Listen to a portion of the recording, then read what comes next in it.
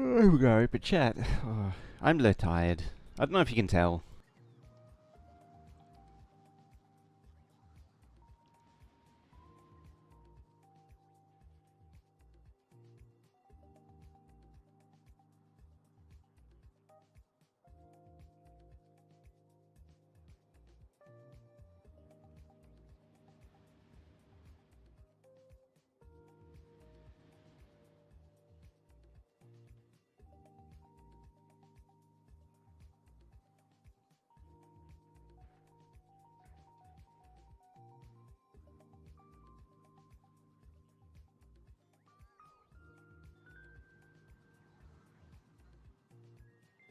I suppose probably since we're starting a little late, probably just skip that part. Do that. Nope, that's not the button. That's the button I wanted. Oh, and just as I do that, just as we start, we see science explode all over the floor again. How we doing? Welcome back. Yeah, this is a separate issue that needs to be dealt with. And the easiest way to deal with it is by actually getting Fulgora Science going. Yeah, this thing keeps overfilling. It turns out that I actually had a 4 million request on top of Prometheum Science on top of the 2 million request, which is why this thing keeps exploding, which is a little embarrassing. Hey, username, how you doing? How's Fulgora doing? It's very staticky at the minute. Your headphones are dead. That's not good. Apparently my preview's dead too, speaking of things that are dead. Which is never a good thing. There we go. How about I mute that while I'm doing that? There we go.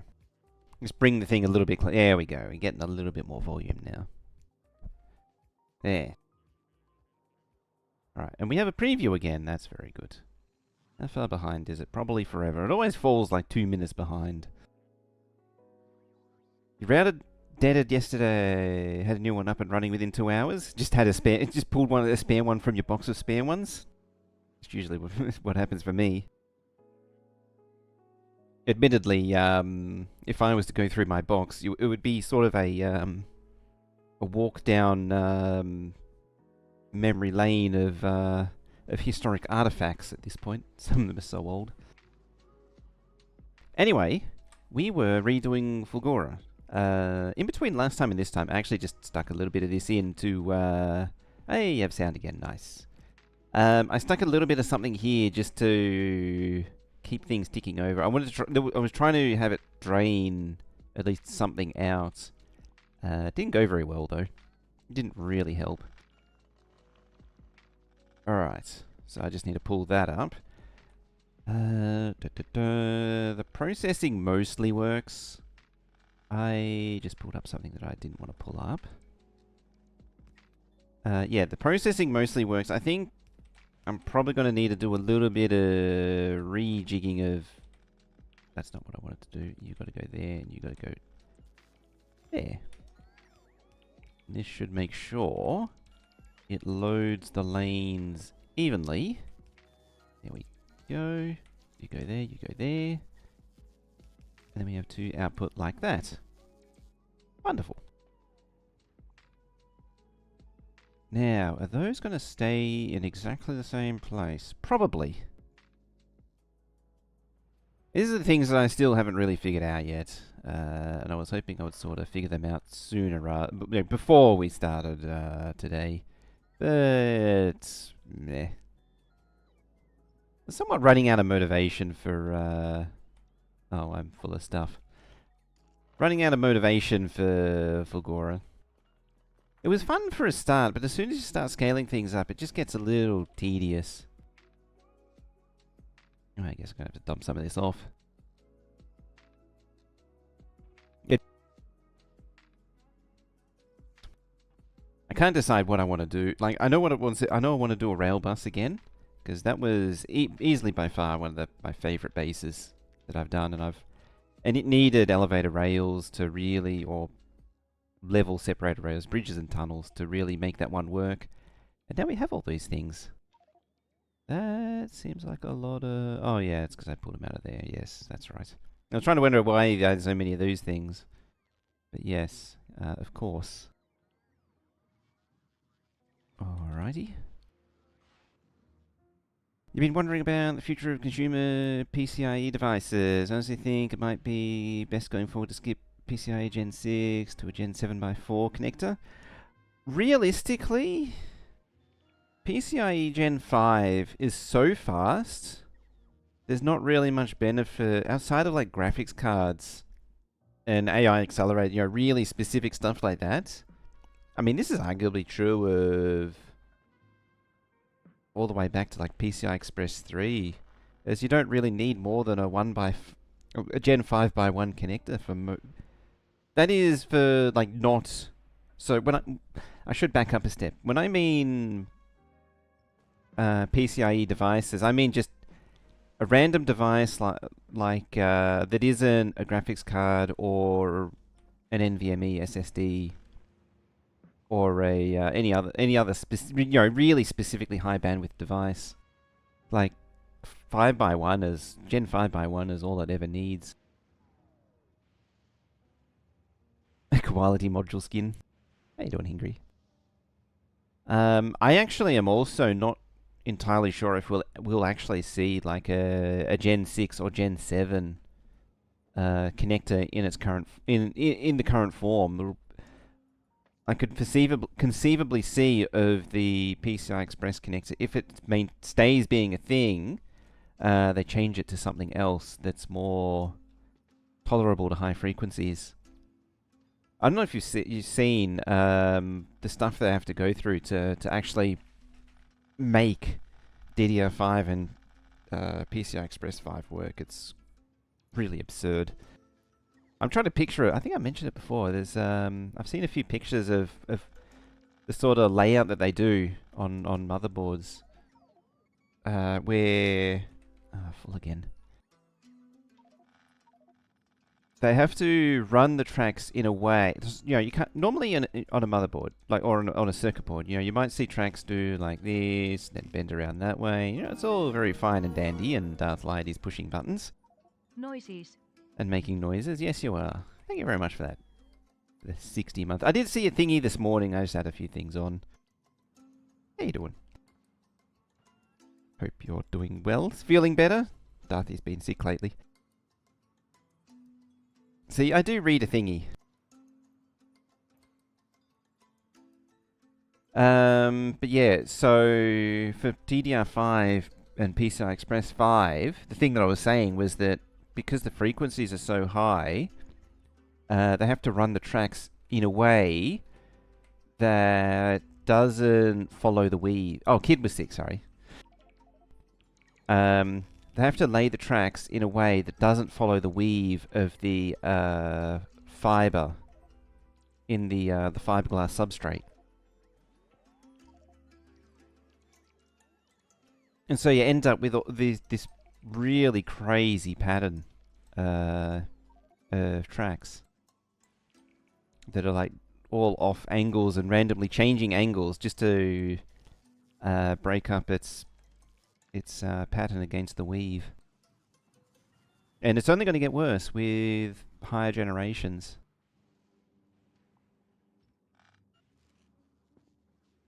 And DDR5 already has problems as it is. You lose like a 30th speed or something if you use both slots. Something absurd like that. The socket loading is crazy. Well, the socket losses is great. The DDR socket losses are crazy. And it's not surprising. It's I mean, it's not really the same, but it is basically Pentium 4 era stuff. I say that, yes, I say it's not really the same. How's work on the Make Everything? As in the my Universal one. I haven't actually looked in that in a little while. I still want to make a flying one as well. I still kind of want to make a flying one, I should say. I have some reservations about it.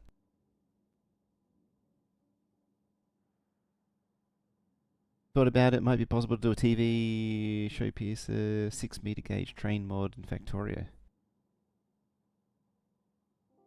That is a very wide gauge.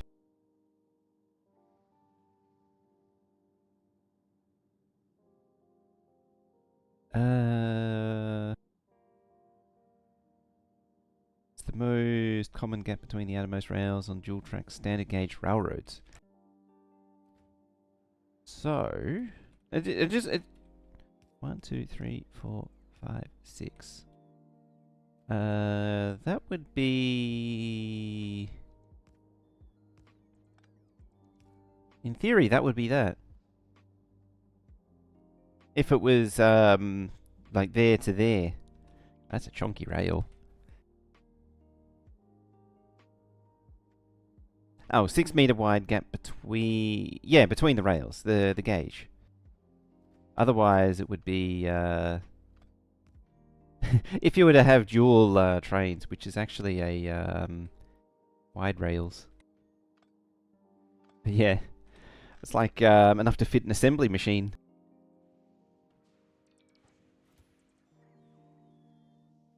Alright, you need to unload your stuff.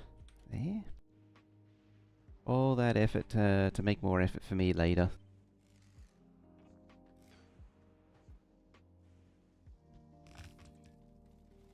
Which actually reminds me, I saw something recently about the UPS cost of compressing belts versus leaving leaving belts with gaps in them, which very much relates to me because I always tend to push towards. Oh, that's probably the spider. Hopefully, it's a spider. Yeah, it's the spider's friends and their fan club. Yeah, so compressing belts is something I always try and push to do because that was what the conventional wisdom at the time said, and that there was a UPS cost of having gaps on belts. It was measured at the time. But it turns out the UPS cost of the extra inserters to compress a belt is worse than just using more belt that is not fully compressed, or using more belt lanes that are not fully compressed. Which is very interesting. So that means that what they're saying is that probably not stuff like that. Actually, that's probably a bad example. Stuff like maybe this, where you got two inserters, is eating UPS for no reason. So this should actually just be one inserter here and here. And then this one can just stay doing either. So it's like contributing to both, and it just does whatever. It's interesting how also this one's compressed. These two are compressed, and this one's falling behind, even though it's both perfectly supplied, and they're all identical. No idea how that works. Hello, space science. Are you all deaf now? Might all be deaf from that. So yeah, doing all that extra inserter trick to compress a belt is not actually worth the UPS cost of all the inserters for the saving. Sure. You're all full, aren't you? Alright then. And you're all full. How much you got in your 1.4? Yeah, I was trying to drain the holmium out. It's one of those annoying situations where I need to drain this out somehow. And I don't know how. And I would like to somewhat keep that in line. There's not enough space, is there?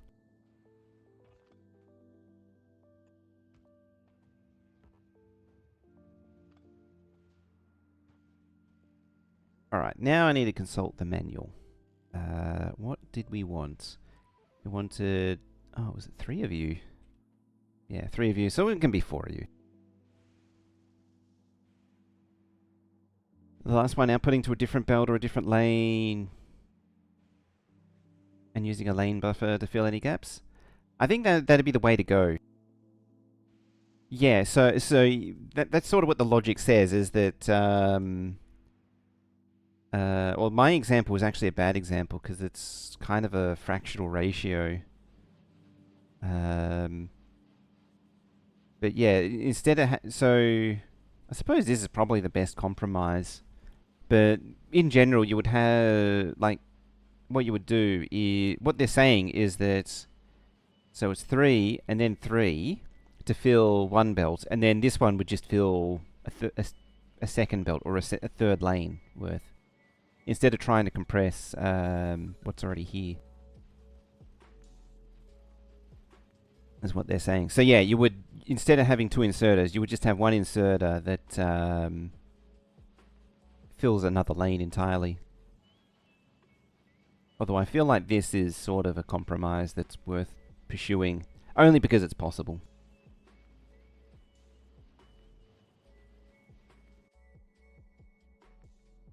Is it possible to give the target a specific quality on the production rate?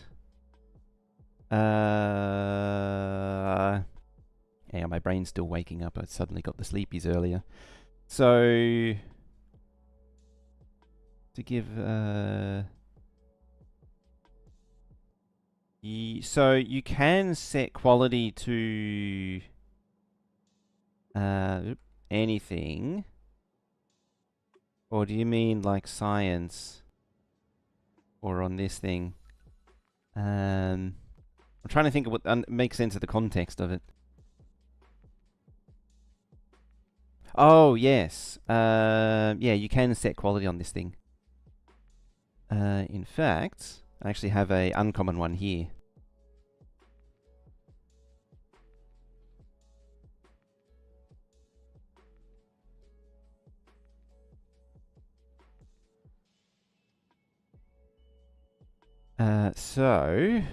This thing, unfortunately, it does get a little stupid though, because like it has uncommon biter eggs as nutrients, even though it's fixed on Glebber.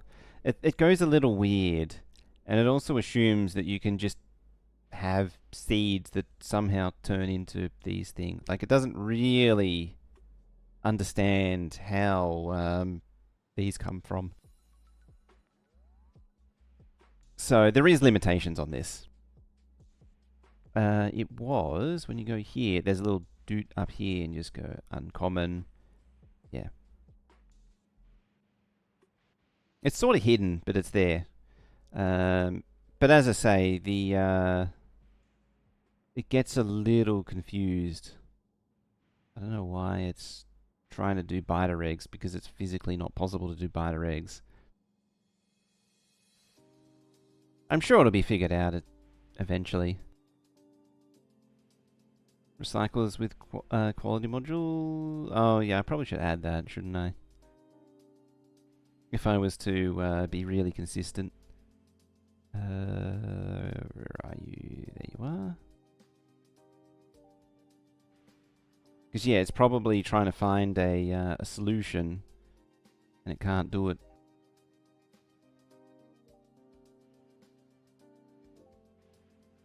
There we go.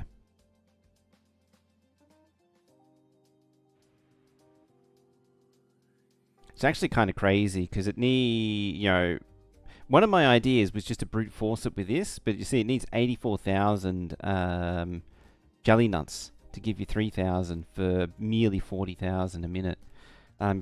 One of the things that I was thinking about is doing a mega. So the next megabase, maybe making it the megabase, like an actual megabase, 1,000,000 science a minute. So uncommon would be 500,000. And so, why are you making that? Rocket fuel. Making over 250,000 rocket fuel. A manual recipe select. Yeah, so I kind of glossed over it. When you select the quality, you then select the thing that you want.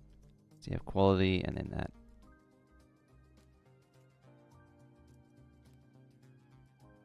You can add ins and outs. I still don't understand how it works because the way it works is strange. Quality modules on biochambers for the normal fruit.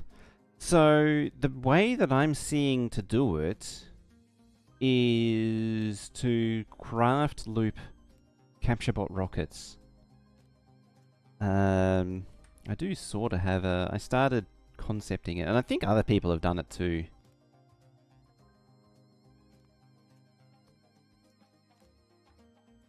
Because it looks very doable as far as Glebber goes. Because Glebber isn't the best when it comes to to quality production. See, these things just take in bioflux. What, they take in 20 bioflux at a time that you're for some reason not making anymore.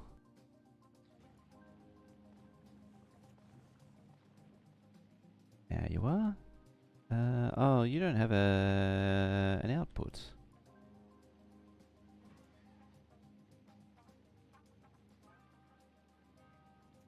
That's a thing.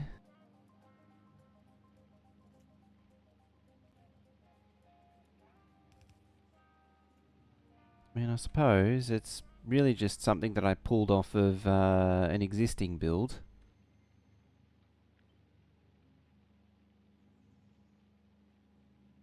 Or an easy way, a lazy way. When I say easy way, I mean lazy way for me to do this, and I don't think there is.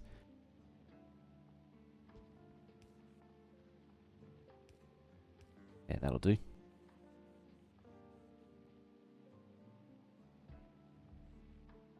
So yeah, quality craft, catcher pot rockets, because it takes in 20 bioflux, and then break it back down either as uncommon, use speed modules so it stays at the same quality, or break it down at the lower quality to see if you can get the green quality bioflux.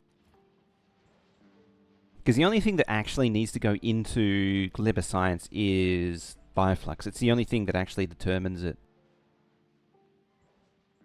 It's interesting that it... oh no, I was seeing that symbol. Like, it's interesting, that did a legendary. No, it didn't. I did see a rare in there somewhere. Now, where is my example of what I mean? That one? No, that's an old one.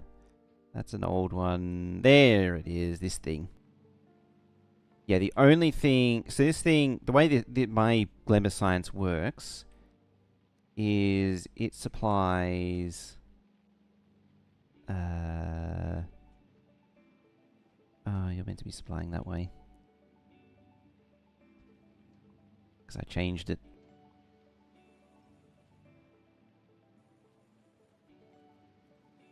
Really need to flip that one as well.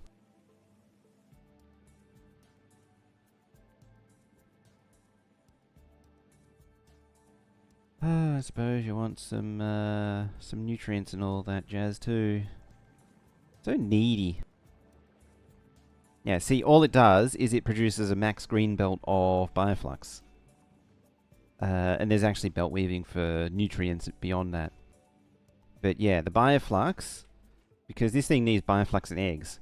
So the bioflux is all that comes in, and then the eggs just runs on itself and nutrients. The uncommon one, if I was to change this to uncommon, you do eggs. See, it now needs uncommon nutrients, which means it needs bioflux from uncommon nutrients. Which means uncommon bioflux to nutrients. I think I'm really just driving the point home at this stage. Bioflux goes in there, bioflux goes in there, which in turn gives you the nutrients from bioflux into there to give the eggs. It's actually shockingly easy. It's just that there's no direct, nice path. Nice... Like, conceptually it's easy, I should say. It's just that there's no nice, direct path for quality. So yeah, that's how I'll do that one. Hang on. Drop back out. Is there something else I want to do? No, I don't remember. My brain's all over. We're going to be a little scattered today. It was like a 9-hour day yesterday for me. It's been like 9 and 10-hour work days every day most days this week. It wasn't actually the case on Monday. But yeah, it's been a long week for me.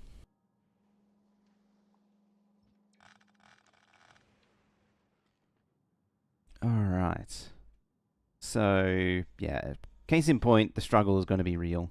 And yeah, I think we talked about... Oh yeah, that's right. The other point was, I think we talked about last time. It's the same concept as putting the quality modules in these mining drills And so you get a mixture of regular and common plus some other stuff you just immediately chuck away. And then when you process it, you can either process the green just like with the other stuff, or yeah, flip flop. It's Wally. How you doing? Hello. How's it going?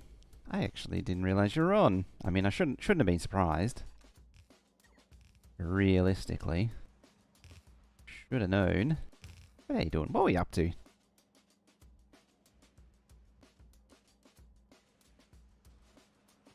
I think I last saw you playing Peak a few days ago with Thingy. Technical terms, Thingy. Yeah, the coffee hasn't kicked in yet. When I say coffee, that's the third coffee.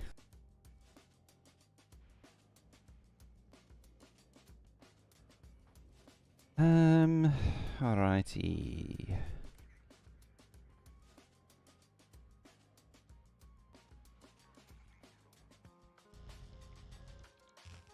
It's a Sunday game? Ah, yep. It's an interesting game. It's one of those sort of party games, but it isn't, like, terrible. It isn't just, like, a very obvious asset flip jank fest. Which... it's kind of painful to say, but it really makes it stand out from the crowd.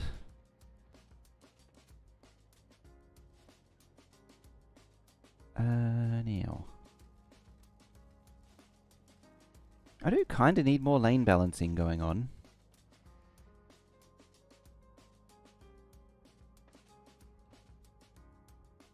I think these were also the final sizes that I, like, built sizes that I wanted.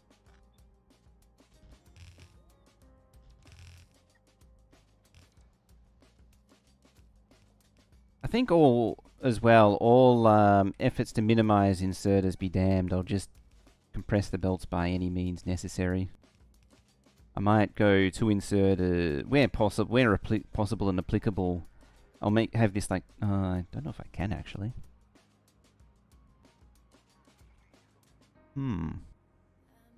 Oh, you could actually stick like another silo here, which acts as sort of like a buffer. But it'd be a lot easier if these just outputted in pairs, like I already did here. And yeah, and then that can do the laney stuff. Or I just have individual lane balances for each output. It's not like there's really a penalty for that anymore. So it's conceivably a possibility.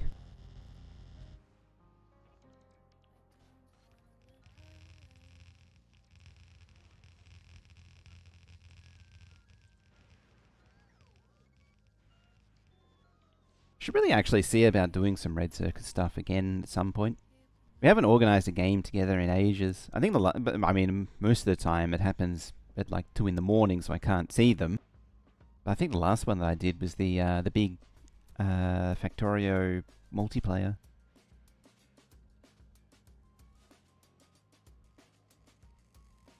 Where I lit a giant forest on fire and lagged out the server.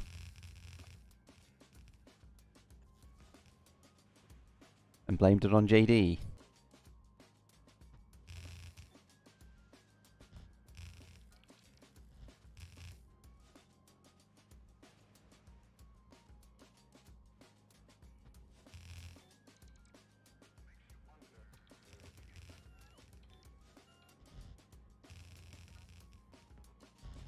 Whee!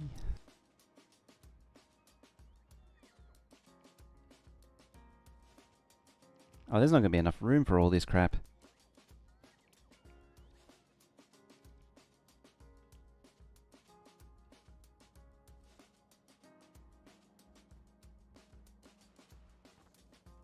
I may or may not have a few lane shufflers as well. It's most offensive seeing those things.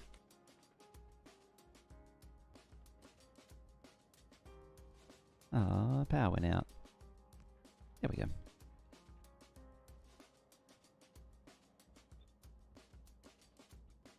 In theory, I also just need a giant scrapper for everything that spills over too. What's this monstrosity? So this is what Fulgora actually needs. So this is building out Fulgora properly. Except that I do need to move those over. So this is all of the scrap processing that's needed right here. As it turns out, it's actually not that much. I say not that much, it's what, 20 belts per side or something? Yeah, 40 belts total of scrap.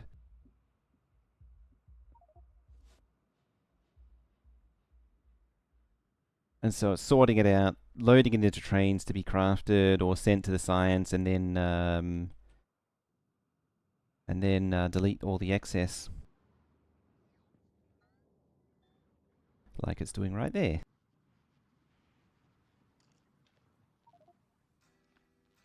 I'm contemplating adding a thingy for blue circuits. Yeah, it is. I mean, it's 115,000 sciences needed, so it's a lot of stuff.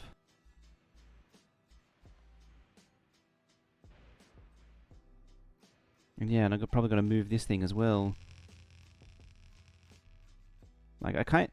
on the one hand, it would be nice if I could slide it up or maybe even rotate it 90 degrees. At the same time, keeping that there, because it is actually in line with that, and just making it work also seems like an idea. Refrain from calling it a good idea, but I'll call it an idea nonetheless.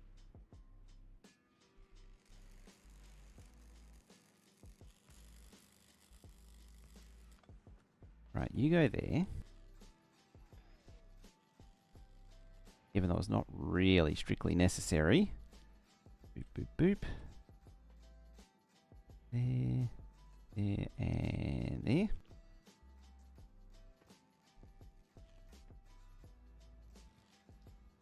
Some go around. Yeah, I mean, I could even have this go underneath and down, but it's a bit tight for space. Only like 2 tiles there. Found out you can stand on lava and do no damage. Technically, you can't stand on lava. I mean, you could fly over lava and it's fine. You can't, as such, walk on lava, but if you somehow force your player to be on lava tiles, yeah, they wouldn't do any damage. Because it's just the same as water.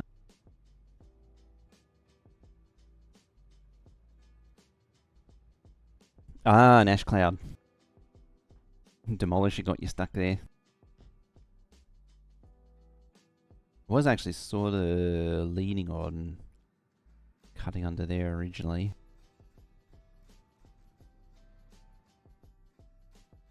Problem is, all you lot need to get out of here.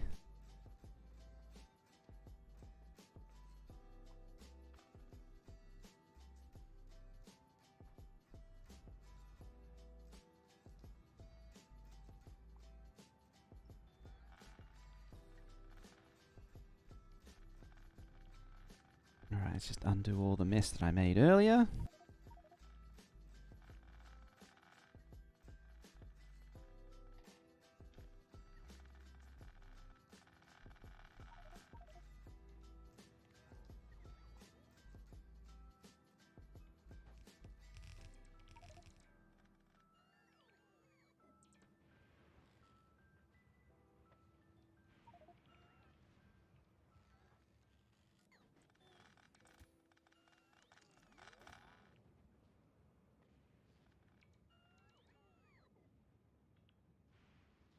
I'm pretty sure I need more loading as well. Like, what I have here isn't... One train for each product is nowhere near enough, I suspect.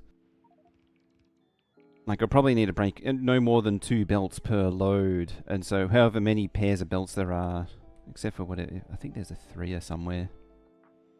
I think. So, except for that.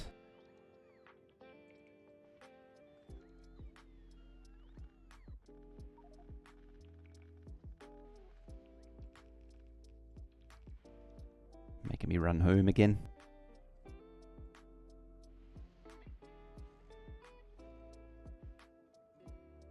One thing I'm not sure on, thinking about it, is I don't know how to do quality Vulcanus. I haven't really thought about it. I mean, Vulcanus is kind of irrelevant for endgame. Oh no, that'd just be tungsten ore. That'd be oh no, it needs coal? Those things. Yeah, it needs quality coal as well. So it's kind of annoying, but at the same time it's actually quite achievable. Because, like, actual volcanist science over here. Yeah, you would need... Yeah, everything here would need to receive uncommon quality. And yeah, you could just mine that directly. That would be no problem. Oh, hello, rocket launch. Oh, how is the power doing?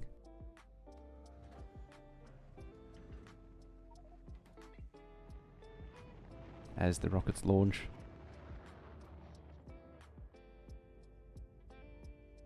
It's pagan. Yeah, Volcanus has coal. Coal, tungsten, sulfuric acid, calcite.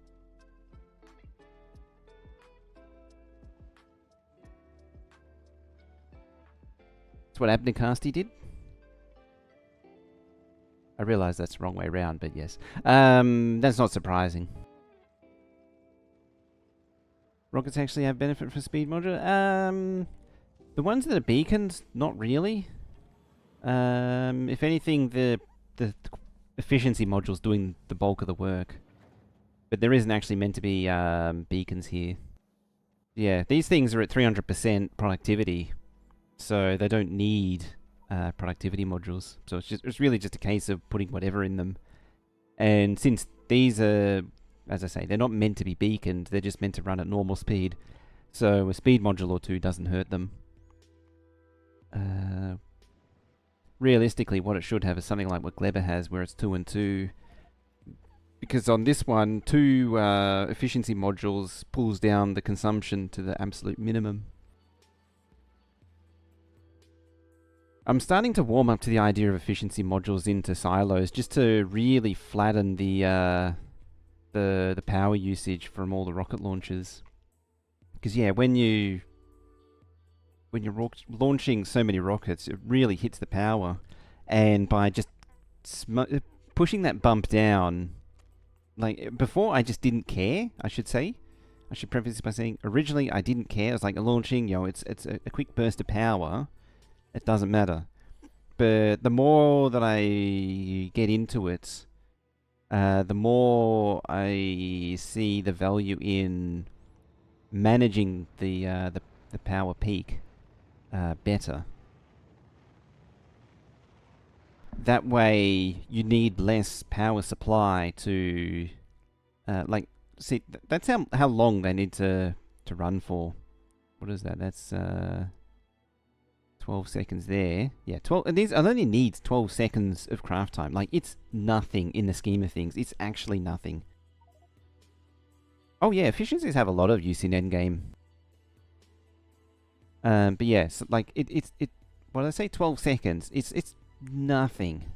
But by managing the peak, it means that, you don't need a giant... The only reason you have a giant fusion is to absorb that peak. And, I mean, I've converted Gleber to solar, so I don't even really need the fusion anymore.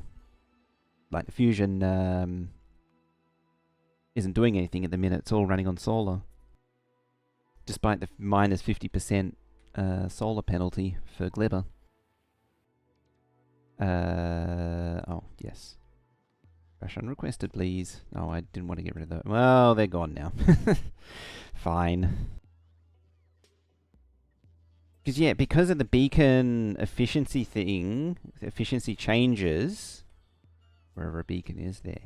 Yeah, because of this curve, having an efficiency module or a pair of efficiency modules in a regular beacon, regular efficiency 3s in a regular beacon, actually has a positive impact. Why not just keep the fusion power plant on standby, then turn it on when the accumulators reach a certain point, say 30%, cuts off again 80%?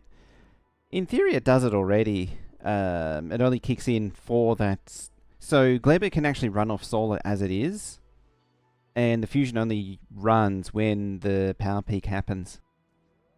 Really, my end goal is to just eliminate fusion from Gleba entirely. It doesn't need to be there.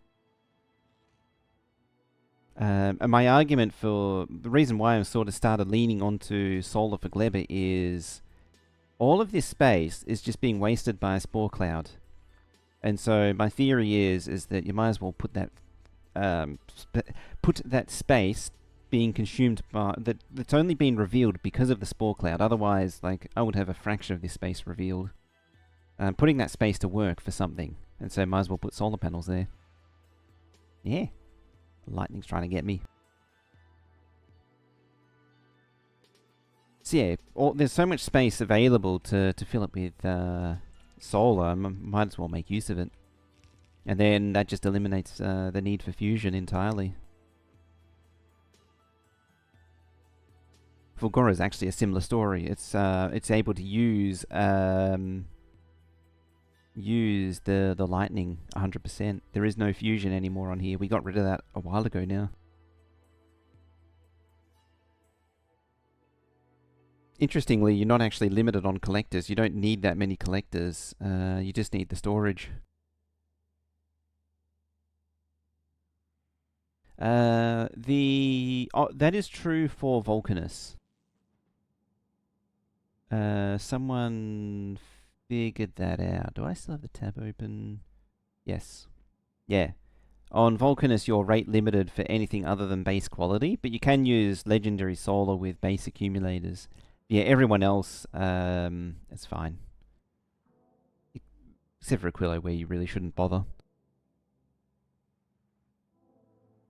You could do it on Fulgora. It's just, is it 20% or is it? No, it's minus 80%.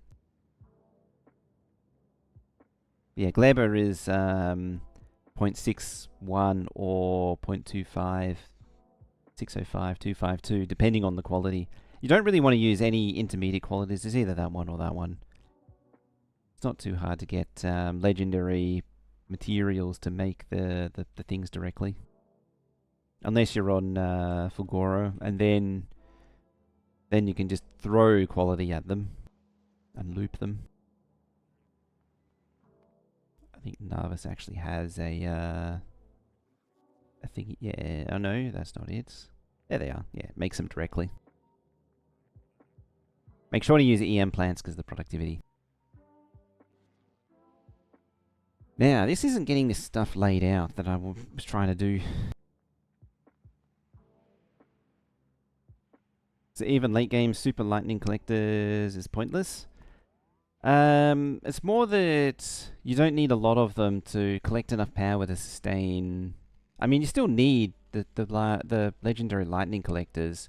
You need them for lightning protection more than you do for lightning collection. If that makes sense. You're using them to protect your stuff, not to collect energy. It's just by virtue of having protection, you'll have enough to collect all the energy you'll ever need.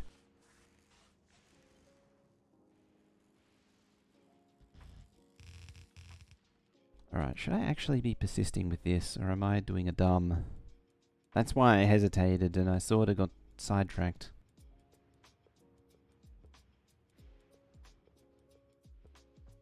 Could I just drop this down on... I've got more than enough foundation to do it.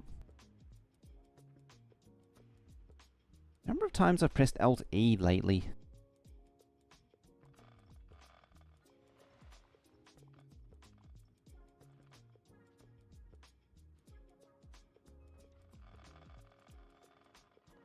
This is like how simple equality ME is on this base game, right? That's the thing, is that there's just no need for anything fancier. Like, even to prove the point, I did actually do quality on Narvis, so even though this thing exists, like, I don't have to depend on it. I don't have to depend on it. The only thing this does is it gives me legendary calcite, but again, you can just get that from Vulcanus. So yeah, I have legendary ore coming from ore patches on Narvis. The thing is, though, is that that's really the way that it shakes out for quality is you want it as early as possible, ideally at the first step. Been dealing with the 42 tier quality mod. Oh, that's right, you're playing that. I forgot about that. Yeah. The funny thing is, again, that would solve the 42 tier qualities directly just by eliminating all of the steps. Yeah, I'm not going to do that. Unfortunately, now I've got to eat up all this material that I laid down. Jeez, what a distracto. Just spent the last 45 minutes something just building that and getting nowhere.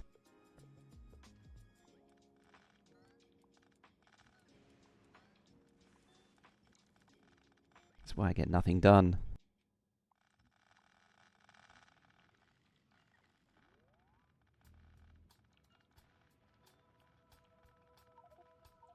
As I say, I don't know if you can tell, a little low on energy lately. Oh. Back we go. I need like a little trash train that can scoop it up for me. Highest tier products you have is a tier 17 big power pole and a tier 17 accumulator. Oh dear.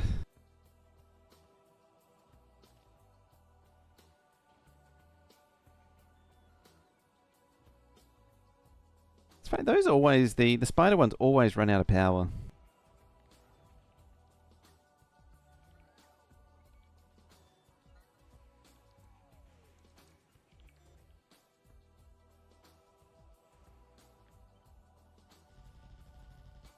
So yeah, something like that.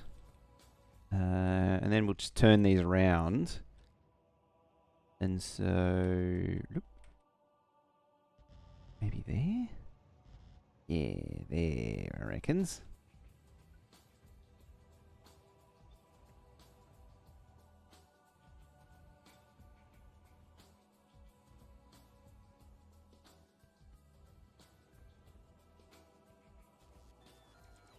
Accumulate 105 megajoules of capacity, in-out rate of 2.1 megawatts. Megawatts, which is a lot.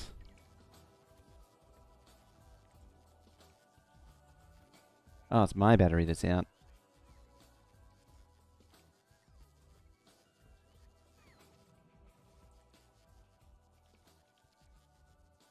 Do I not have a... nah. Does not has... I love how the spider just sort of screeches to a stop. I might need to get another reactor. I sort of figured 3 would be enough. Like, that's 6, 12, 18 megawatts right there, but apparently that's still not enough. Might need to reduce the number of roboports. What level of mining product? I think 1100. Yeah, 1100. 1100.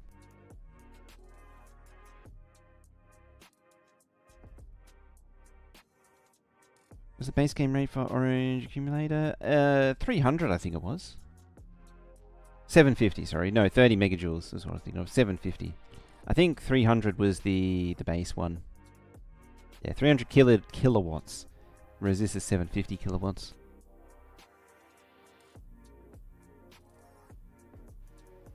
Surprisingly, they haven't been really nasty and changed the max in and out.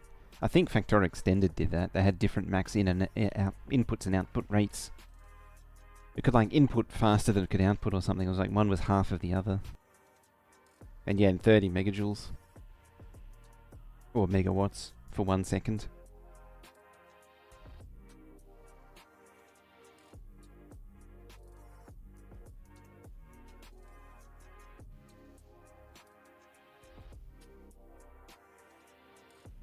Technically, it would be 750 kilowatts for whatever 30 megajoules makes up the difference for.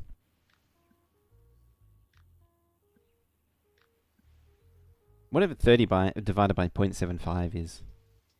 That's its. that's what I'm thinking of.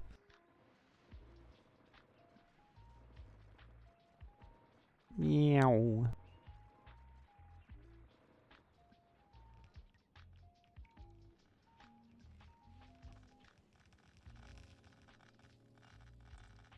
Ernesto, hey.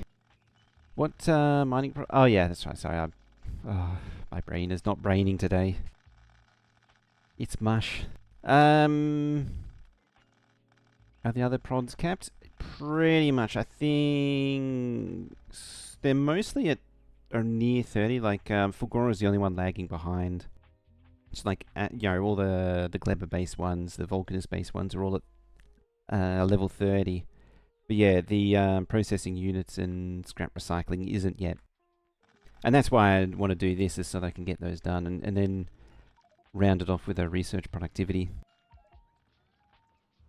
And I can say it's all done.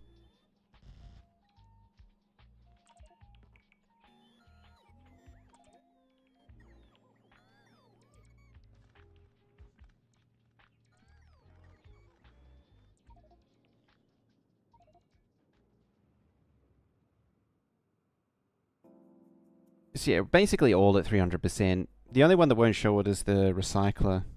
Because the processing units are already getting, like, they've been effectively at 300% for a while because of the 50% productivity in the thingy EM plant.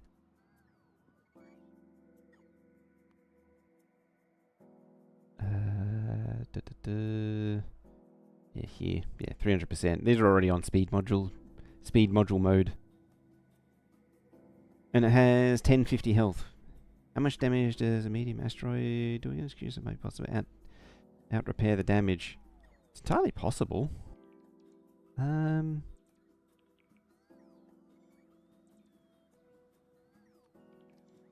not actually sure what damage it does do directly. It's sort of like how fast it's moving and how much you... It's sort of like it's the collision it makes with objects reduces its health until it breaks.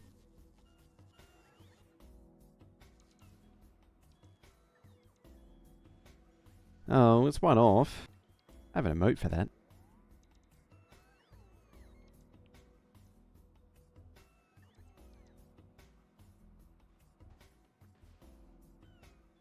What was a Roboport support? I'm going blind. Where am I looking? There's a resistance, shield movement, inventory size, Roboport. 372. Just see a charge going down. 310. So yeah, I probably wanted to get rid of one of those and maybe have more batteries in place.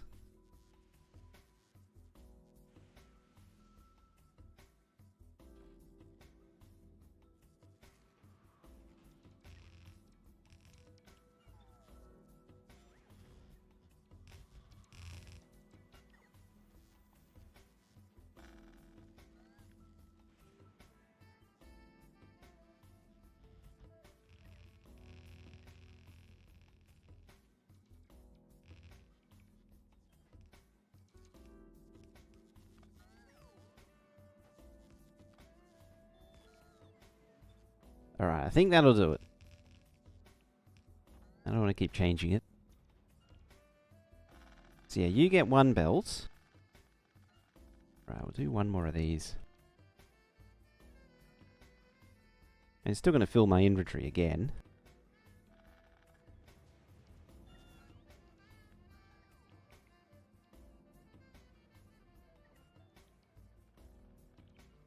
Scrap that. Do I still have my decon? Yes, I do. I'll just decon all of these.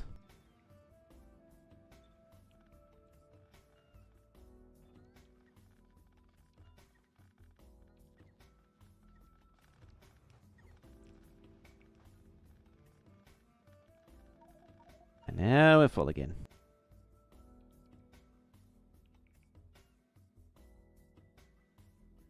You just quickly. Here's one of you.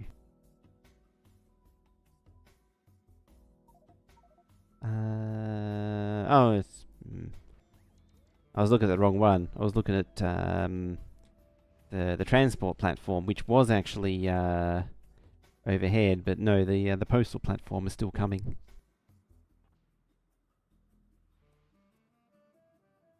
It's tag team. I don't know why I'm doing artillery shell range, other than maybe for the memes of having the one artillery cannon in the center that can, you know, outrange everything. How long's that got till it's done? 4 minutes. Need to keep an eye on that. See if it expands and starts shooting stuff. It's actually not shooting those because they were previously captured. If anyone has spotted that and wondering why that is the case. Fortunately, also, who's letting the team down? Ooh, a Michelle. Those two aren't going. Why aren't you going? Missing. Oh, you are missing copper. Why are you missing copper? 'Cause you're empty. What trains assigned? Oh, balls. Wait, why are you stuck on one?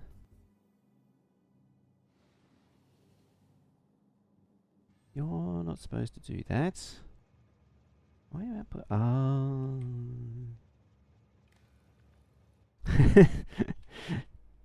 Yes, that wire is supposed to be connected.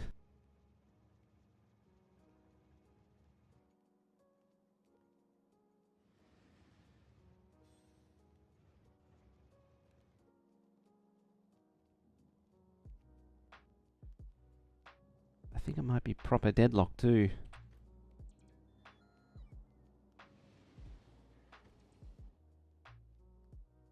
Yeah, that's why the trains are backed up. It's meant to preemptively call 3 trains when it's very empty, and then back off to 2, 1, and then 0. That way trains don't idle in the unload. But yeah, that means it shouldn't have a third one, and everything else can start flowing again. 2 minutes.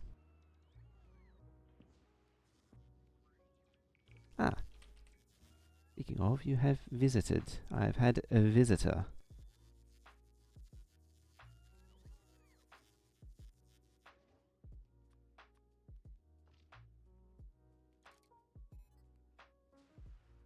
There we go. Even more power. Could probably stand to swap out some shields for something else too.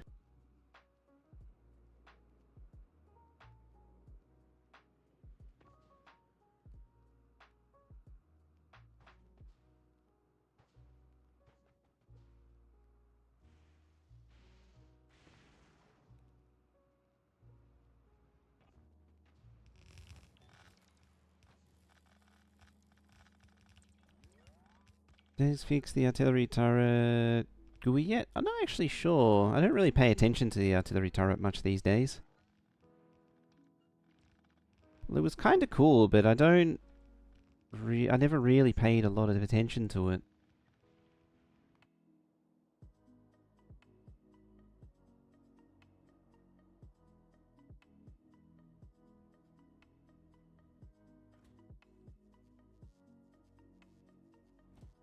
I mean, it doesn't really have much of a thing anyway.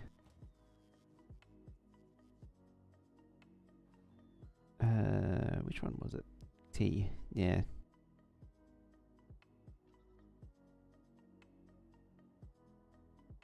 Oh, ads. It insists upon the ads. It's just still going down. It's just the time's going up because it just keeps getting slower and slower. Because military's a bit has fallen behind.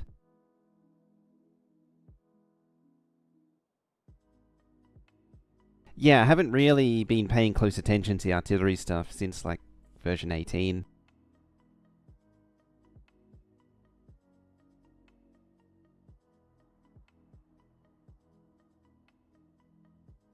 "40 seconds.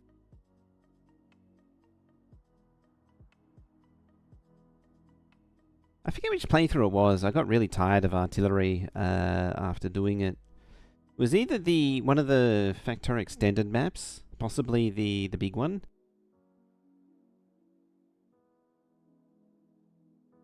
.18.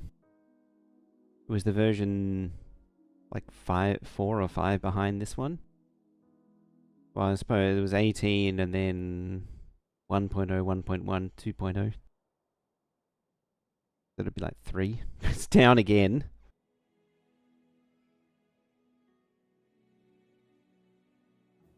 There we go. And there it goes. I think. Is it? Oh no, it was just bots. Never mind. Nope. It don't care. With the research the way it is, I could conceivably see artillery range getting very silly. I mean, I already saw when I tried it before and got the artillery range up a little bit, it started to get silly. Like, those shells had some airtime on them.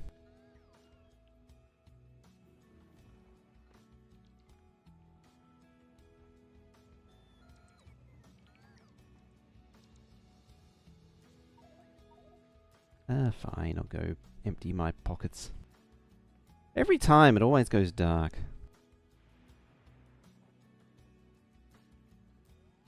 The Factorio player shepherds his robots home safely.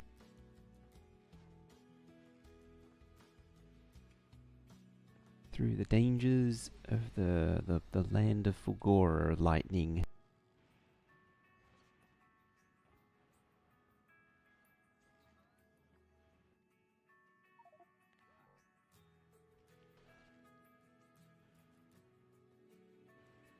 By that Spidertron that just abandons all bots.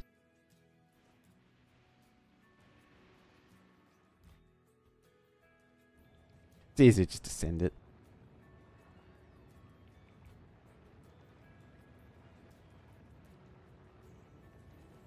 Artillery cannon GUI hasn't been updated to match the other. Oh, you mean the filters? Yeah. Okay.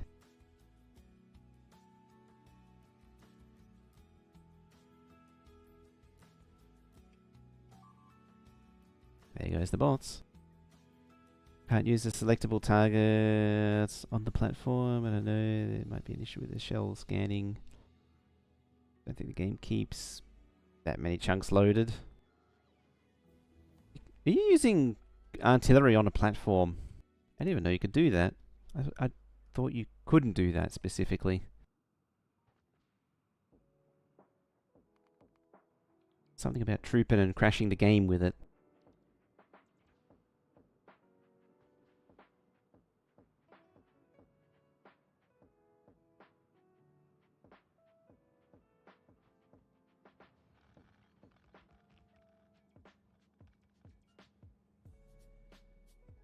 Actually, I think that was putting nukes in the rocket turrets. Oh, you have to manually aim it.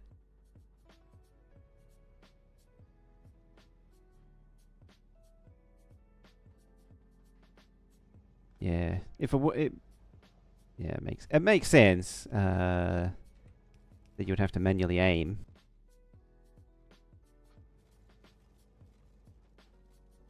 Oh yeah, you're all full already. What are you? Low density.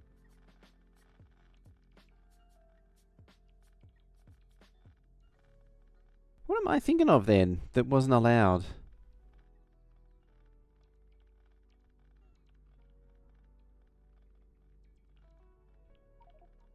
Oh, might not be usable.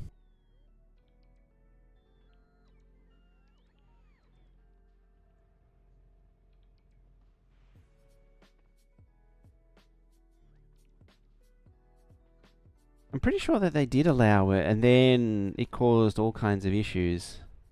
It's hard to keep track of it all, though. There's been so many things like that come up.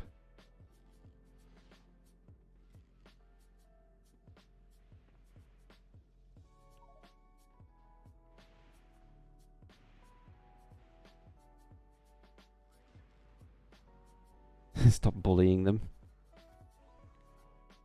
Hey, at least shepherd them so that they don't get struck by lightning as much. Yeah, atomic bombs has a serious risk of self-damage. Which I thought also... No. You need to craft them on the platform. You can't launch... You can't launch these in a rocket. Yeah, it's too heavy for rocket.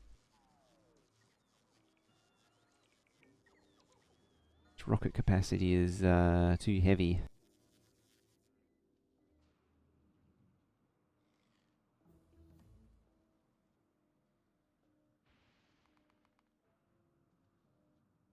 I actually do need mining productivity, by the way. Where is it? There. I actually used up 2 mining drills here, which is kind of terrifying. So I need to pump up the mining drill by an extra 1,000. Should also point out, this should have no problem sustaining the 2 million.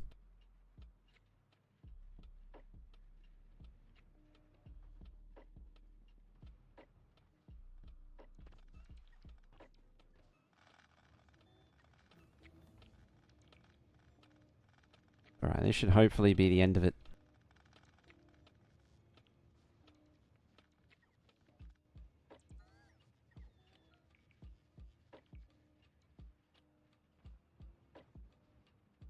How wide was that too? I might as well keep low density the same.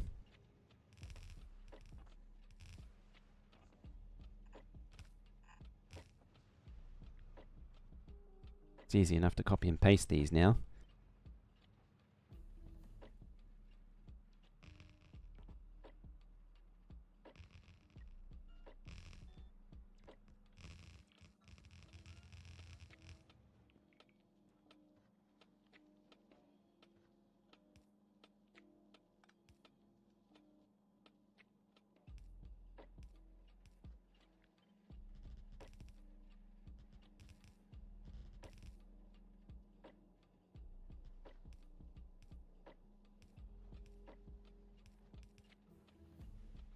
Alrighty. Oh, excellent. It actually fits. There and there. That's copper wire.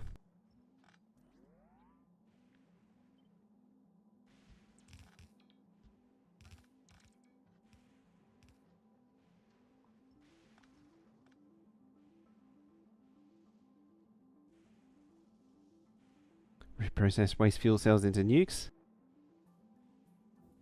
Any reason the chests are broken? It was probably me shooting them that led them to be broken.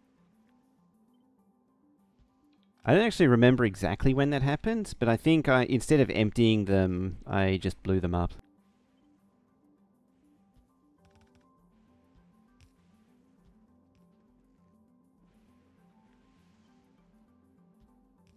Because that is a perfectly viable option when you have a lot of stuff to move, is just to blow up the chests instead of actually moving stuff.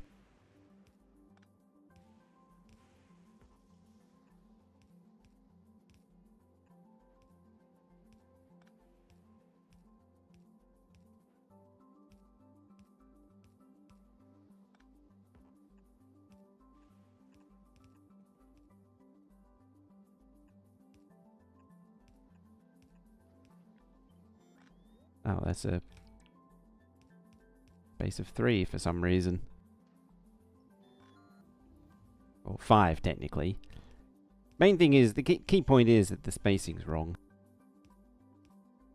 Oh, I just ran out. I was 2 days away from retirement and I ran out.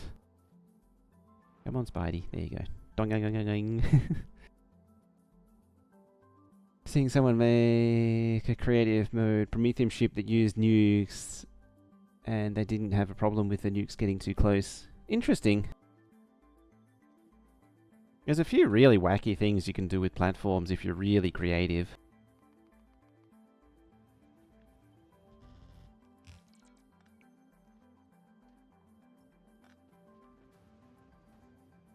What's next? Processors. And then copper wire.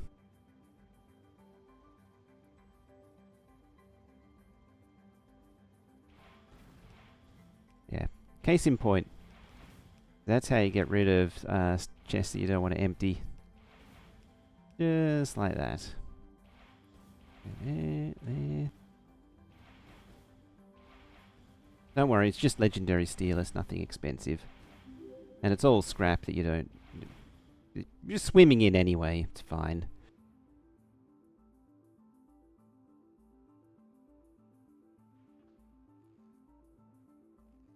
I don't remember. Everything went red and the chests were full of bullet holes. It was all a bit of a blur.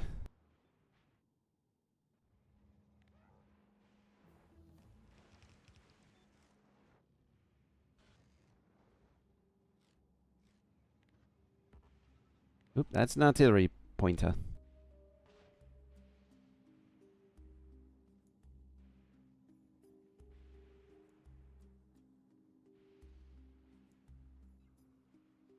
Now... I don't need that. Where's my thingy? There it is. Let's bump it to 100. Bump that while we're at it.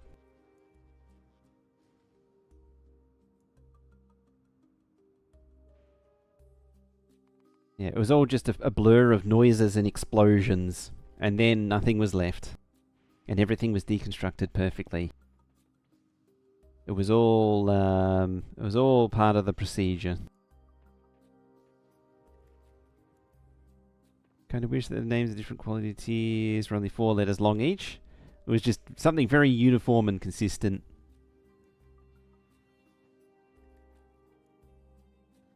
Now... There and there. So, any excess of this stuff needs to be dumped. Well, all of this stuff, any excess needs to be dumped, so I need to account for that at some point. It's better that I get in now.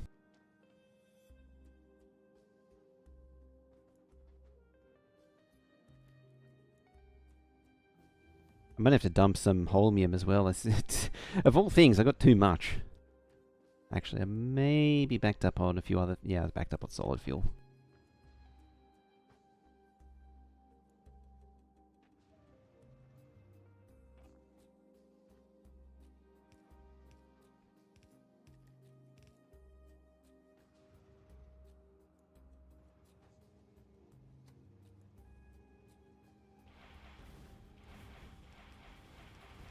Oop, that's...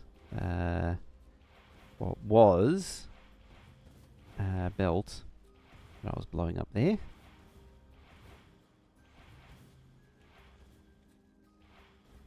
This is where explosive shells would be nice. Well, explosive rockets would be nice because it would just blow everything up.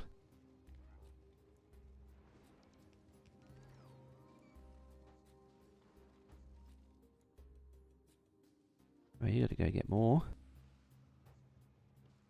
Yeah, and you're ready for the next lot.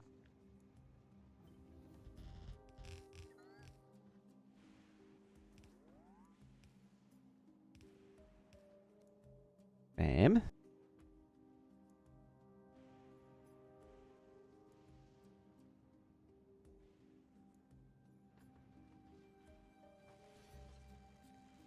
Hopefully this train... yeah, this train's full, so it won't actually fill, so it's fine. Oh, yeah, that's because the chests are missing. There they are. Probably going to need some more of them.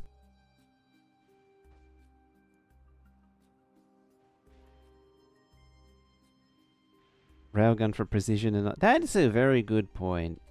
I wonder if I actually have any railgun ammo here. Whoops, I've gone too far. Because it's entirely possible I do. At some point I might have been like, gee, I wonder what happens if I railgun something. It's entirely possible. I may even have some supplies for railgun. I mean, the fact that I've got rockets here tells me I probably do have explosives here. Actually, I got an easier solution.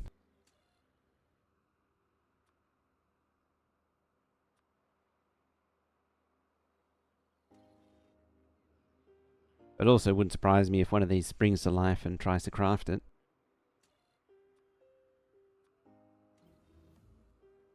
again. Can't queue them up fast enough. Oh, I guess I don't have explosives.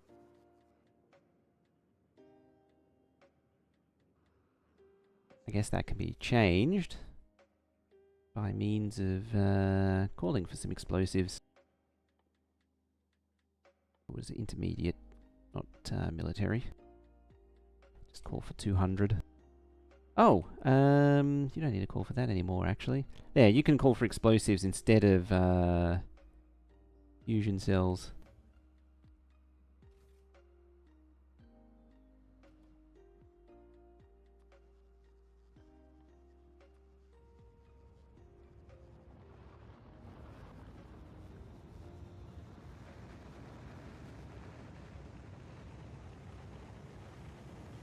Let's just send them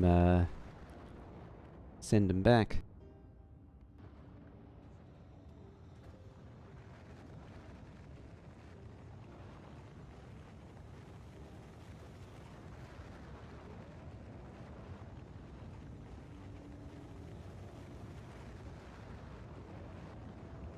There we go. Because yeah, Factorio, what am I doing there? Doesn't need those things anymore.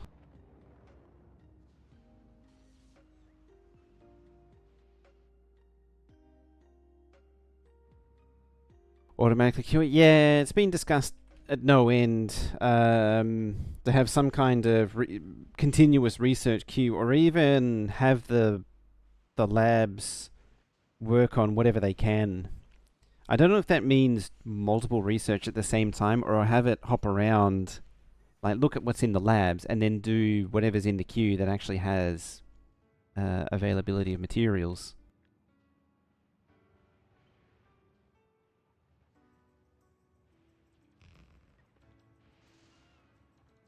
So that way, if you're doing something, you know, you do some lab productivity and then you run out of Promethium sites, it automatically switches to something else until Promethium's delivered again. That would actually be really good. That's delivered, isn't it? If I was to hazard a guess. No? Where's Le Spider?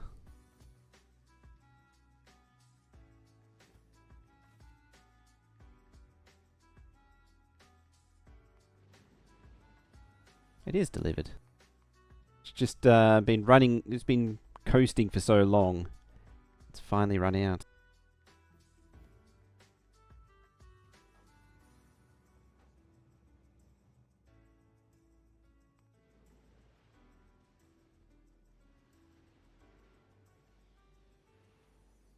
I wonder if it was actually a yeah, it may have been a custom request at some point.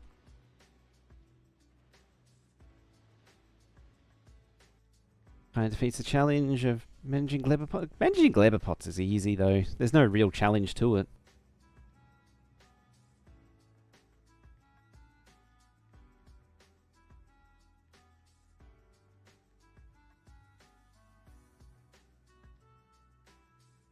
Mid plus tier.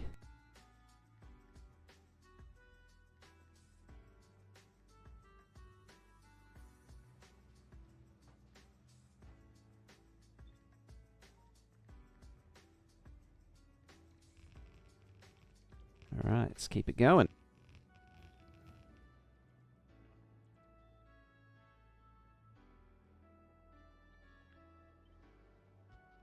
May have screwed myself somewhat here, and I might need to may end up pulling all these up and sliding them over. You know what? Looking at this and thinking about it, I think I might have.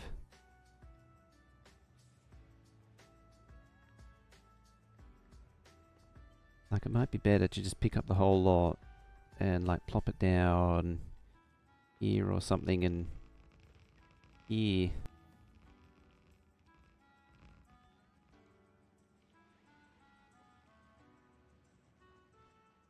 And then, decon everything up to there.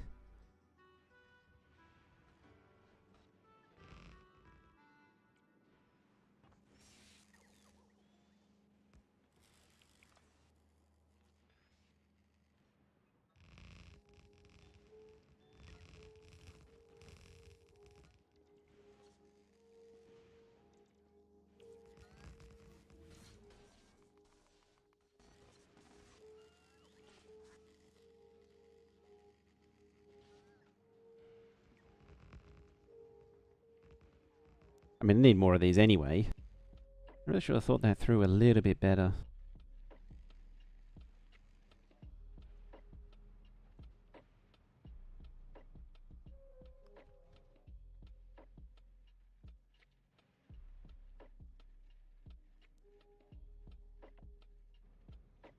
Oh, these trains are sort of in the way as well.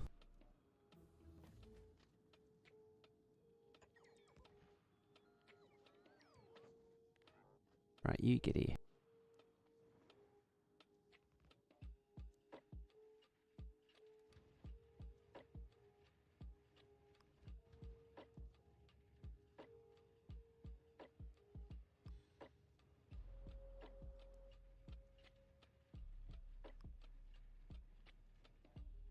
Get back to the yard.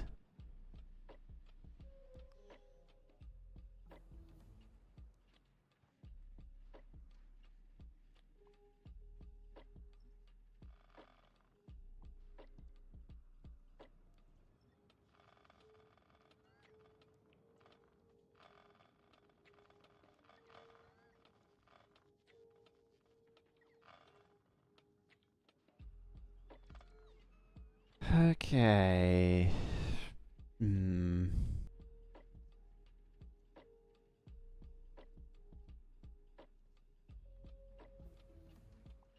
Get rid of that. I don't know why this one's been such a struggle for me.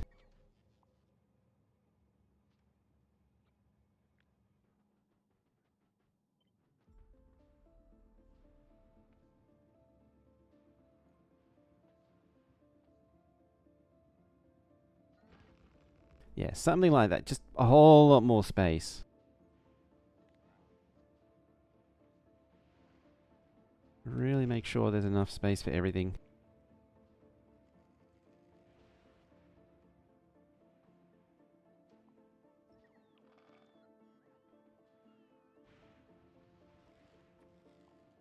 Let's also do a bit of a cleanup. There with the foundation. I mean, technically it's free and infinite, but it's it isn't if you're impatient.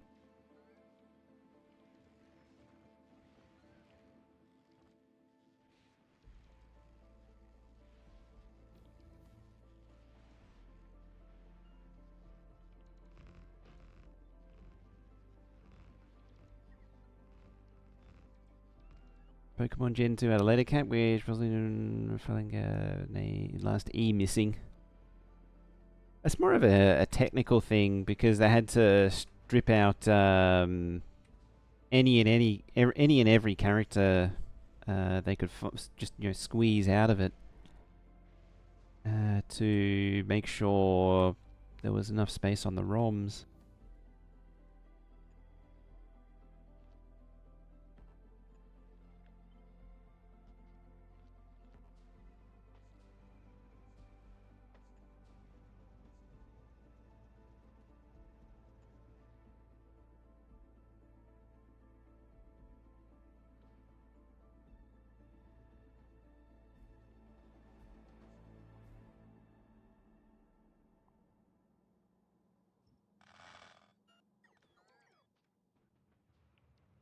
Once the prod is good, the fact all it does, yeah. Factorio only cost time.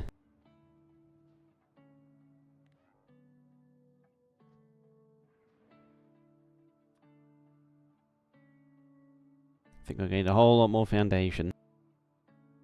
It's all this is going to be is just me running back and forth with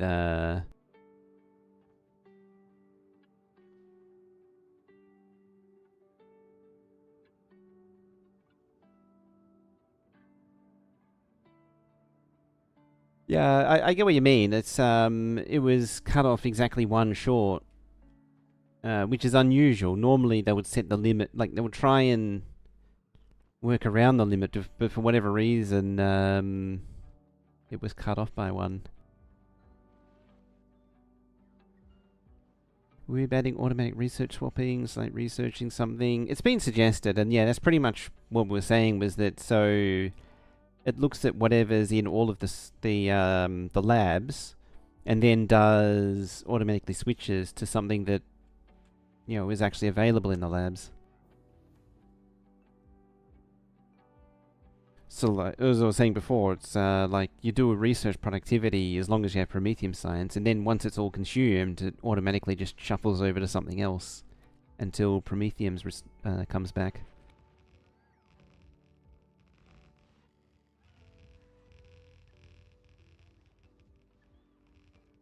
Which is slightly different from having it do multiple researches in parallel depending on what's available, which I think Dyson's Sphere program does. Or Desync. Desync does it in a really strange way. Like, it's nice, but it just feels a bit off. The way Desync works.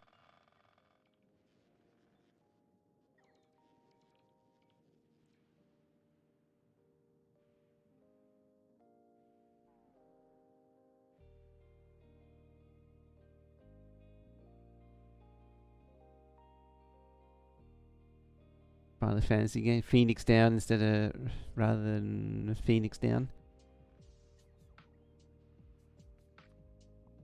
If I remember rightly, part of the issue with those conversions was that it was done with... Oh wait, I didn't need that. I'm trying to get rid of that. It was done with the like, it was originally programmed with the Japanese language in mind, and so the English language doesn't fit within those constraints quite the same. I seem to remember seeing something about this a long time ago.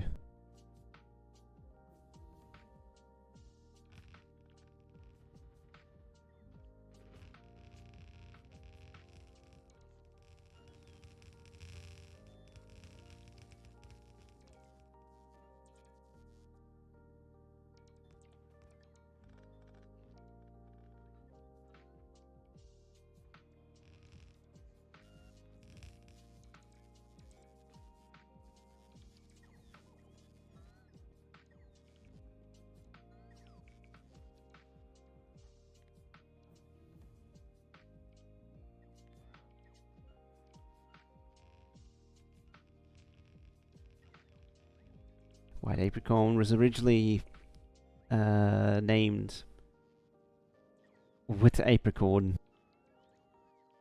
Just really abbreviating it. The real question is even that enough? Hopefully.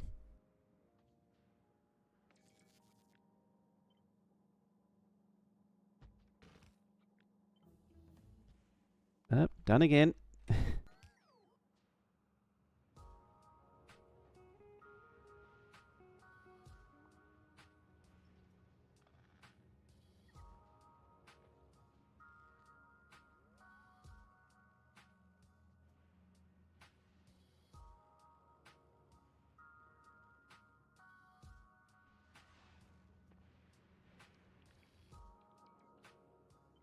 That's the thing, I never had a Game Boy or similar. I never got to experience any of that stuff.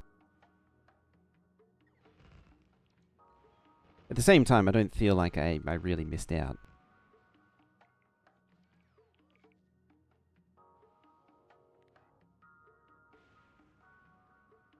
Was the red one? It's already short enough. The first one's already done.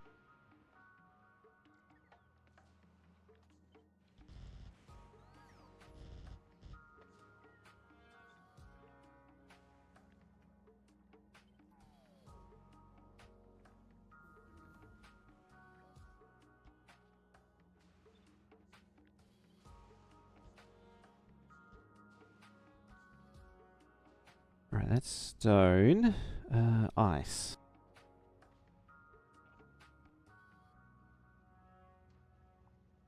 I mean, they're around.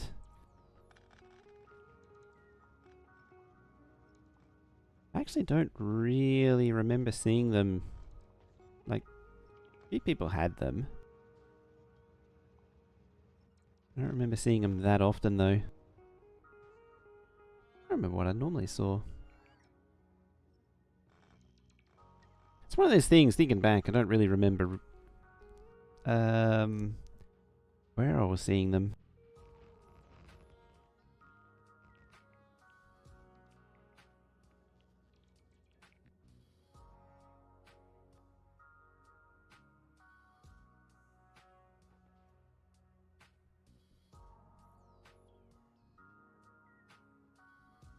I do remember playing one and just not being really impressed by it, though.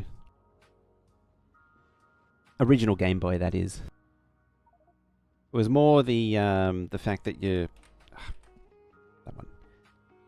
It was more the handheld game... The fact that you had a handheld gaming thing than actually being able to play something meaningful on it.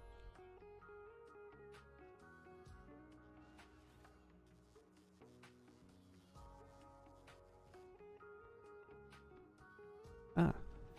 Postal platforms on the way, which is handy because I think I need more of this.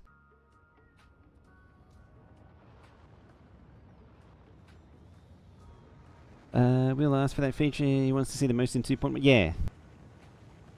It was actually suggested all the way back at the Factorio land last year.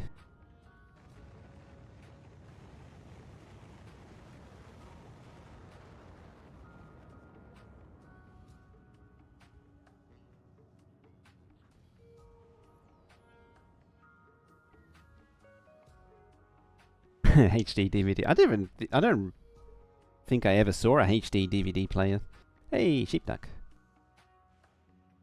How's it? Ah, excellent. Fully loaded. A day goes pretty well. What's it? Oh, we're just at hour 30. Probably should hit an ad break soon.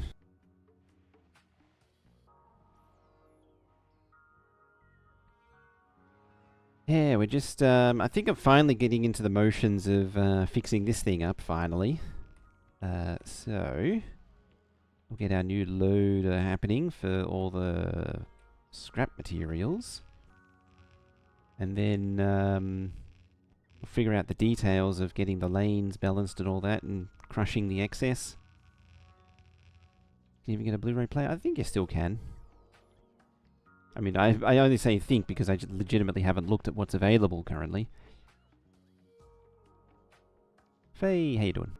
How much mining productivity do I need? Yes, exactly. You reminded me, yeah, I just caught it just in time.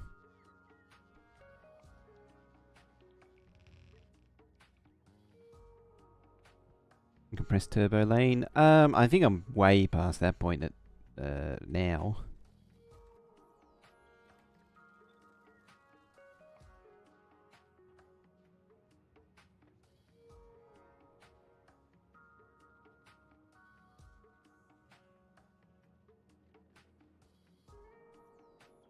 First gen players are extremely slow. Yeah, and also the early ones, lens technology was pretty good by that point. It was more a thing that affected like early to mid 90s players was that you can actually see this if you pull apart old CD drives from PCs, 5 1/4 CD drives. Like the really old ones will have the little laser assembly. Like these are the rails that the assembly runs on, and like the little laser assembly is rigid, hung up on those two rails, and that gets you to like 24x, I think. And then you look at more modern one, you know, getting into 32s, 36s, 48s, and 52s.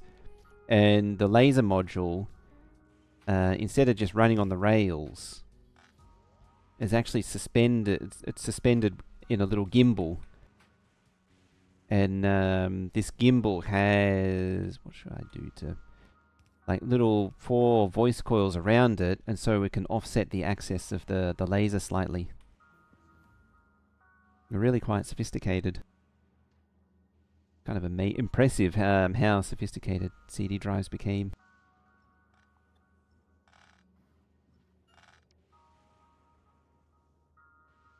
And just everything about a like a 52x drive or even a 48 and 42 keeps coming to mind, but I think those were burners. Yeah, those everything about them was just faster. If I remember correctly, I think it was using a cut-down Atom. It might be a little early for an Atom HD DVD player.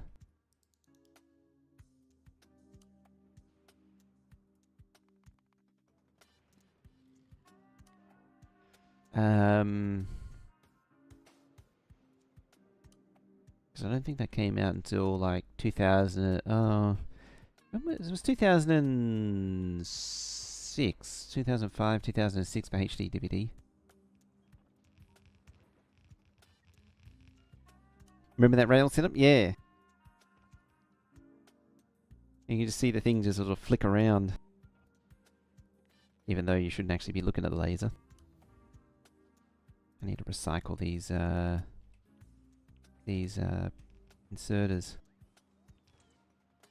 I need to also not be loading those chests.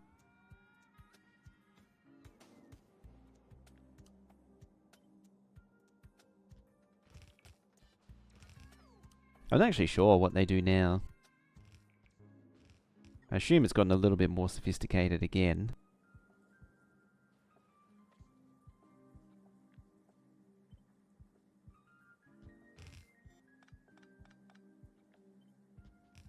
It's funny, I don't actually need the LDS stuff before that I've already used going down there. It's still convenient, having said that.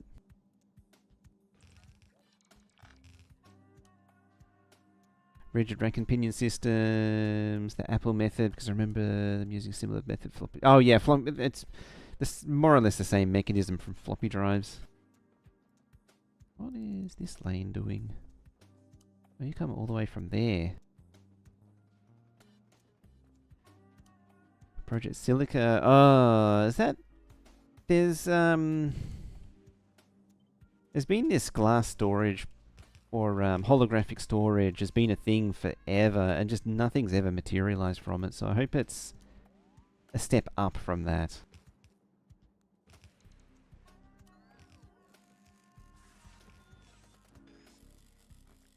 And it just reminds me of it because I just remember it was like, oh yeah, you'll have 250 gigabytes of storage on this holographic hard drive. Just absolutely outlandish numbers. And it should point out that this was a time when even 1 gigabyte was considered a lot. Or at least above average.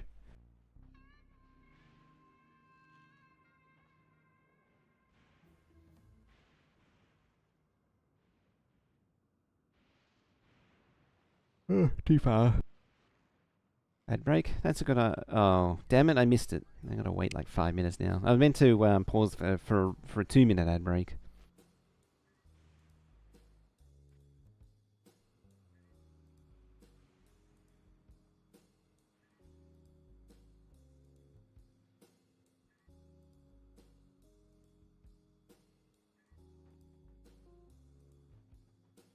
It's where I really need like a supply train or something just to build it for me. Just have bots do it. If I'd have really thought about it, I would have summoned a Darthy to do it for me.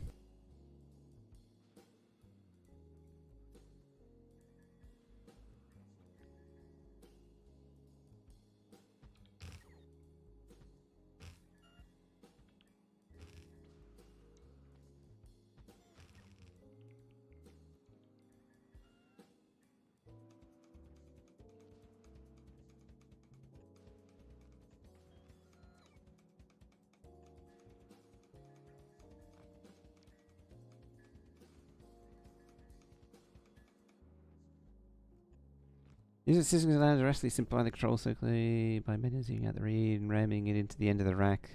Yeah, Commodore did that as well. It wasn't entirely uncommon. It did mean that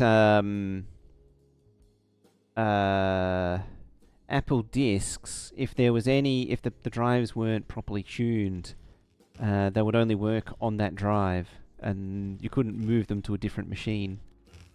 Like, your discs wouldn't work in a different Apple drive.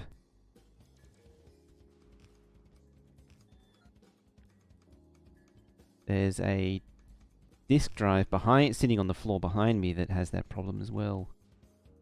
It doesn't have any position. It doesn't have any relative positioning information on the disk. It's entirely dependent on on a special alignment disc to set the heads properly.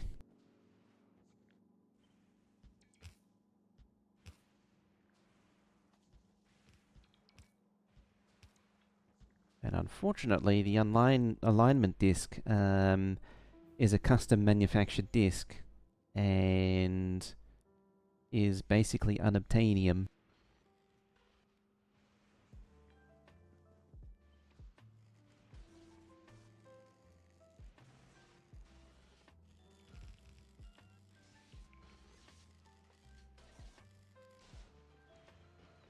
One of these days, I might actually get to looking at that drive.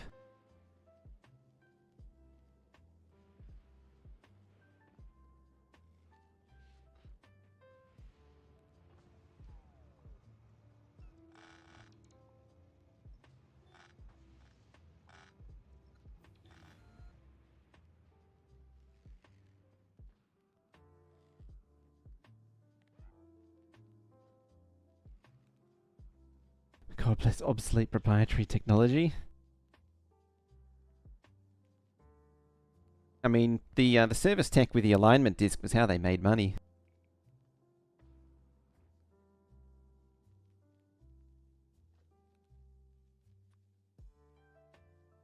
Might bump that a little bit as well. Yeah, you have the service tech come around every 6 months and do an alignment. It's actually funny thinking of that. Even though the discs are removable, the manual sort of suggests that you're not really meant to remove the disc once it goes in. Like, it's not meant to be a standard thing to swap the discs daily or something like that. Because it seems to mention that it would result in a more tighter maintenance schedule. And you're only really meant to swap the discs like once a month or once every 3 months.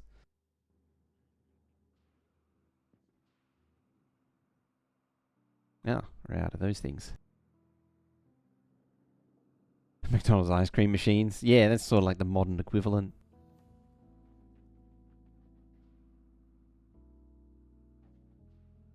Except for, I suppose the difference there is that the ice cream machines, it would just lie and say it needs a service. Whereas arguably these things sort of did need constant attention.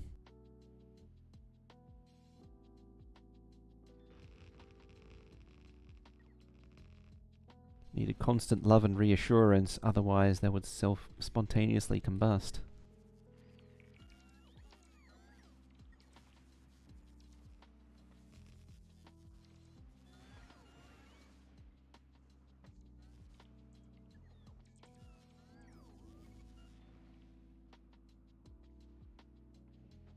Alright, you lot down there are still unprotected. There we go.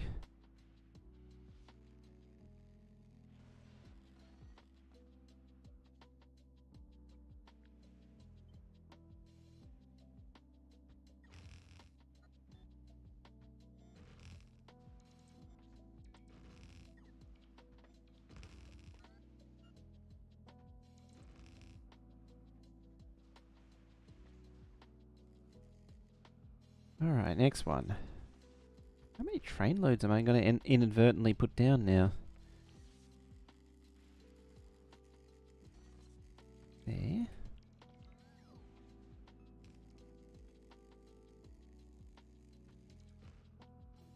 There's still quite a bit to go.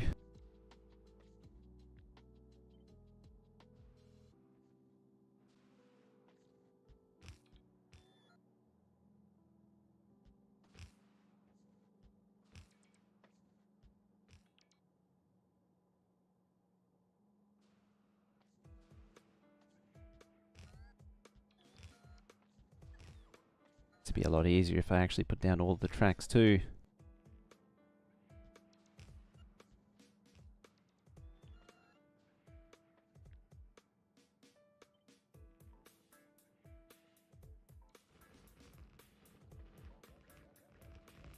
Maybe not that extreme.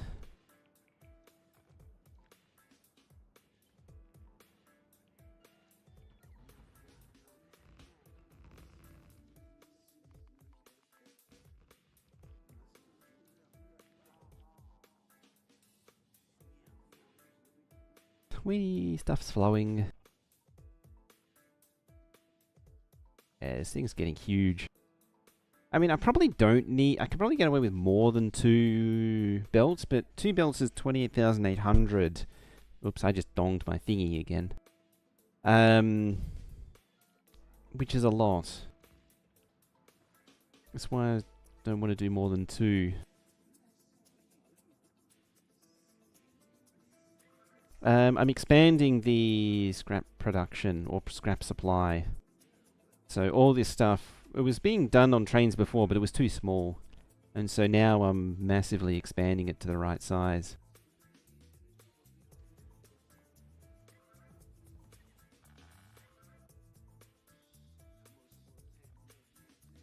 Expand this thing to take those guys. Hopefully I didn't blow out your ears when I whacked the thing.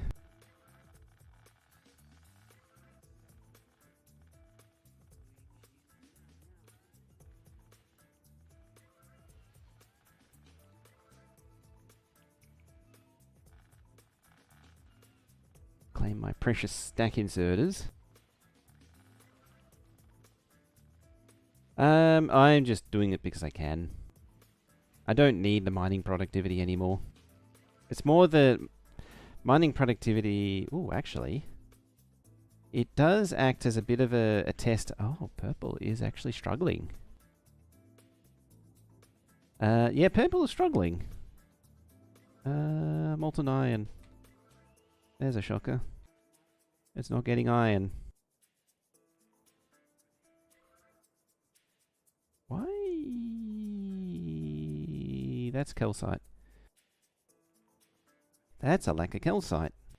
Why aren't you doing anything then?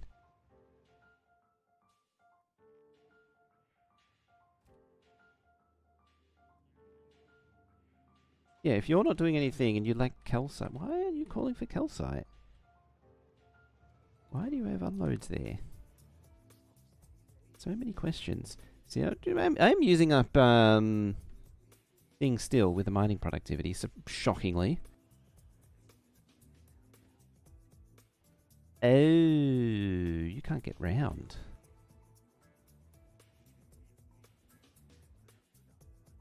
That's slightly embarrassing. So calcite is actually flowing. You lack train. Oh, that's because it's such an ancient outpost. It doesn't have the sidings.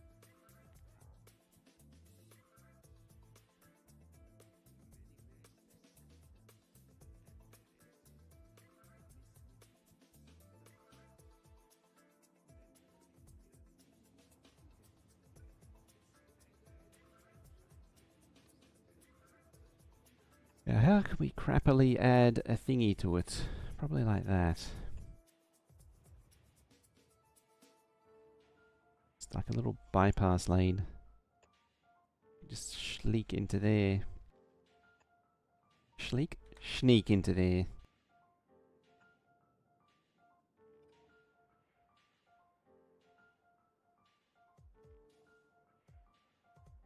Problem is that this was only 2 originally, and so the 3rd lane was the bypass lane. And yeah, because I've added more to it since, okay, it's blue, so it's fine.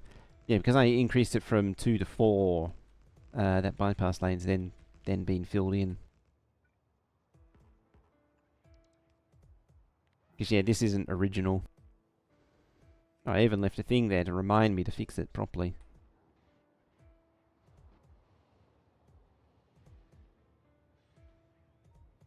So it's kind of a product of my own doing.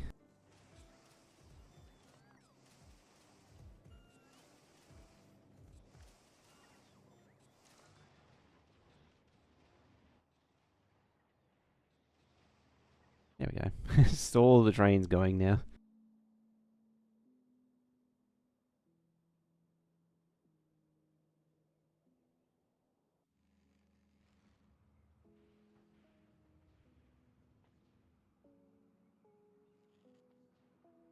Oh yeah, it's fine.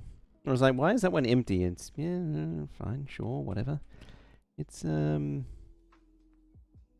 supposed to be empty.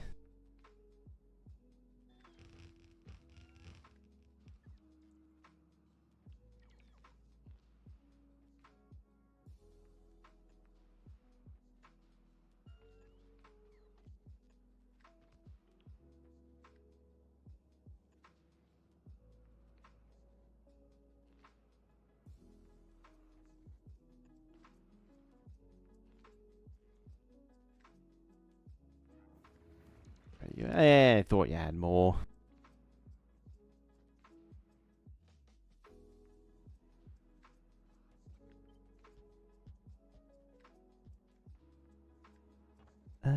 These are all new, aren't they? Yeah, it's that's the last of the old ones.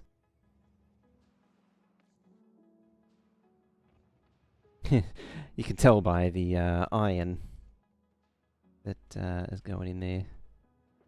Alright, let's get rid of you.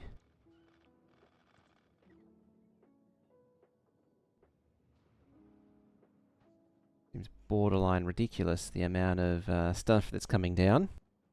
And the amount of train loads that I'm putting in.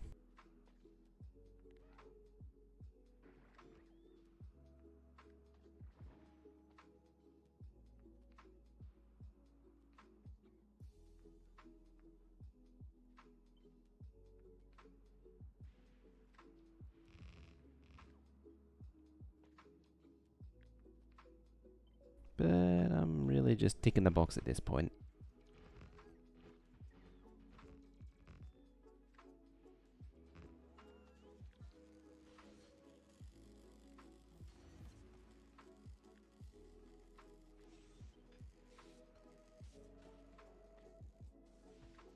Oh, that one's 5. What are you? Oh, that's, oh yeah, it's workable. Actually, no. I only need like 2 lanes of that ever.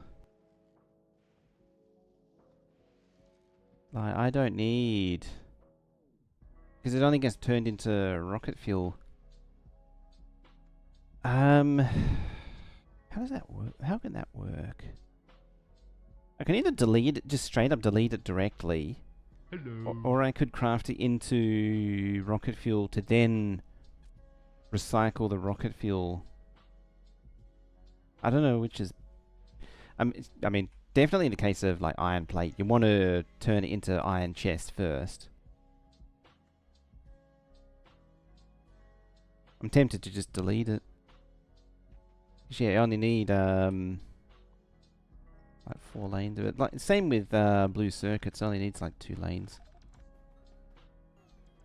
Because most of it's only used for rockets. It's not used for anything else. Oh, it's done again.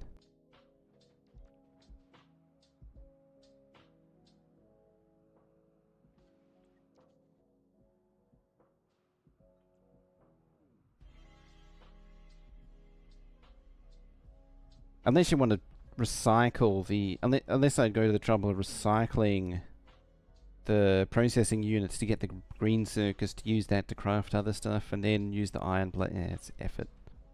It's all effort.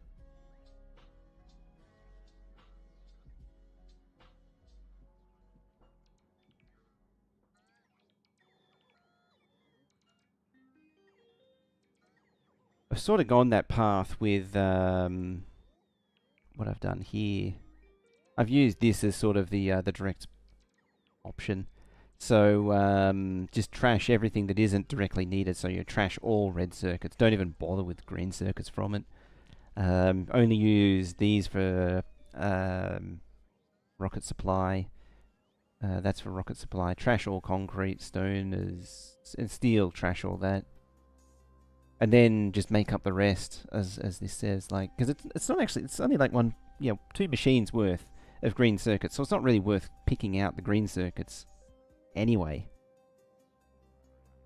I mean, I say 1.7 machines, it's still 4.3 belts, 5 belts worth, but in the scheme of things, it's not really worth having all the inserters and everything do it when you could just recycle it directly.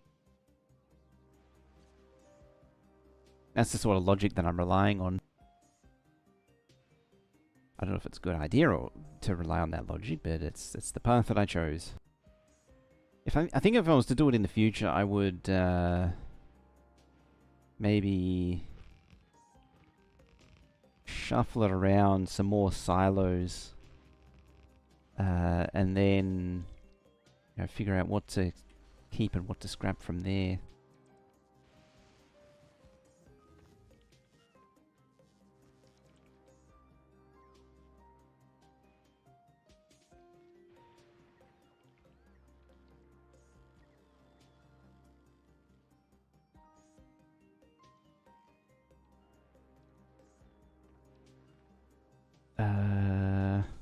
That's why I got to keep referring to this. Yeah, so all the steel gets deleted. What did happen to the copper wire? Yeah, it did actually need 5, because I think I am recycling those into copper plate somewhere. And I am using low density, like I am breaking down low density somewhere. Yeah, there's low density for giving me copper. The wire makes the circuits. Oh, something else. I thought something else. That supplements the copper wire. Yeah, oh yeah, because I'm breaking down the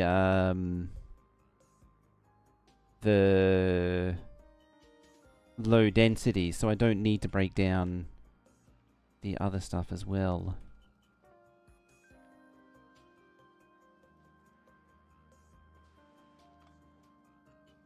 The hard part's still yet to come, is I got to get this thing to run at full speed, and I have no idea how that's going to happen.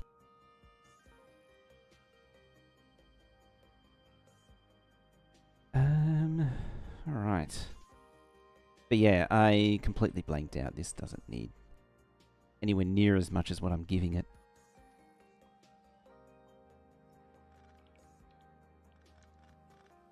It was a bit of a dumb move there. I think just delete it.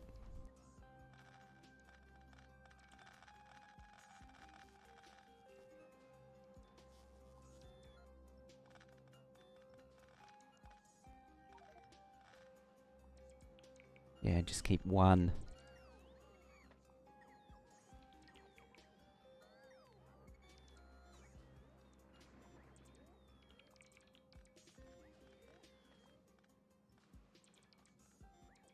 Damn it, it snuck another one in.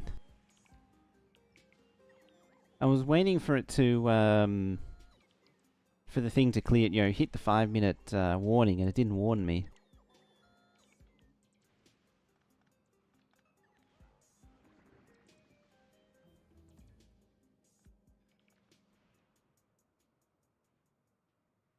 Credit card is nothing like a dog.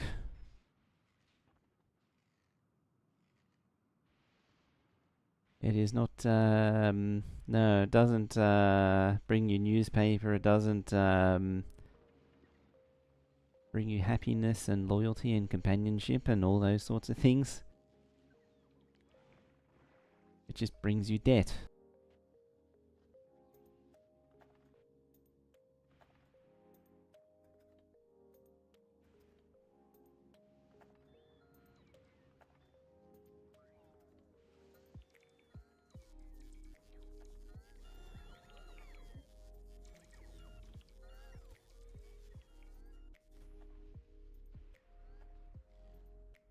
See, the base doesn't even want it. It just immediately mashes up the solid fuel. There's a whole train of bots there.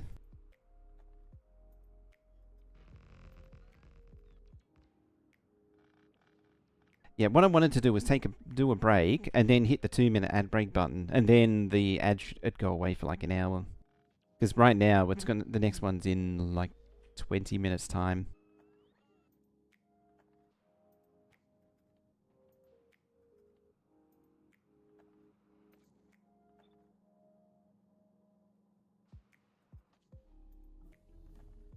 Oh, it's all done again. There it is. You go there. Did I actually need... Oh, yeah, there are batteries. I do need those.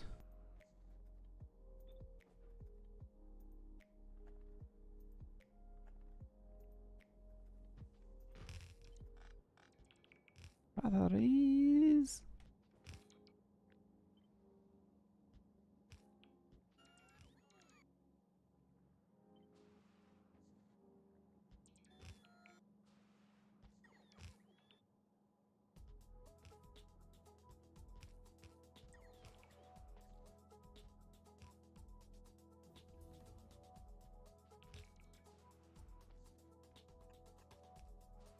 There we go. That'll do it. You.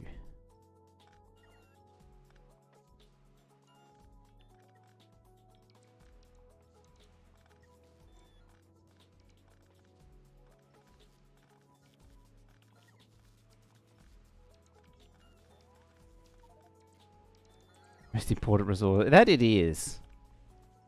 That is for sure. You got your crap back? Yes.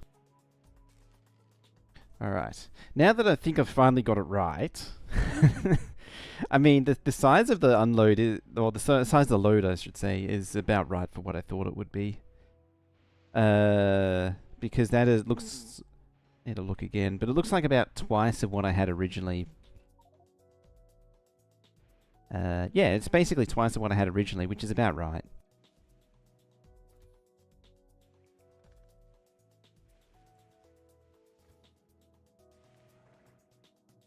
Because I mean, the other build was like a bit, I think it was near or a bit under half of what it was supposed to be. It's just, Fulgora Megabases are just not nice. The whole recycling gimmick doesn't scale. Having said that, I'll probably come up with something much nicer eventually. I mean, I could do the, which one? Oh no, yeah. Let me tell you, get rid of that.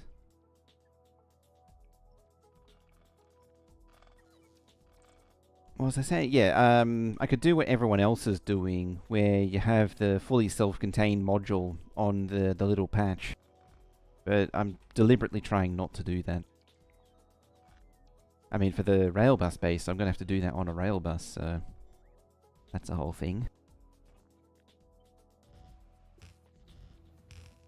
Every planet needs a rail bus, even Aquilo, even though I have no idea how that's meant to work.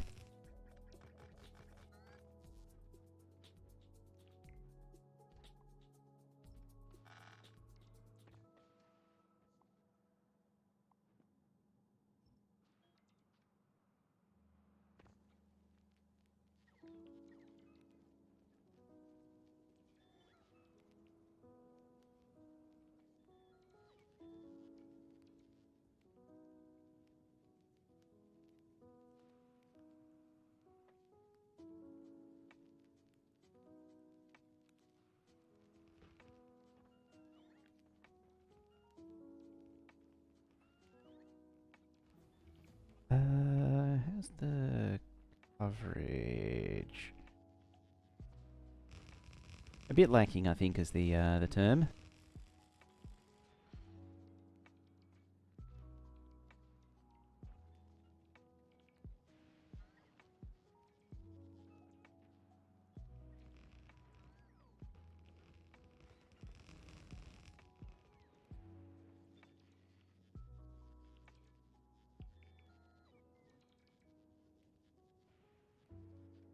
Something like that.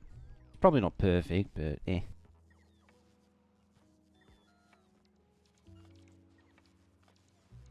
See a few crossed wires. Oh, that one was important. Clean up the most offensive ones.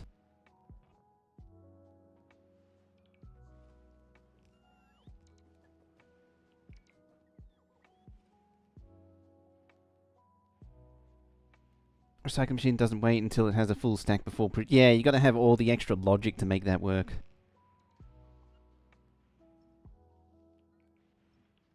Yeah, get rid of all of that.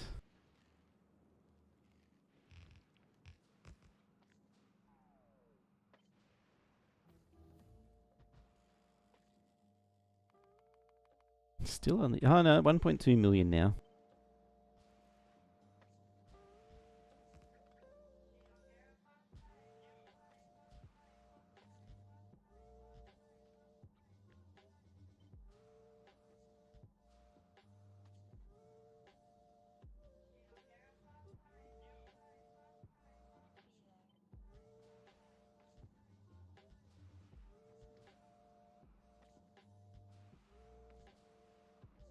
Alright, connect all that in.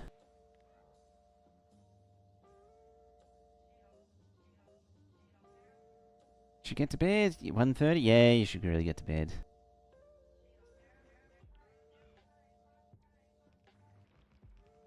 Alright, we do need to take a break just soon.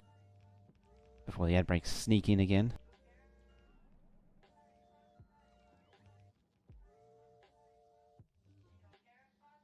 Where are the spiders when you need them? It just comes sliding into view.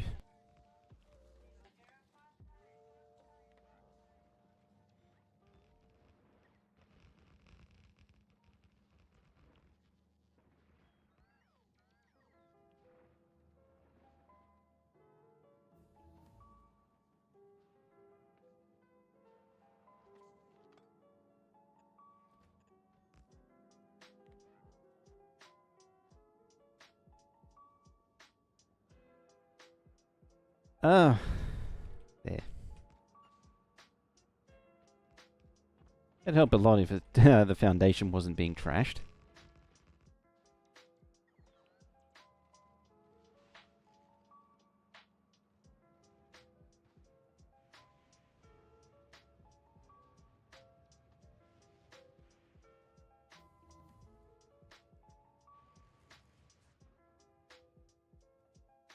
Oh, it won't let me put in... I mean, I'm not surprising it won't let me send it there, but still. It won't let me send it there.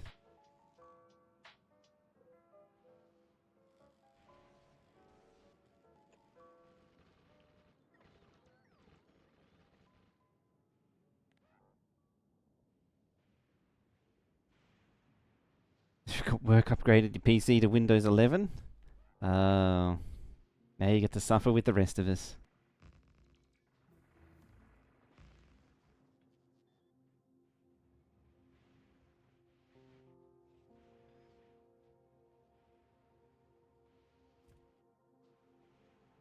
Right, off you go, train.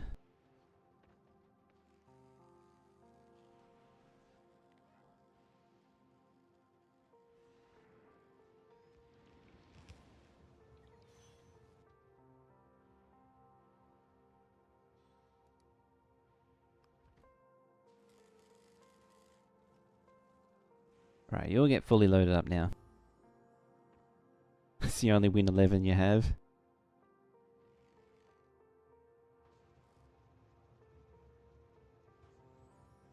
It's really not, of all of the releases and, you know, all of the upset, it's the one that's the most universally, like, actually hated and has legitimate reason to be hated.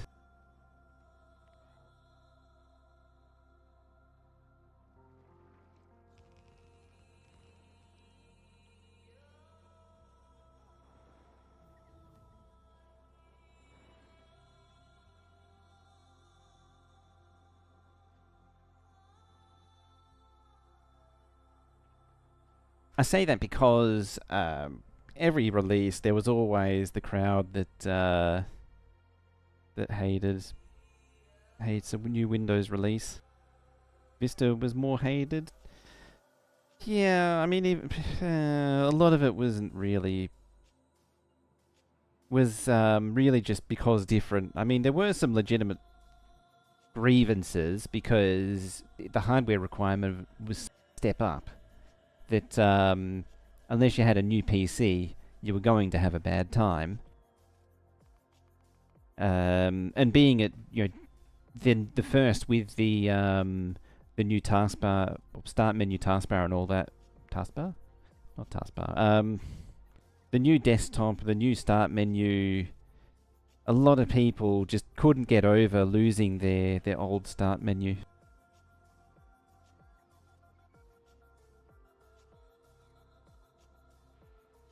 The funny thing about Linux is that it was never about, like, it was never going to be good enough to be a desktop competitor to Windows. It was only going to be a competitor in the sense that Windows falls below the Linux standard.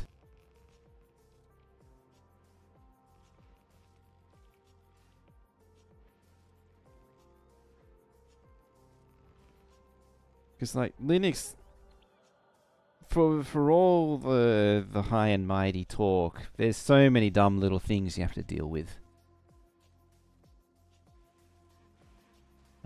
There's a duplicate splitter in there. It has no business being there.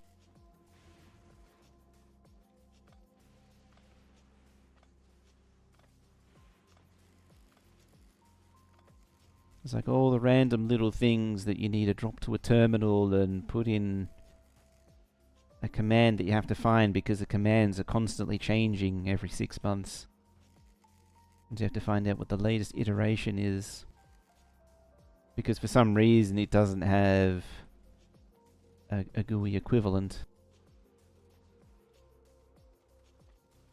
And then when questioned on it, they're like, oh, well, real computer users use the terminal. You don't use one of them dirty graphical things. What are you, a Windows loser?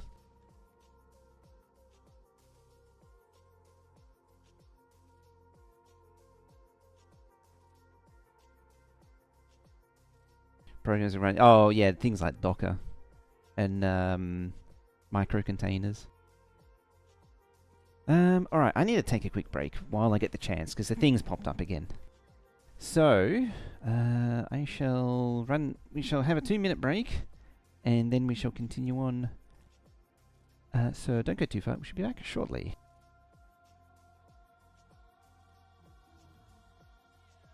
Bam. Swap to Linux is Microsoft Windows sending update, then having to check and see what you need to put back. You can turn that off on Windows 11.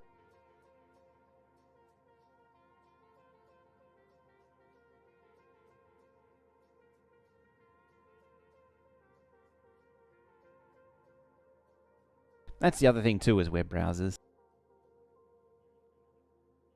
Or browser-based stuff. Anyway.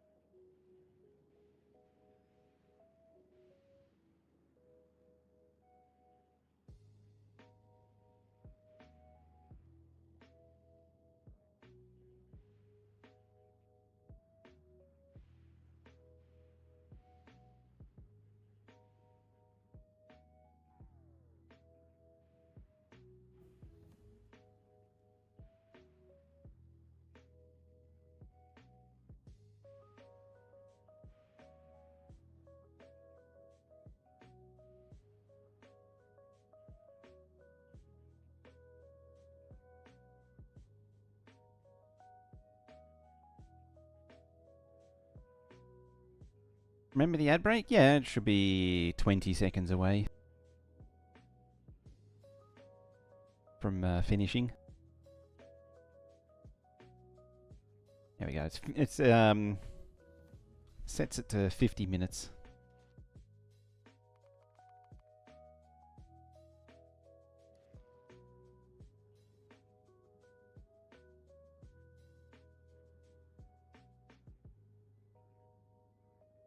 There we go.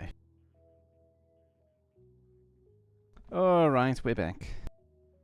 Yeah, you don't get to see the ad break on YouTube. That's entirely the Twitch thing. Because YouTube, I think it injects its ads however the hell it feels like. I don't actually remember now. It sort of does whatever the hell it wants. It's kind of funny. Nobody really complains about the YouTube side and what they do. You just sort of take it.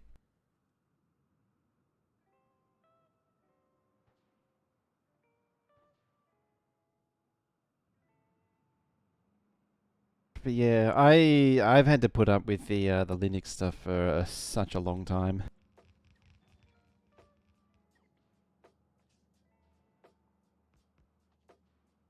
For anyone who doesn't know, I was a Fedora 3 user, but also I have used Mandrake, plus many other friends of the those distros.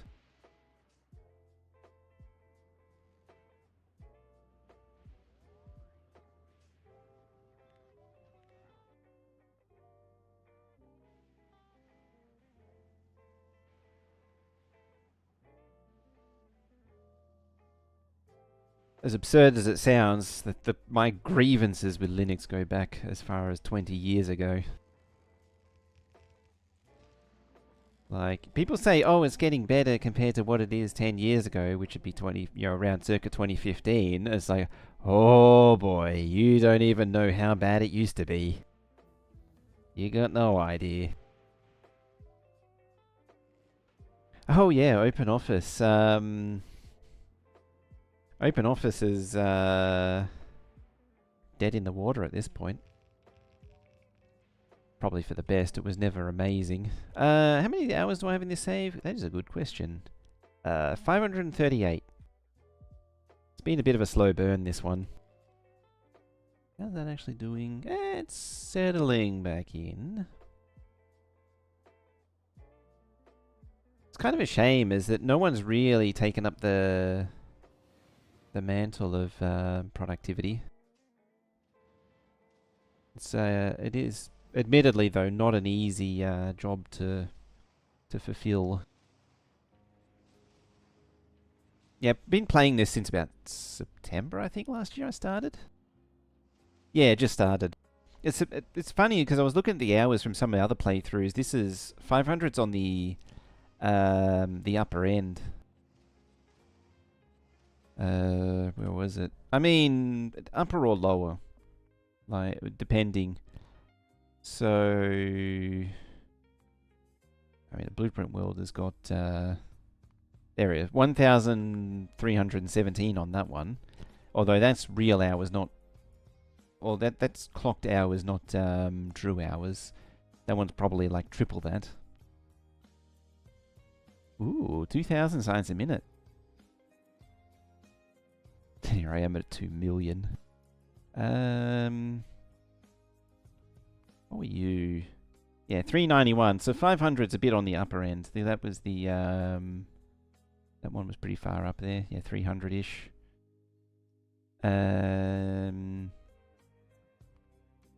Yeah, most of mine usually sit around 250. These sort of playthroughs that I do.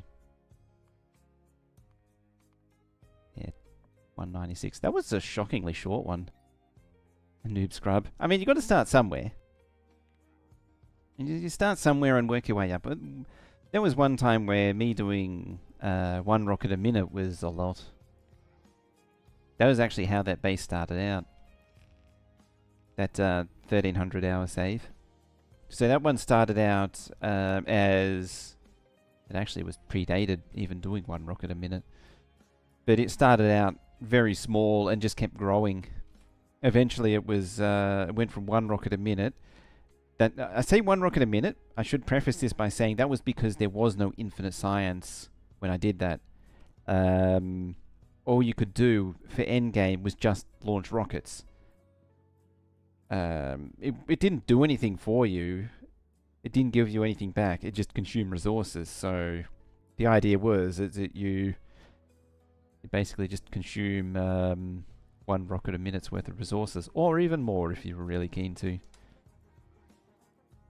The point that I'm getting to is that that was version 15. That was prior to version 15 when the science was changed. Then after that, it was 1 red belt's worth of science packs, which was at the time 1,600 science a minute. Then it became 3,200. Then they changed the belt speed, so it became 3,600. The point is that, again, I say, like, you got to start somewhere. So it's, it started out, and then it grew into more and more science a minute over time. I had some plans of turning it into 4 red belts of science packs, but it never really happened. What am I looking for? Oh, stack inserters. Looks like stack inserters, yeah, is all I need. I think there's a few chests as well. That's that bit done. Highest science a minute you can get now. So I've got... This one hits 2 million, with the raw input being 115,000. I've seen more. So there are some people who have gone for 1 million actual science a minute. I think 100,000 seems fairly doable. Either that, or I've just completely lost any sense of sanity at this point, of sensible numbers, which is very much possible. It's very much possible that I don't even really consider the craziness of these numbers anymore.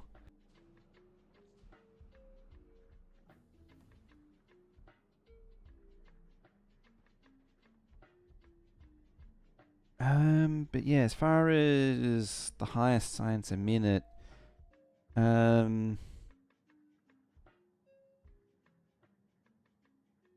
I think 1 to 2 million seems to be like the very upper end. Scale space science, it's surprisingly easy. Like one of these, this platform here just does 57,000 science. Just that, what is that? 1, 2, 3, 4, 5, 6 collectors. Oh, I suppose the side ones as well makes 8. Yeah, it's surprisingly is capable. If I switch in something that... Yeah, let's switch in stronger explosives. Just so I can start burning up some Glebber packs, because it's probably suffering from Glebber packs at the minute. Yeah, 10 minutes on the spoilage timer. Like a loop or something? Yeah, it sits at Narvis when it's full, and then goes to Aquilo and back until it fills up again. Dropping off any excess science at Narvis every time it goes past Narvis. And then there's 2 of them to give me the 8 belts that I need. Which is kind of excessive because it doesn't really need it. Because the way the science is mapped out, a lot of it... I suppose a lot of space science is used here. The productivities don't use space science. Research productivity does use everything. I suppose those do too.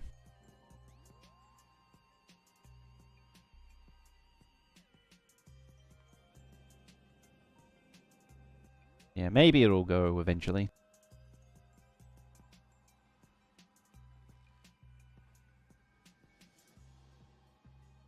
Alrighty.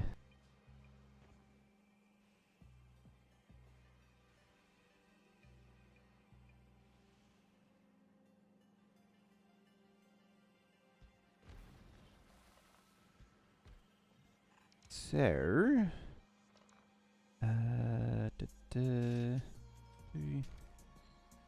then there, I think.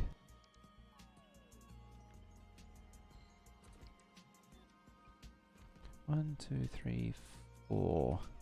Start with 1, 2, 3. Yeah, start with 4 and see how it does.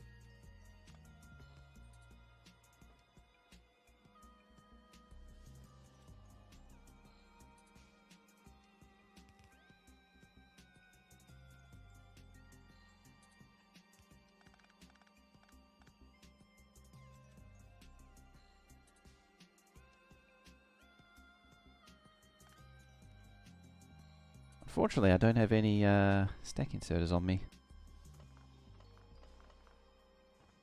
Made a new building to make Nava Science Pack like they did with the old plans for 50%. There nearly was, actually. Instead of the biolabs, there was going to be like a bio assembly machine. But it didn't make it in the end.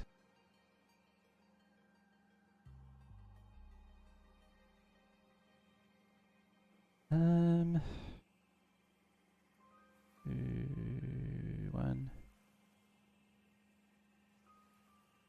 Probably there. 1, 2, 3, and then there.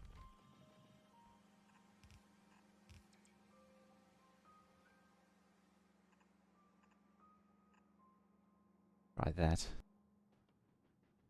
Sad pat. Yeah, I mean, it was kind of cool. And the inherent productivity was good. It didn't really... It didn't gel right. Having said that, though, what you really need is... Navis does need its own unique assembly machine, and...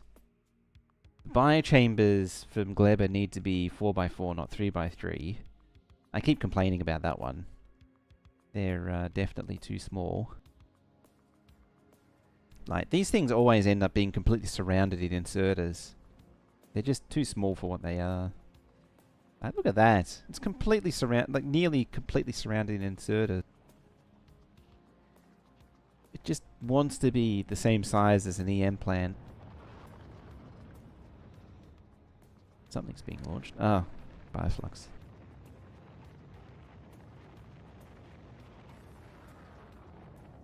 Not careful, I'll witness space science being launched. Oh, the Glibber science being launched. Is that actually... Oh, there it is. Speaking of. Up it goes. I guess all that's kicked into gear.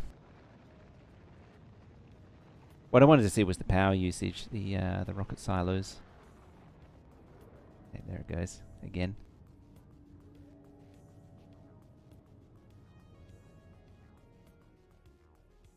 Should probably unplug the fusion and see how it performs. Oh, it's supposed to be unplugged.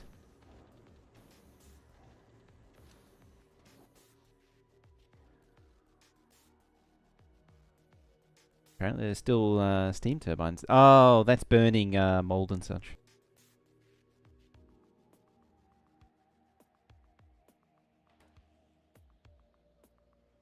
What's this stuff here? I mean, the worst case scenario, what all it'll do is just eat the temperature and then sort of normalize down. I think it already has, actually. 3 gigawatt. I know, right?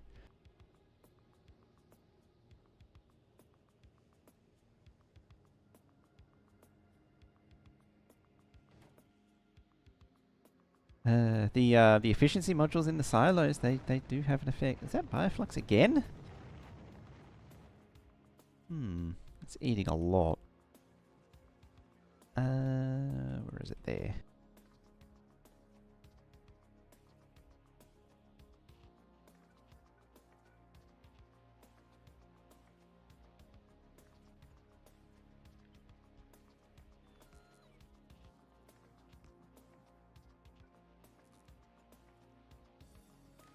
Must have started it, but just never really finished it. Right, you A. A less than 10 or something. Output A of 1. A by negative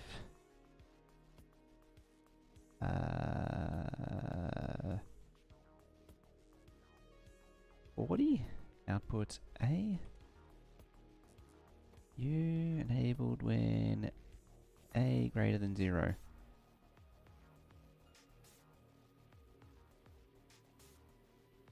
Full fusion plate. Yeah, the Gleba fusion's tiny.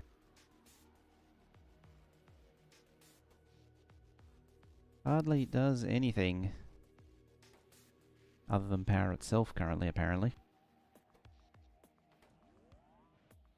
Actually, the wouldn't surprise me if the science is on this way. Oh no, not quite on its way back yet. How much you still got on you? 75,000. Okay.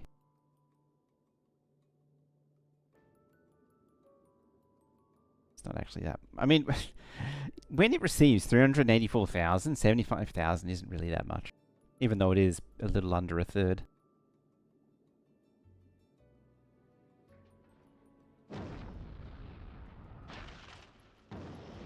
Well, there goes most of it. Okay, down to 8,500 now. Is it still exploding? Yes, yes it is. Yep. What I really need is a little bit of that to try and burn up the promethium. It's overfull with promethium. Quality fusion reactors on the exterior ring. Yeah, I mean, at this point it doesn't... having it all the same quality does help. Right, yeah, I got stack inserters now.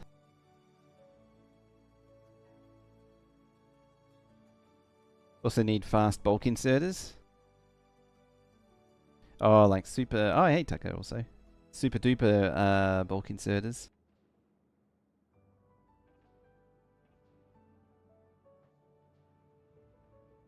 Yeah,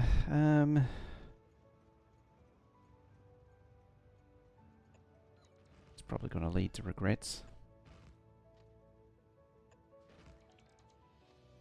I think the one thing it's waiting on is iron plate.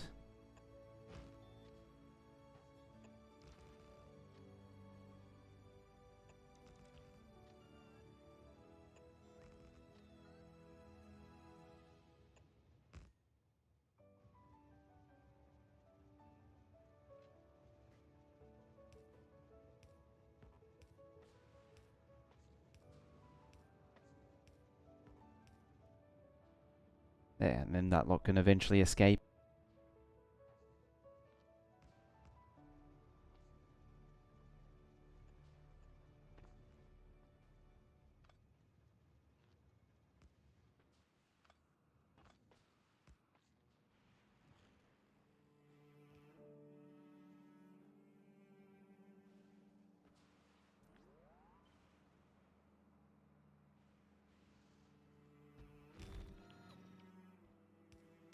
I somehow doubt this thing's going to... Yes, it's quite slow. Which wasn't surprising. I somehow doubted that... I was going to say, I somehow doubt that's going to be enough on its own. I was sort of anticipating having... some beacons in between the two.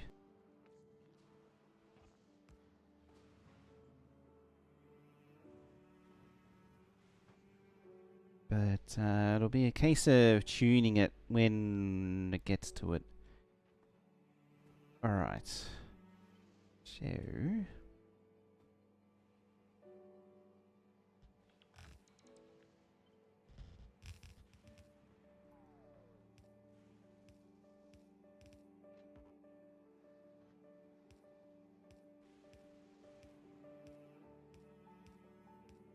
yeah, all I'm going to do is just junk everything. Send everything up and junk it.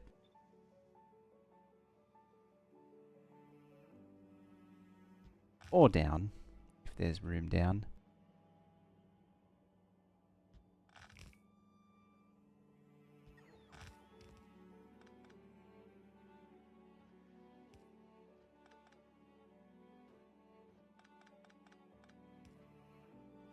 So many belts. Yeah. It just keeps on growing.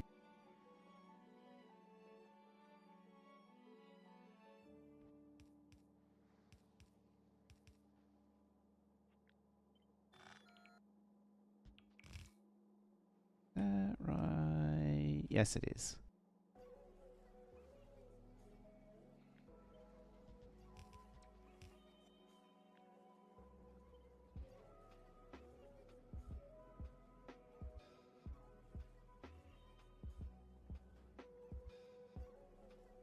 Say about there.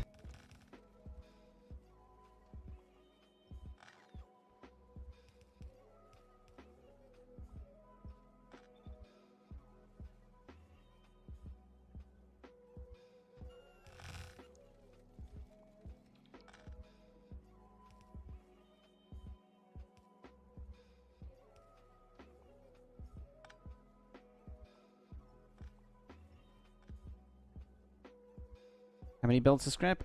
40.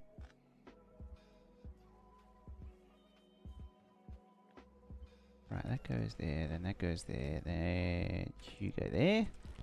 34. Delete all that. Blurb. Blurb. Stop. Stop.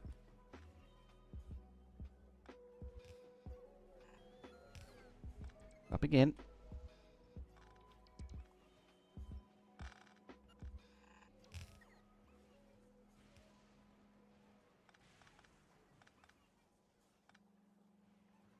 And arguably this thing should probably have done that instead. Then it would be consistent.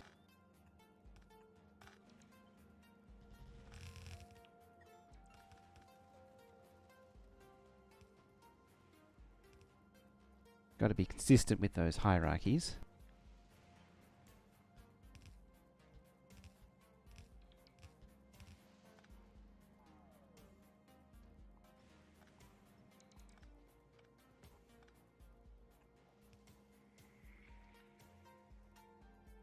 I guess I have 290 actually. Part of the reason for doing this is so I can actually get it to 300. Yeah, I'm not quite at 300% yet. 290 could be hang on, no, it's that one. Yeah, 290. Yeah, it's got one research to go. Annoyingly, I can't do it until this starts running again too. Am I making foundations? Because I think Hoffney currently has a ton of mining drills, direct inserting stone into dedicated rocket silos on Nervous. This platform does it. This platform makes it. It gets, it also does actually get stone from Nervous, but it also gets carbon from Gleber, tungsten and lithium and all that from Aquilo and Vulcanus and whatever. Yeah, it just flies around collecting materials and makes them. If I was to do it again, I would combine it with the GPU one. So this one makes the quantum processors. And because there's so much sharing between material, like they both share lithium and carbon, and might as well just have one platform do both and be done with it. I don't have a dedicated launcher though. That's something I do need to build. Not that I probably will.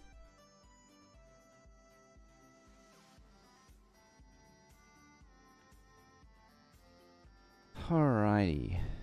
You go there. Get out of the way.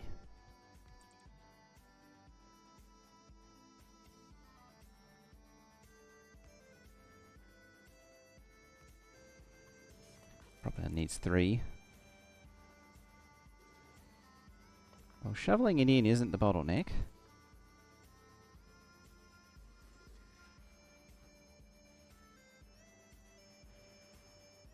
Yeah, that's consuming 1 lane. What I might do is just max length it.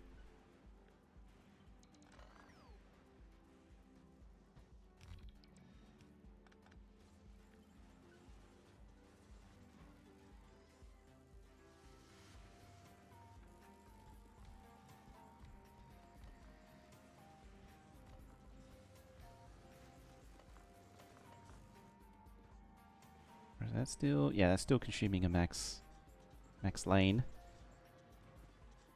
There we go. It can eat up all of this stuff too. Just fine. There we go. Dumping a ton of big mining drills and just dumping stone in a silo. Yeah, I do that with calcite.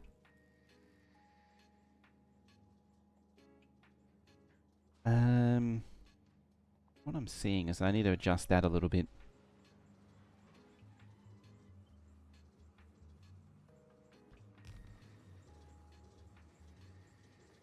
Ah, it does have a 1 tile gap.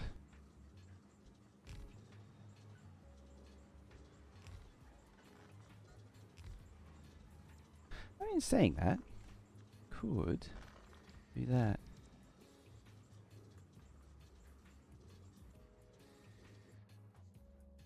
It's still fine with it. Like, it still works. Yeah, I might... I mean, it does mean redoing all these, but it's probably for the best. Unless there's a way that I can sort of stack them. It does open up that as well. What I mean is you have like a... one pop-up in here. Do something like that. There's not really any room for that. It does mean there's also could squeeze another beacon in if needs be. I might... well, I'll do that. The faster it is, the better it is. The less UPS it uses.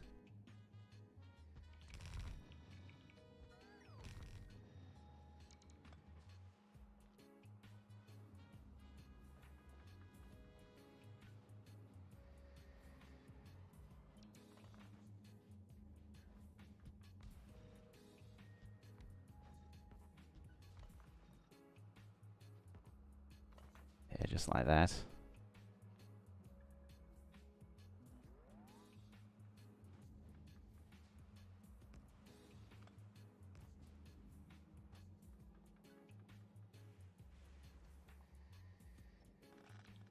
I suppose I could just stack it by...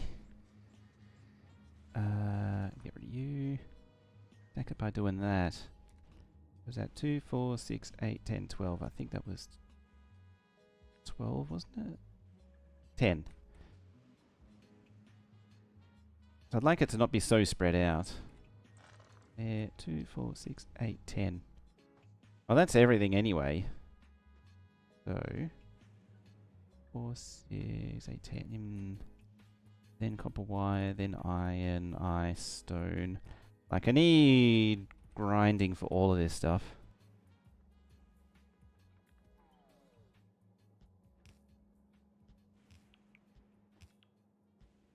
A worst case scenario, I could just rotate at 90 degrees. Yeah, where are we at? There. There it is. Yeah. Direct to calcite. Well worth doing.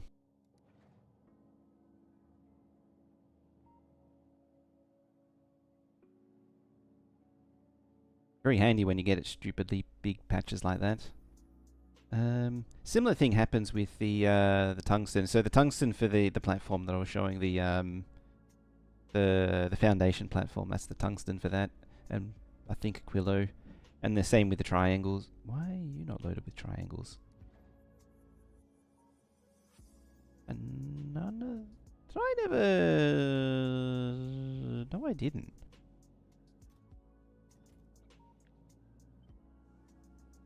I never actually did this bit.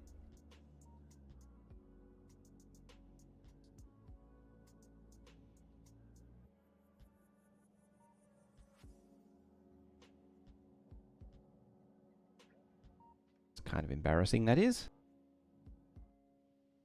I mean, I don't think it actually accepts that many triangles anymore. Once you get into, like, once you've produced all the materials, the consumption rate goes right down. Like, a lot of them are only one-time costs. What the next CPU upgrade is going to be or look like? If things for my CPU upgrades, you mean? For now, I'm not sure what the next would be, because I'm already on a pretty, like, I'm on a Ryzen 7800 X3D, so there isn't really much more to get. Everything in general is trending towards the that AMD Strix Halo. I mean, it's sort of been heading that way for a long time now. But yeah, the fully integrated AI processor. Okay. Months, lots of months. So many, many months. Thank you very much for that. The, what was it? 88 months. I appreciate that. Thank you for that 88 month sub. Been here for so long. Let's get that extra special love and hype going on. While I slowly struggle to death with whatever the hell I'm doing here.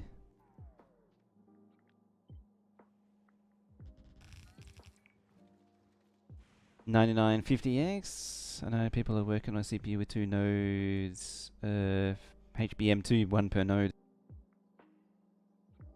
Then, yeah, I mean, as I say, because mine, I'm already on 7800. There's no real upgrade path for me at the minute, other than just blowing money for no reason.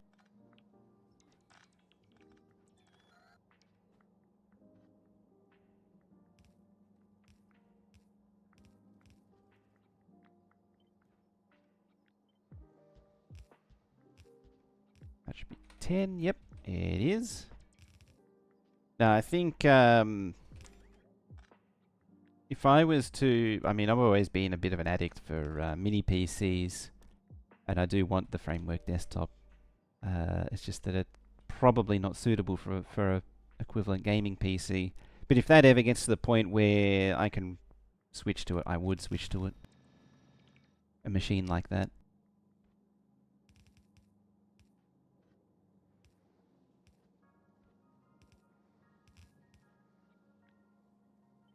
I mean, having said that, that thing is a monster already. Like, it's a, what, a 4060 equivalent graphics. It's absurd.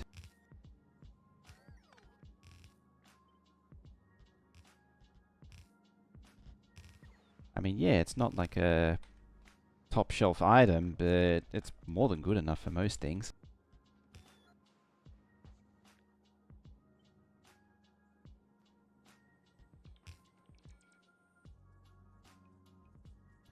Ah, that's why.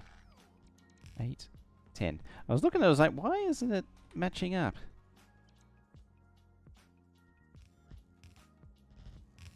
Yeah, it's not matching up because I put it in the wrong spot. There we go. That'll delete all of the solid fuel that needs to be deleted. Just like that. Solid fuel be, oops, be gone. Bam, and the solid fuel is gone. Funny I did all that with the branching stuff, and I don't, like, it doesn't use the branching. I'm not winning today.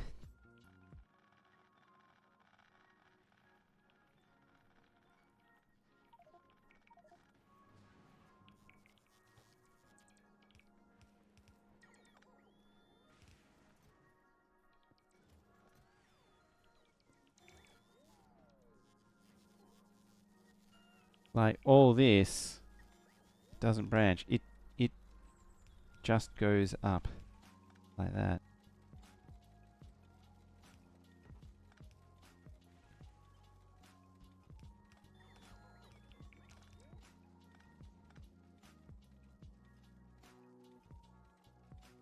It does mean I technically need a balancer to balance it out. Yeah, I probably should.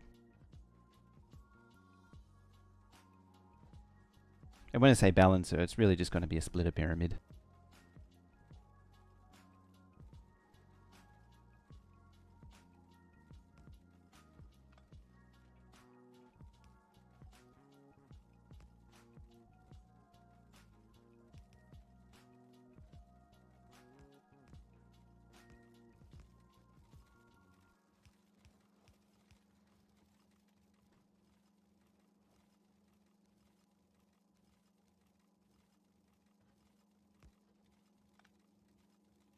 Yeah, something like that.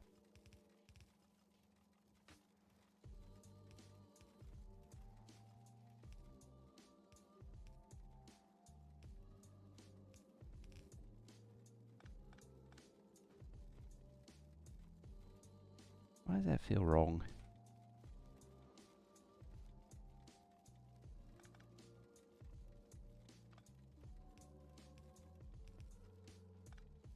That's better. just priority out that way.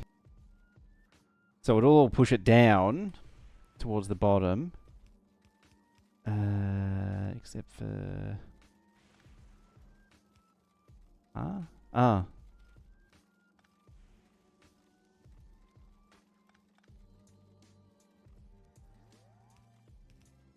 There we are. Yeah, except for the bottom two, and then... So it'll push them down onto the train, and then anything left over gets sent to the scrappers.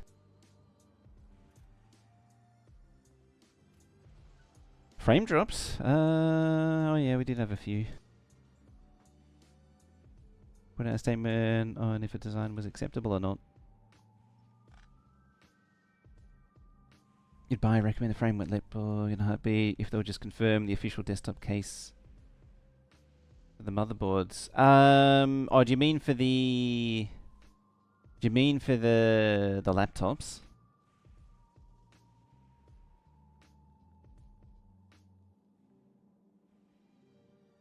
I think you can get, so,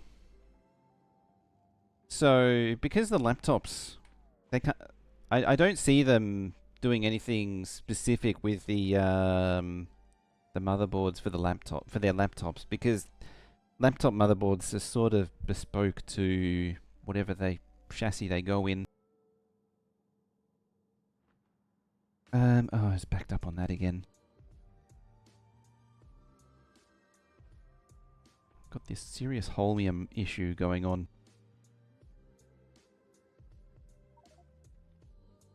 Makes so much of everything else and yet backed up on holmium. Like the rarest of all of them. The bell's being wobbly.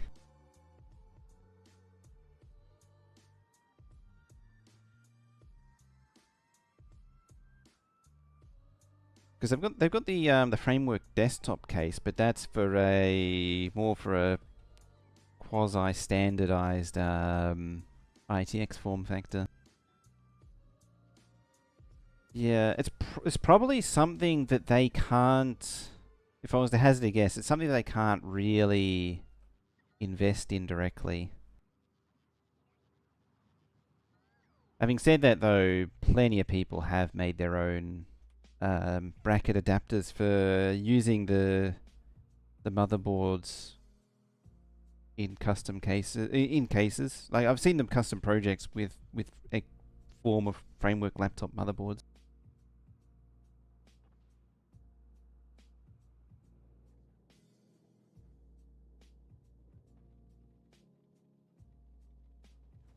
It's just one of those I know from experience, this is sort of one of those things that it's really difficult to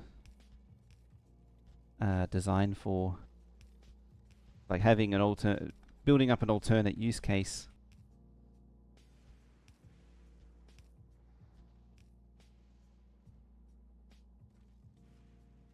Building up an alternate use case for one of their products. It pulls time away from actual product development time, which is a problem.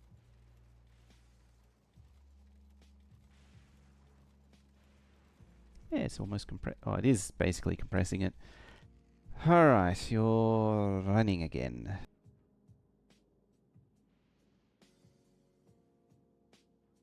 Oh, you won't be able to put the motherboard would be an all-in-one, so you can upgrade the RAM, but you wouldn't be able to change the CPU or anything like that, if that's what you mean.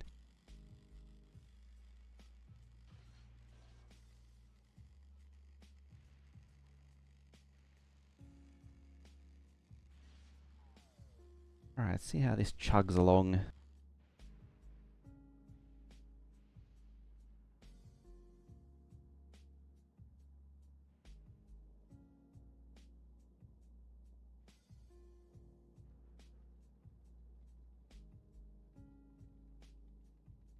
Hopefully I didn't bunch these too close together. What have we got after that? Copper wire, iron plate. That's probably going to need a fair bit over here. Then ice, then stone. Oh, they're all pretty easy, so it should be okay for space. I may need to space out this one, because batteries might take a bit to recycle.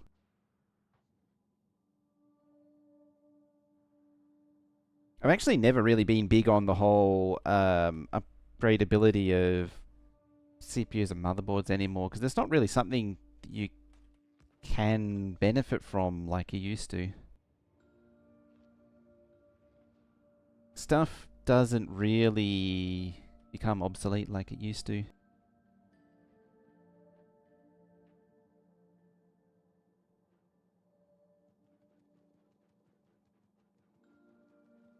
And prices don't fall like they used to. Certainly in these current modern times, that's very much the case. A virtue gaze, potentially. This might hurt your soul.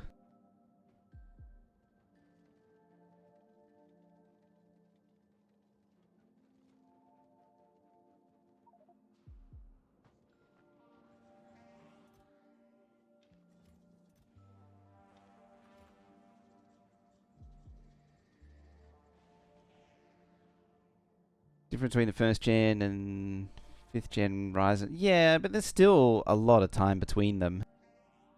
And arguably, the difference is, comparatively to previous generations, is not that big. I haven't seen big jumps in a very long time. Not since, like, the early i7s, like the i7, 2nd gen i7 came out.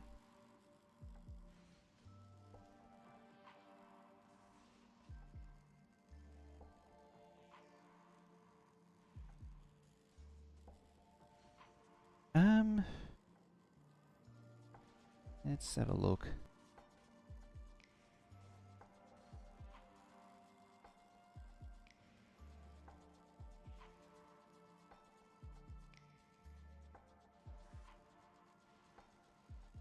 I'm sure I've seen something that actually does it. Oh. Well, I found the thing, I just can't see it. Possibly.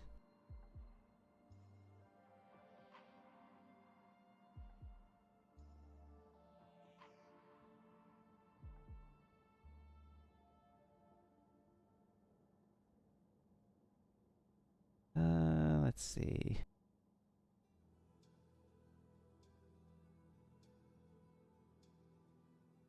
I should actually put this on.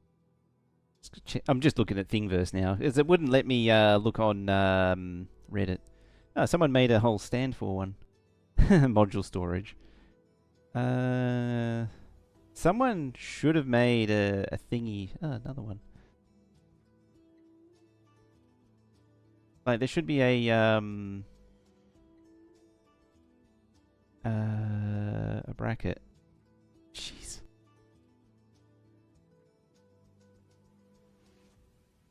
Ah, power brick mount.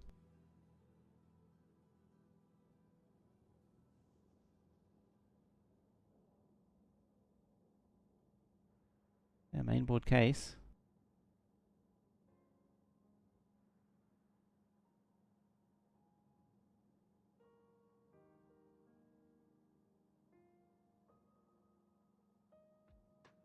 Oh yeah, add time.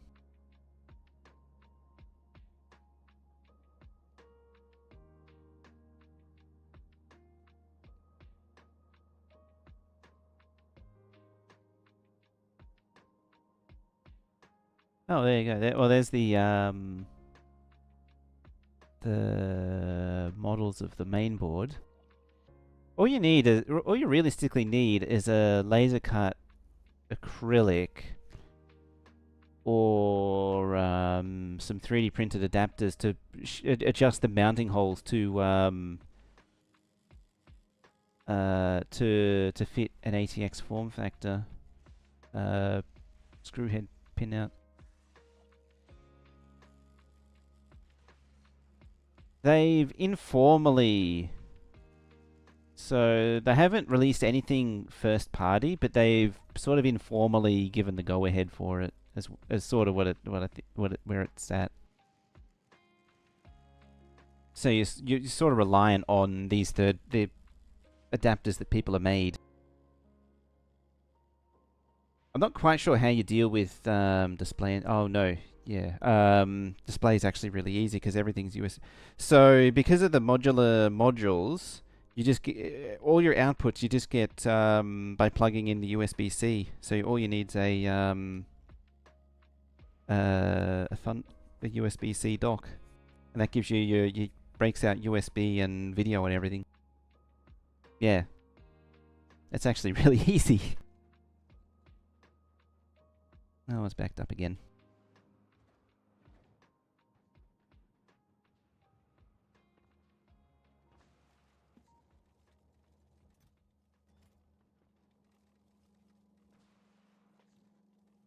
What was that? Oh, it's more iron. Okay.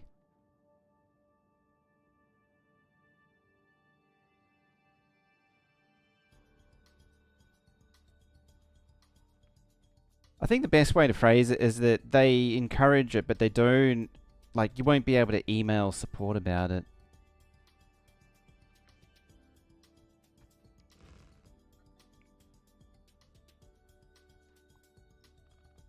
I could probably find out. I think I know where to find it. Yeah, it's the kind of thing that a company like that can't they can't spend their resources on.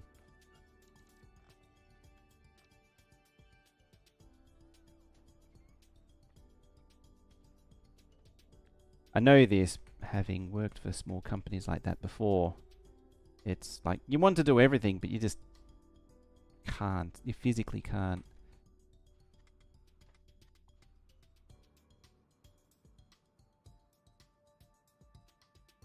Alright. Tear up all of you.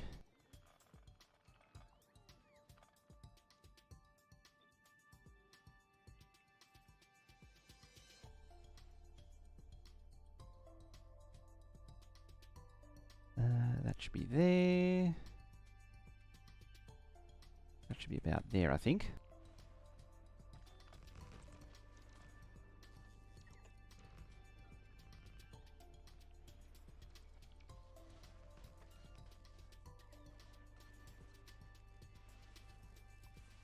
Actually wanted some kind of USB Type-C power in the future. Preferably I can swap over using X4 or Oculink.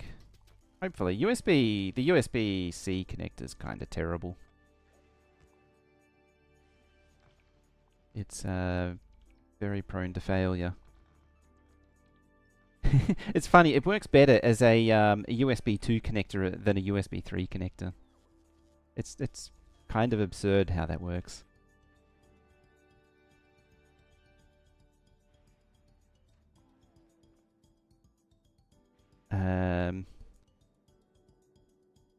Let's see. The connector.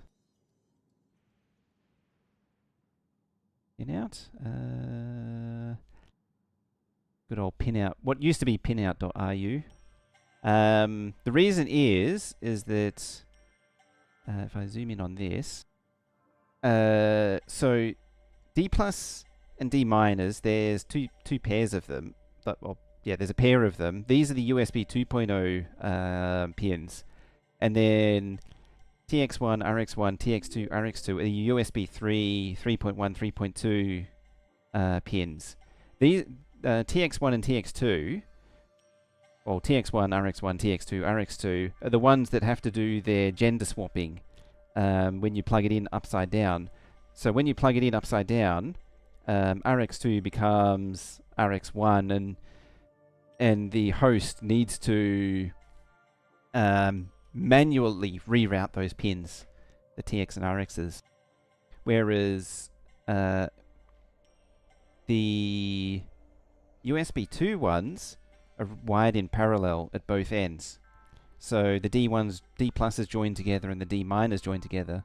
And so you've got twice as many paths for USB 2 as you do for USB 3, as it turns out. Connector prone to failure?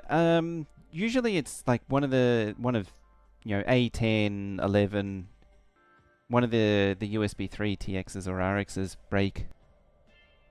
It's usually something like that. I forget what S-Bus was. CC is the, you can use that to, yeah, the power delivery stuff. Power and ground is usually good on these. What was S-Bus? Sideband. I completely forget. Yeah, the, having to multiplex the 3.0 or the 3.1, whatever you want to call it, pins makes USB-C very expensive comparatively. Makes the controllers really expensive.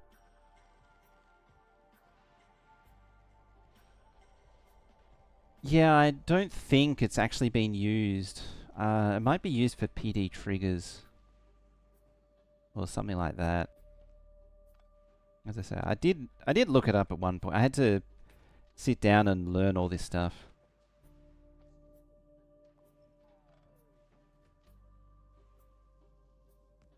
I had to learn about the wonderful world of USB 2.1, which is legitimately a thing and exists. It only exists as a software standard though. It's USB 3 features backported to USB 2 so that they work on USB 2.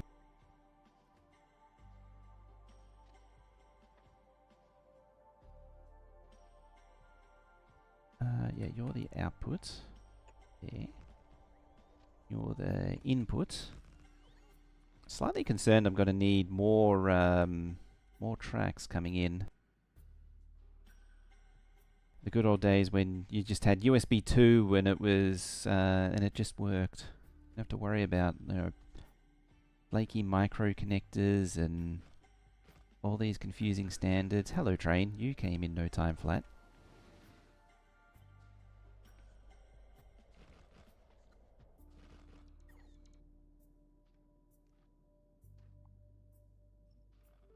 I had to learn about the wonderful world of web USB.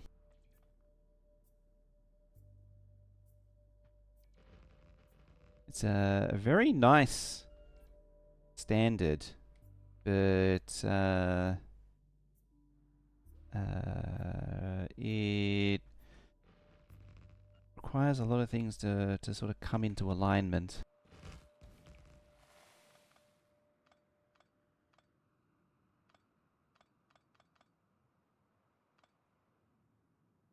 Do they do the same for USB 1? No, I don't think so. USB 1 does a few interesting things. But it's kinda limited in what it can do. It's only, what, 12 megabit USB 1?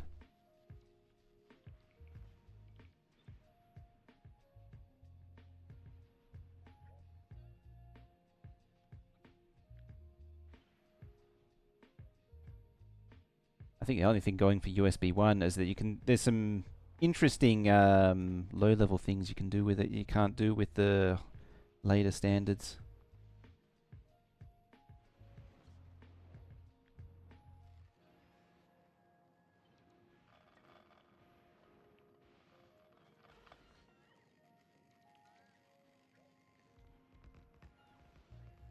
Right, maybe we won't do it that way. Or maybe I'll be indecisive about it and just Control Z, Control Y like 10 times.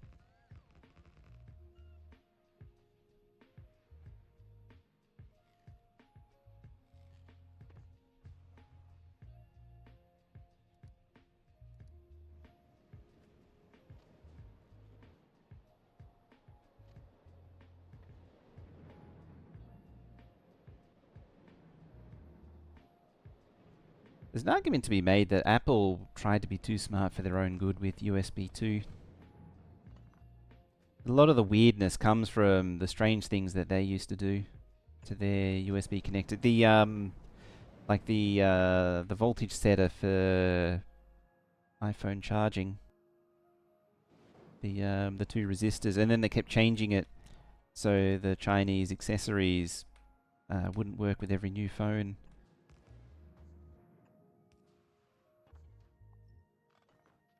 Just remember like listening to a half-hour long rant about that. Talking about how it was. So there's a video presentation talking about USB standards, and yeah, a big chunk of it was ranting about Apple. It was basically, if you want anyone to blame for the state of USB standards, blame Apple.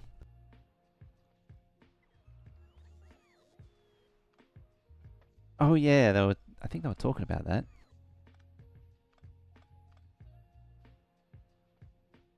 So what are we trying to get now? We are trying to improve Agora Science.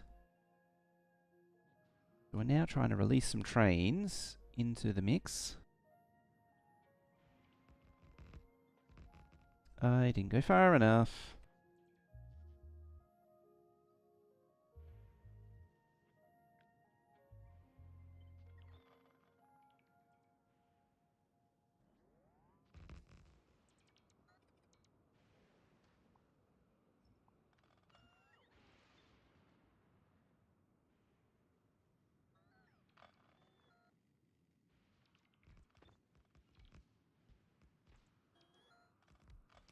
There's this kind of... I'm just thinking about it more generally. There's this principle that Apple suffers from probably the more than most companies. It's not made here syndrome, and it's where engineers at an organization or product development at an organization will always develop something new instead of relying on something existing, because the using anything existing doesn't have the prestige of making your own thing.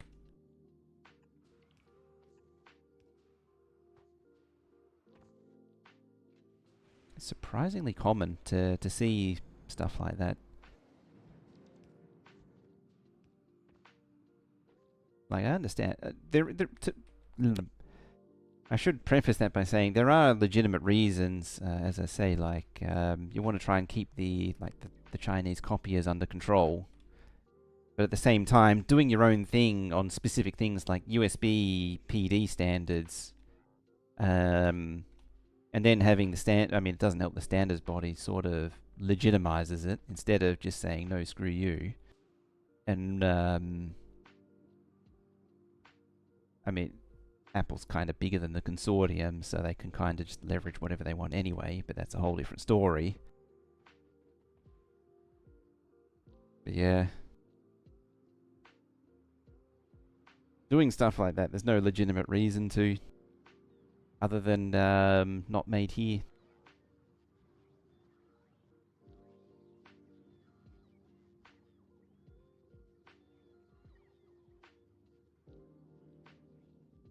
Yeah, they left a bunch of loopholes in the PD standards. No trains coming. Oh, there's a few trains coming in. I probably need more trains though. There's no trains coming into here because this base runs on its own system.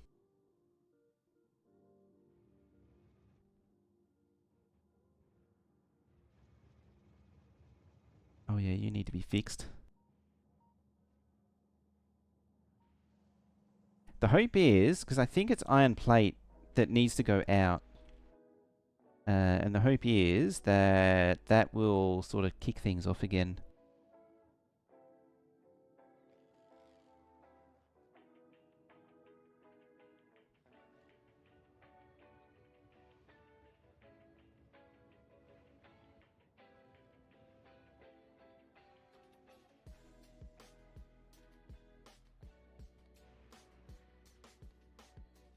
I seem to remember there was this whole thing that Apple now hates USB 3 because it was developed in partnership with Intel, and they are upset with Intel now.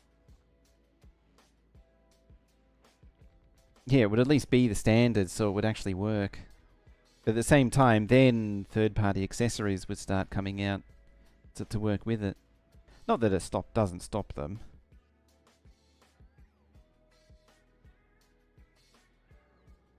A lot of the stuff, a lot of business in general is in support and accessories, and so that's why I sort of lean on Apple accessories. There is that's where their money is getting people to buy accessories.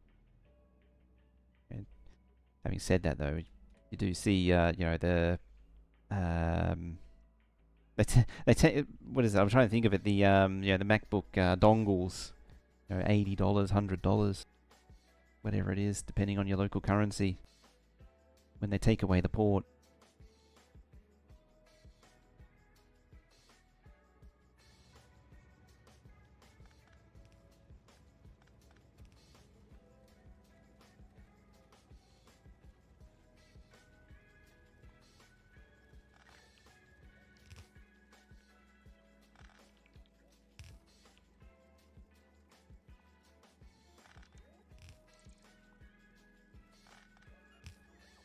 Alright, let's get the Holmium loading. This formerly was a iron plate loader, that's why it's all jammed.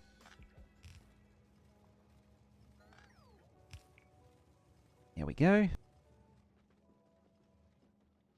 Alright, that'll keep the Holmium under control for at least a little while. Right, what are you bottlenecked on? Nothing. Your Holmium, but it's going down. Your Holmium, but it's... Yes.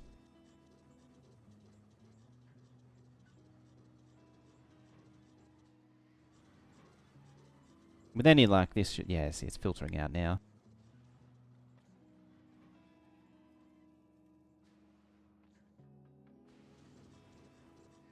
Yeah, and you sure you're all running at full... Oh, you're backing up on stone now. You're doing stuff.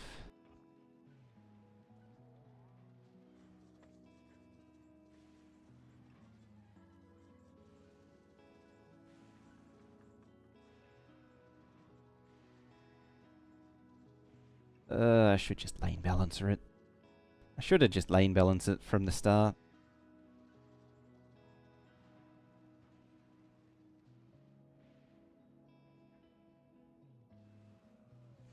I mean, conceivably I could do something like that.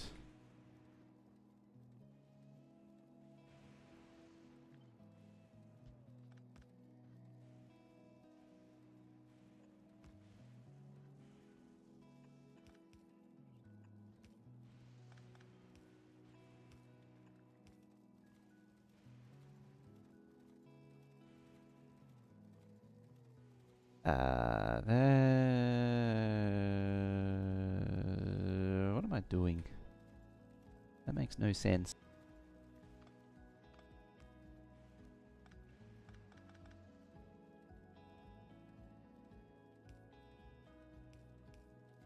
Like that. There. That's all it needs for a lane balance.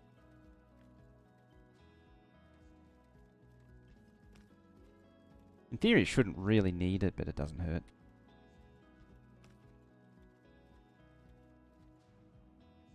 What do you think about GPUs using 48 volts? I'm surprised. I would have thought they'd use 24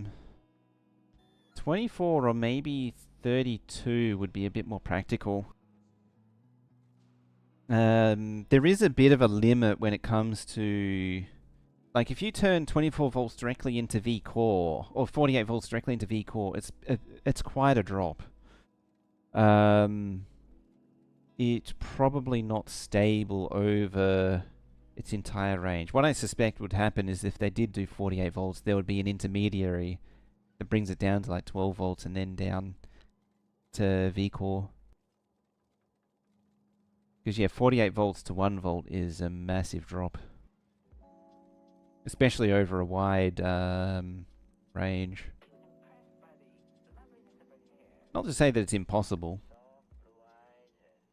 But yeah, 24 or 32 would be more sensible. We'll certainly get the currents inside PCs down.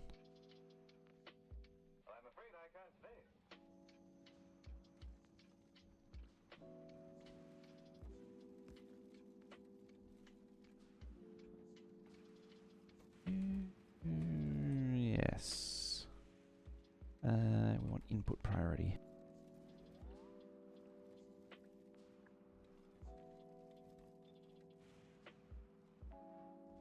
Could actually do the same here as well.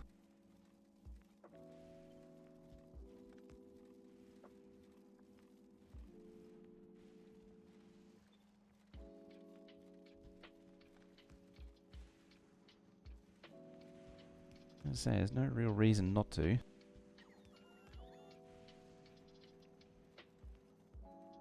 $122.40 down to 12 volt.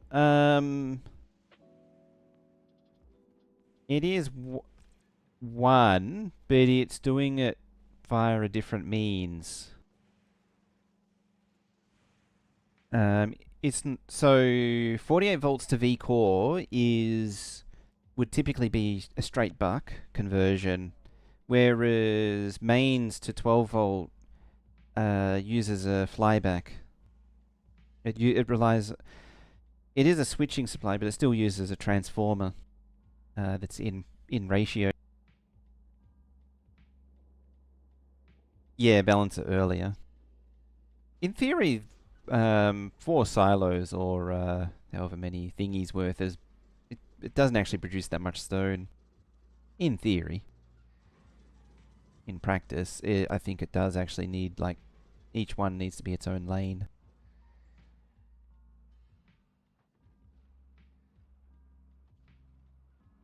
Problem is, it sort of needs a bit of this.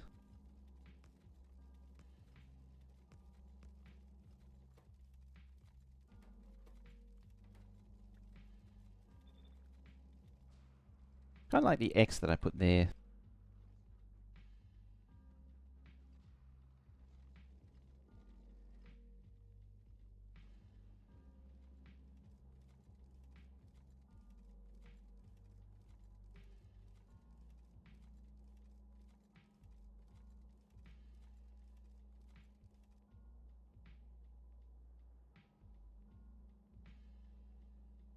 Interestingly, the 12 volt that comes out of most PC power supplies is actually really badly regulated. Unless you get a really expensive power supply, most of them... What are you stuck on? Oh, lack of power. That'd do it. It's interesting, the ones that can't output are still have energy, but the ones that have are not drained out yet. Yeah, most PC power supplies, they regulate on the 5 volt, and they... because it's a transformer, you know, you have one mains line coming in,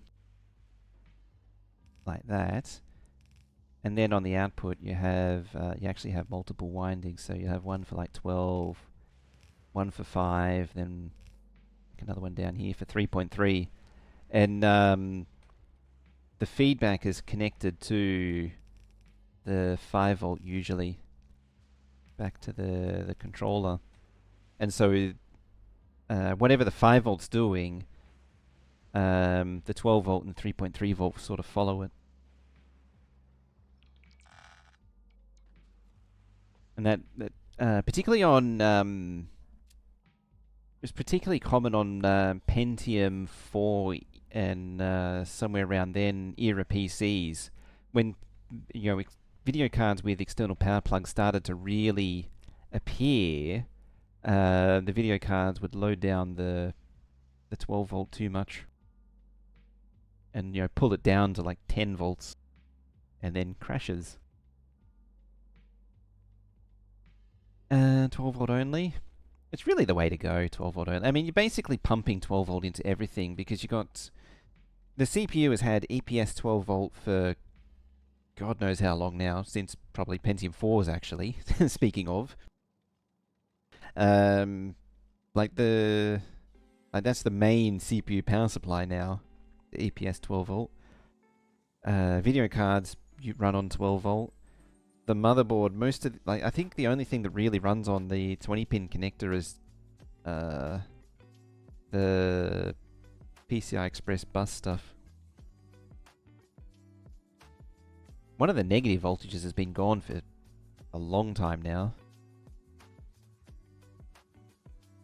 Alright, what else? Okay, I need to deal with ice.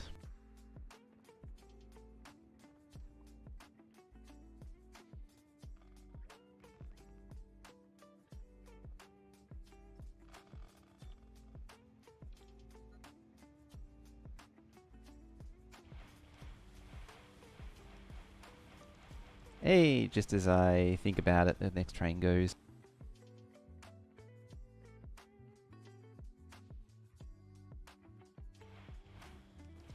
Still not used to the new firing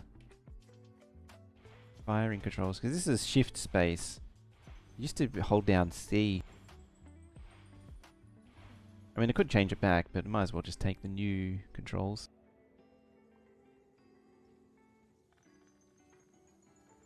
It's like tab for map now instead of changing weapon. It's was it Shift C or C or something?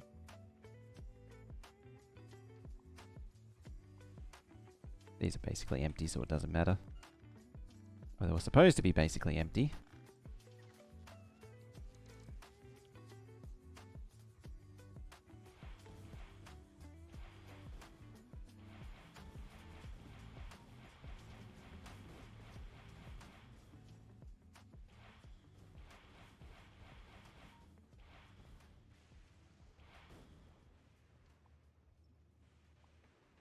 And this is how broken boxes are formed. If anyone ever wondered.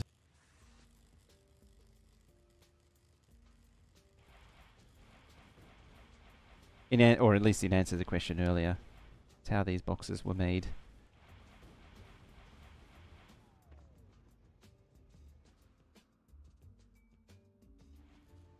Thought I missed one. What core architecture would Intel Zen 1 be if they followed AMD scheme? Ooh. Don't know.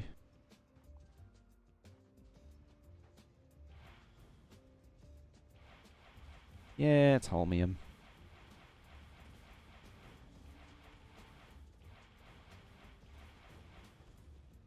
I'm kind of partial to Gleber.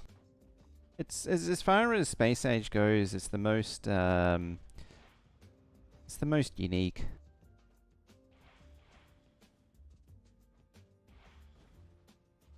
Like Fagora, I used to like, but I'm just kind of getting tired of it now. Vulcanus, it's just Narvis again, with lava.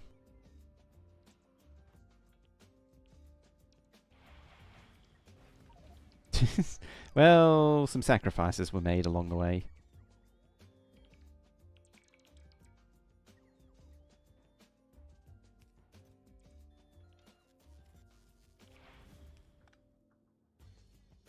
Reach all the boxes. My only concern with the railgun is all the collateral damage.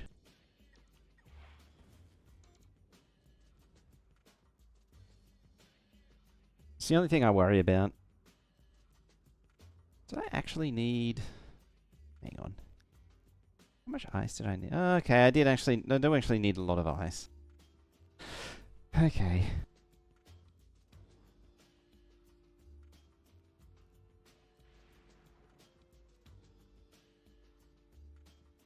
I mean, it probably would. This way.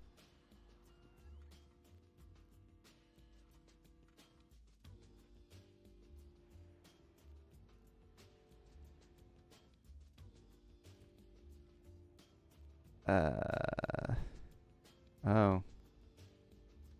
Oopsie.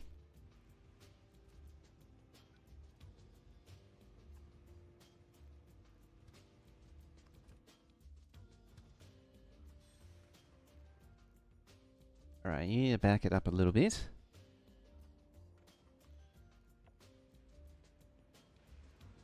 Oh, you're just going to go straight back there.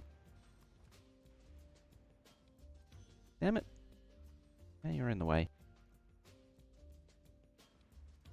I mean, that can be dealt with. We just push you out of the way. Oh, I can't compete with the bots then. When I go over there, I'm right there.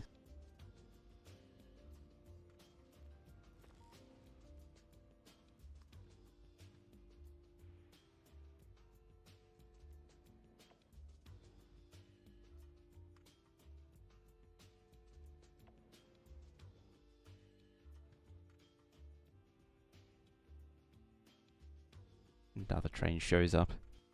There we go. And you should stop there now, because you can't get, yeah.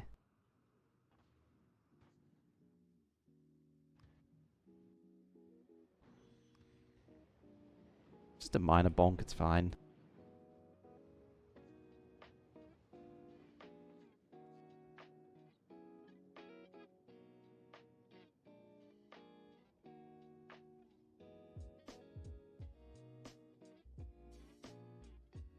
Infantry clogged by 100 by stone, 100 stacks of stone, just wasting space in infantry. Time to turn it into enough landfill to barely cover a puddle apiece.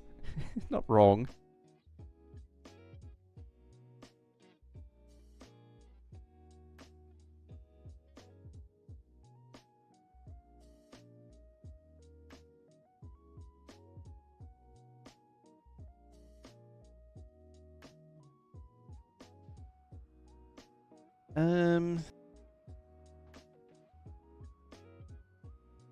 Would start from the initial core lineup or the first core i5, i7. The first cores, I mean, admittedly, if going historically, the first cores weren't anything to write home about. They were, you know, they weren't terrible, but they weren't amazing either.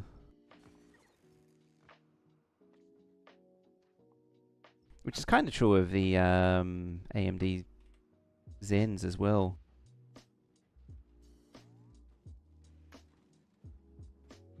It sort of didn't really get good until a bit later. Yeah, I don't think I've given myself enough room here. Like, what are they? Zen 3, I think it was. When it started to really take notice. So, but I think Intel would be very much the same boat there.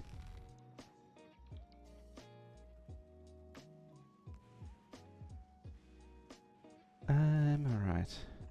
Come back that way. Go up into there.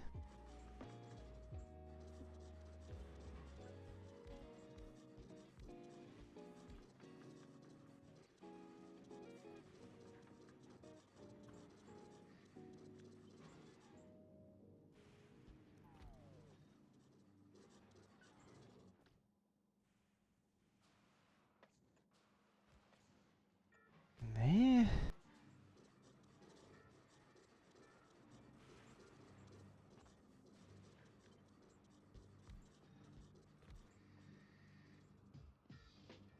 Yeah, now it's backed up again. I think it needs like 7 or 8. 2, 4, 6, yeah. Oh, 6 or 7 maybe. Yeah, it looks like more like 6 or 7.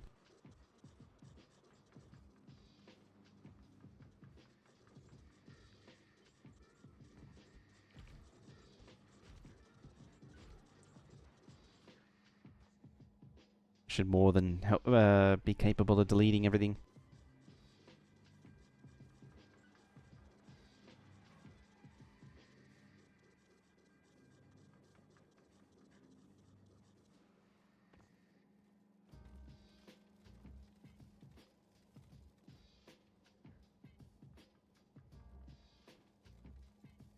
Why don't you output priority? I'm just headacheing out the details of this. Still stuck? Yeah. Why are you stuck?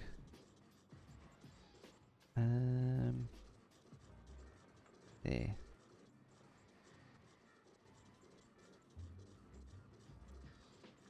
That's better.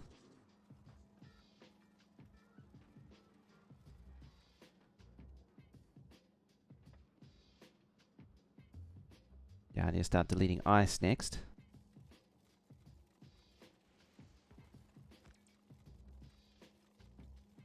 And yeah, on this side, it's it always places on the same side.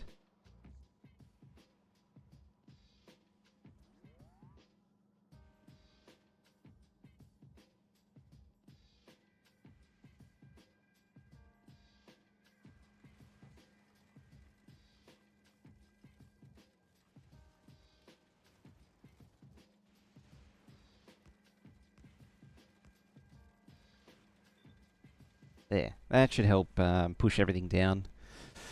Give Intel a Zen Plus architecture.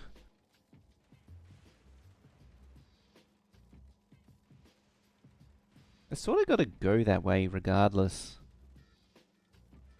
Chiplets and integration is really the only way to go now. Sort of going back to what I was saying with PCI Express 6, PCI Express 7, DDR6, DDR7, all that. It's really reaching the point where it has to be integrated into the either right at the CPU or in the CPU.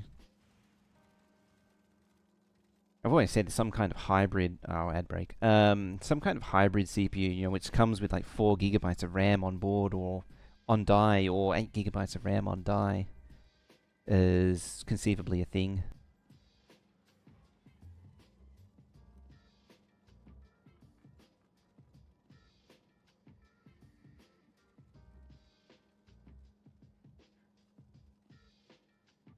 Actually,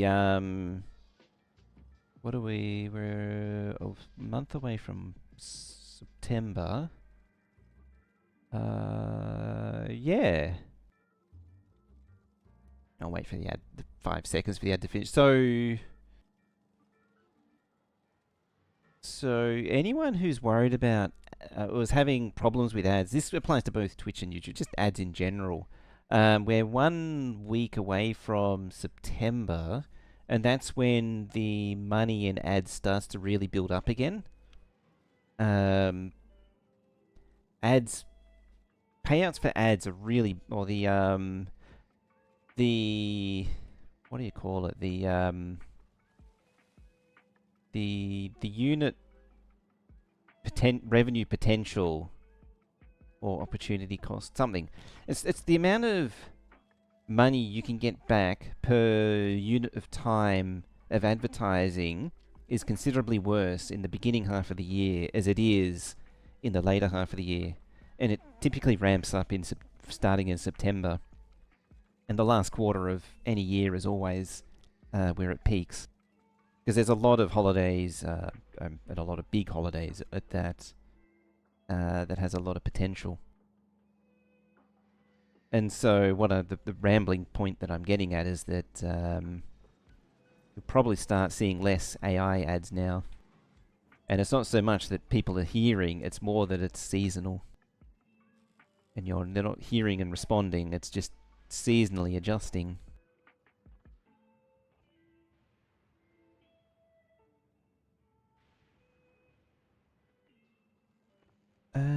Now, I need my thingy grinder for you. No, you.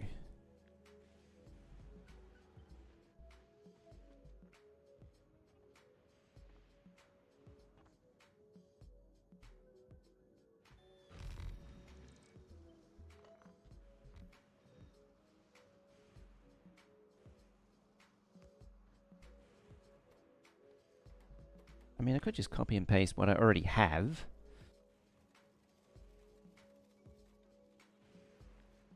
Like that there.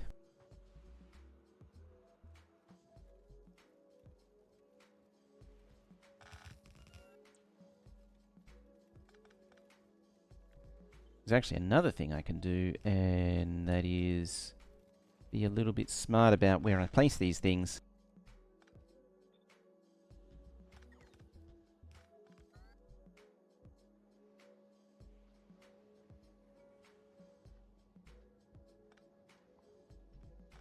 Okay, so then there, then there. Except you don't need an underneathy.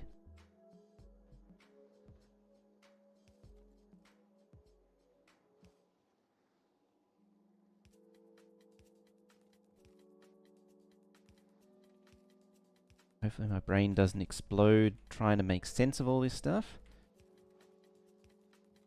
There. I mean, I saw them all move. That's generally a good sign. 4, 1, 2, 3. That is 5 and 7. But there should be an 8th. Who have I missed? Ah, there it is. It's right in front of me.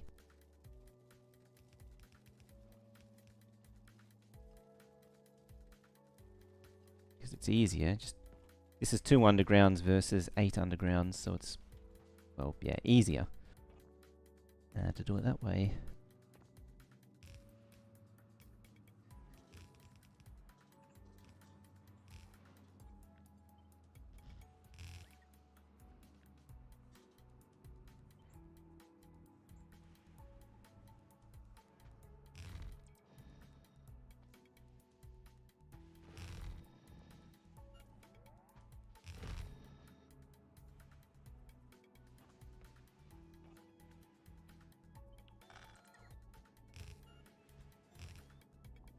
Better summon the spider. Spider.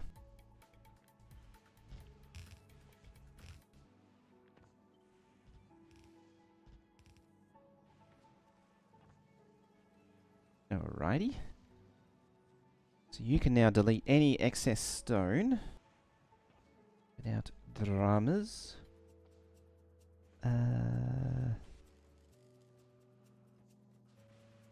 And all of these should be able to side load stone, yep.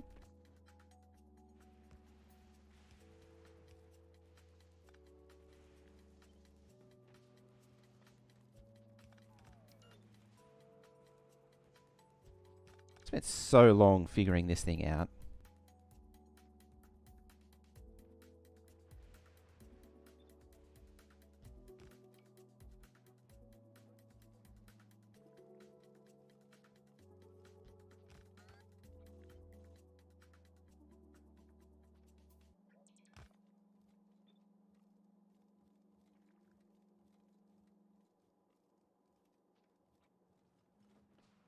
Let's get a slightly smaller one.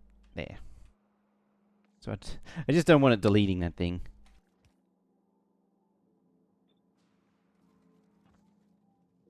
And that is... yeah, that was the last one. What did I just saw? Something I wanted to decon, and then I just completely lost it. There it is. There. Alright, you're all built now. This one's 8 as well, I think. Yeah, so you can just build it, copy and paste this thing, and then that is done for ice.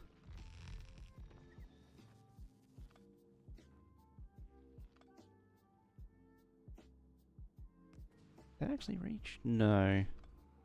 Sadly. There.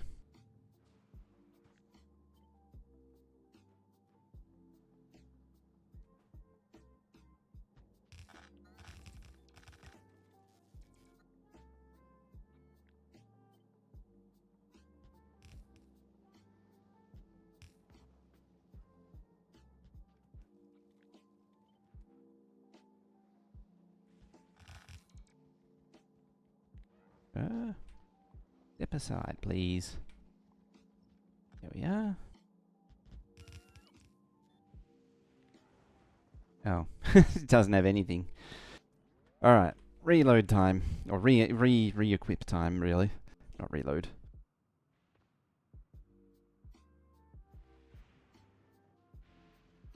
I haven't actually been paying attention to this thing. It's actually been chugging away. I guess that, yeah, okay. Science has been... ooh, it peaked at 103.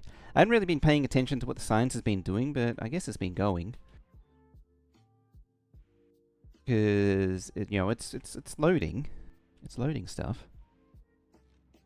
At the end of the day.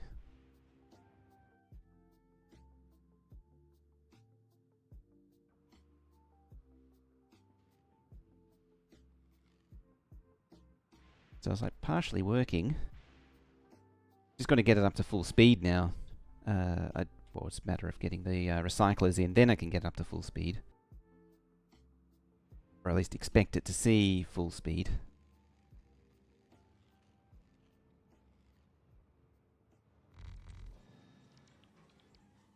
Deleting the ice would certainly help.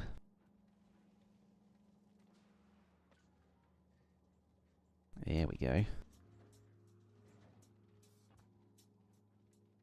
Yeah, I think a lot of lane balances are... I was sort of trying to avoid it, but I think it's unavoidable.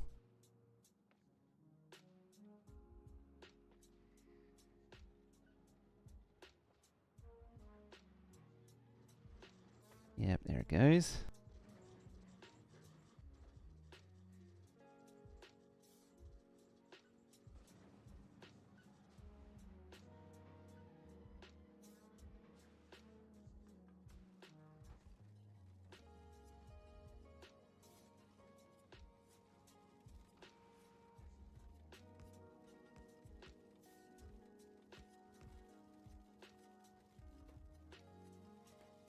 Let's do a little bit of input priority shuffling around.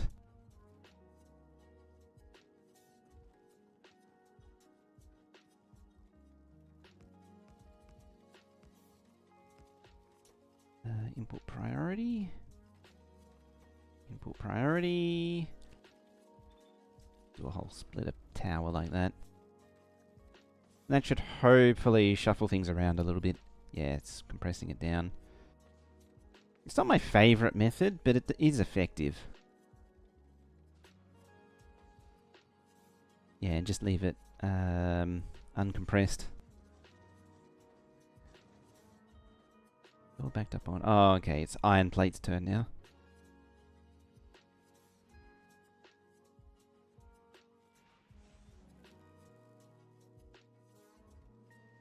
Ah, turned belt. I mean, like, it's kind of awful, but it does work.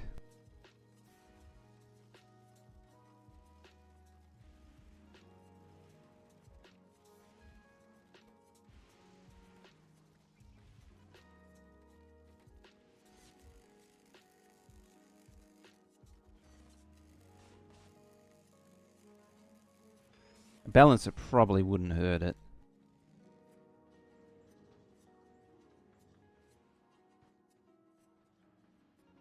I don't have a huge amount of space left over. I was worried about the amount of space needed for all the recycling, or for all the leftover recycling. And I thought it would fit, but not by much. Or should I say, it's fitting, but yeah, not by much at all.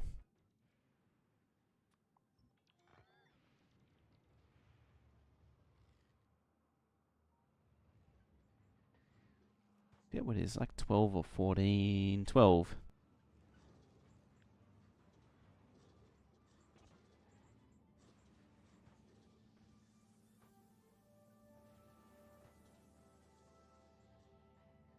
And this one, I want to do a little bit differently. I can actually reduce it down to 3. I'm pretty sure. Probably going to regret that. But I'm going to be confident and reduce it to 3.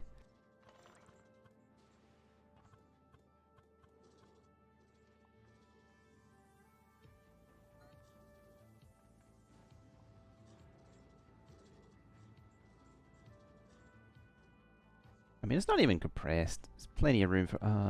okay, blue circuits again. Ooh, just felt the lumpiness there. Yeah, peak at 20.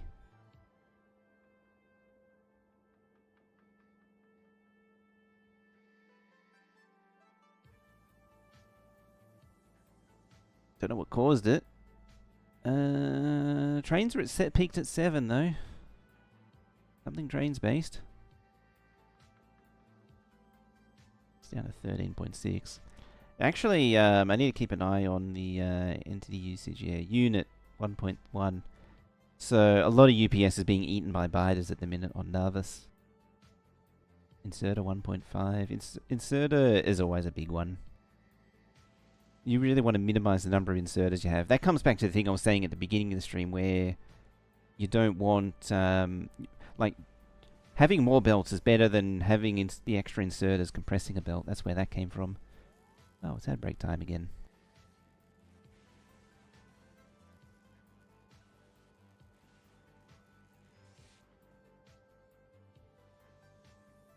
Yeah, you need to do some deletion. I might move it over to here and expand it out.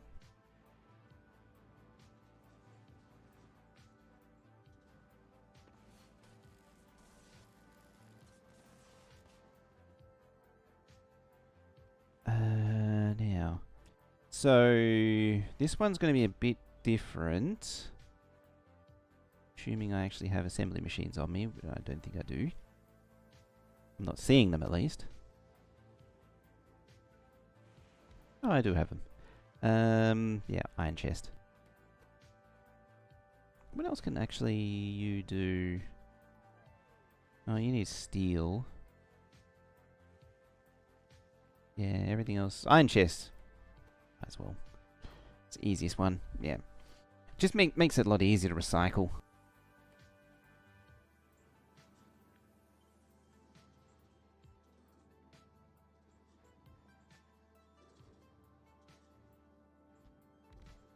Just in case. Pull it out a little bit. There.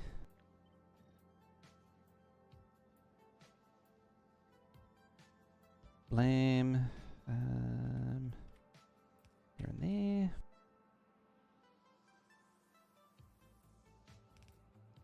And in theory, that should eat an entire belt.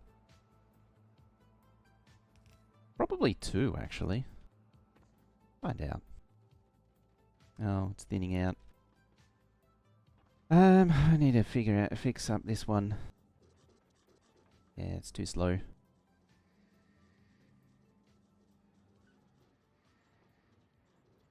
I have a better idea.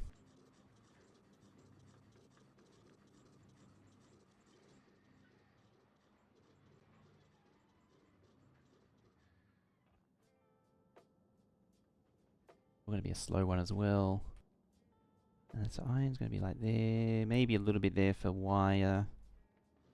And this one. Let's bring it like all the way up there.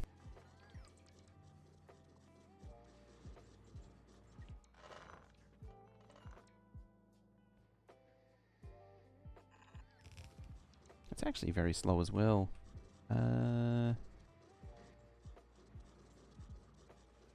Yeah.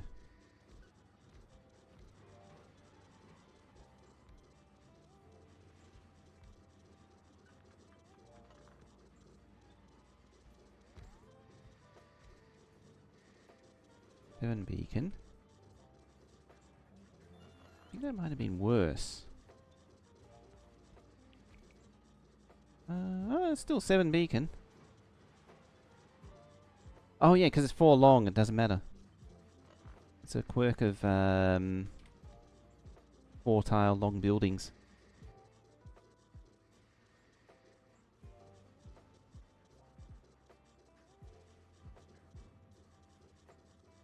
Yeah, you're going to be much the same.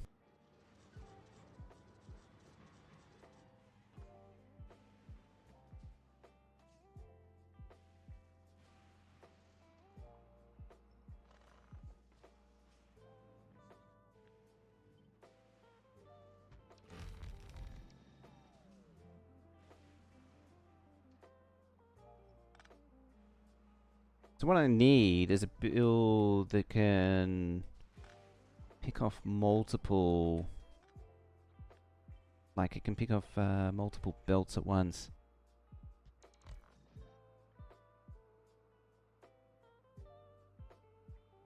How long do you think a main line should go between major junctions? A few thousand tiles minimum. I try to make it as big as possible. Even on here, it's pretty tight. Like, here to here is a decent distance. That's the sort of distance I would expect. Like, I mean, this junction here is sort of adjoined to that. But there to there is probably the minimum. See, it's getting really tight against that.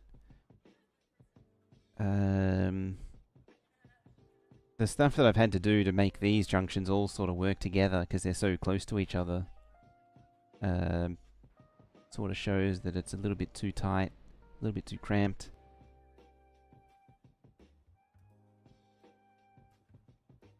Like, look at that. It's just a mess of track because there's just so much going on all in one place.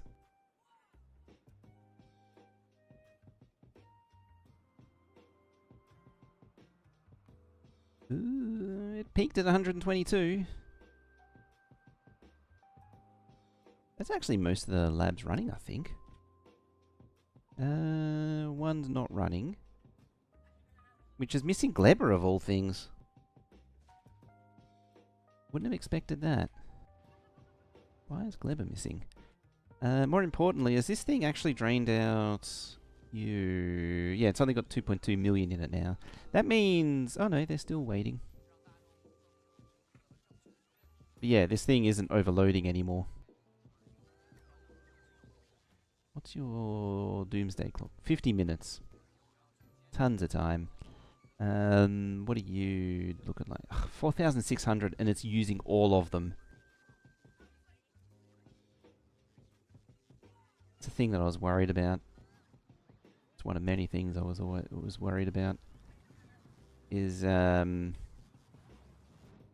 you actually deliver those? Yeah, you can. Is this thing being overloaded with bots? Why did you... Oh no, there we are.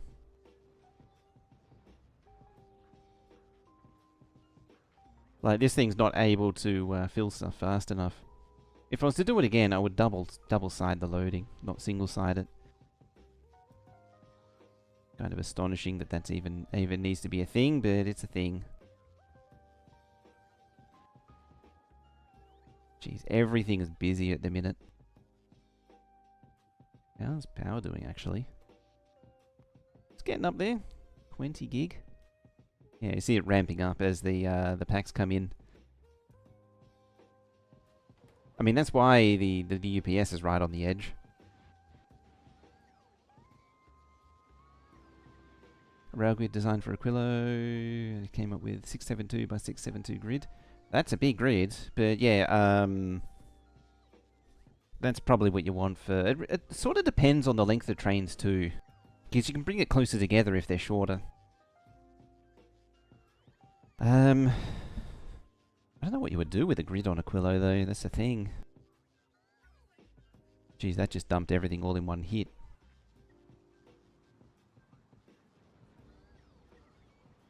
The Vulcanus, there should have been... I don't know if it's already come down, I didn't notice it, but Gleber should be coming down. If it didn't already.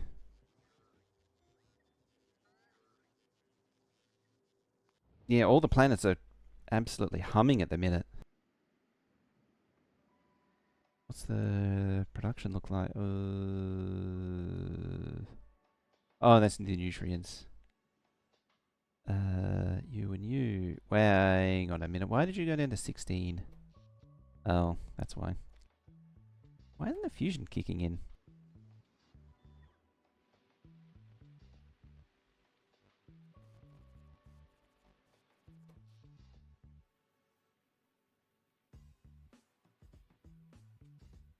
I mean, it's entirely possible it's not happening because... yeah, it's probably fully... Yeah, it's out of balance with the rest. How did you get out of balance with... Oh... It's because you're covered by that. Rookie mistake. Yeah, you can't let the accumulator be charged by the thing you're trying to have it connect to. Here we go. Allow any fluid trains to access any potential pump checks without needing to worry about overloading the fluid. Oh, okay. Yeah, so that's a multiple... That is divides by... What is that? 320 to 640, yeah.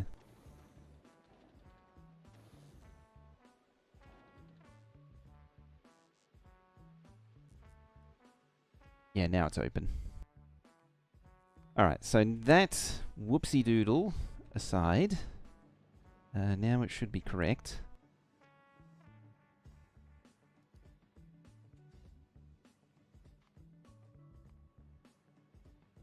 75,000. That seems a little low. It's because it is.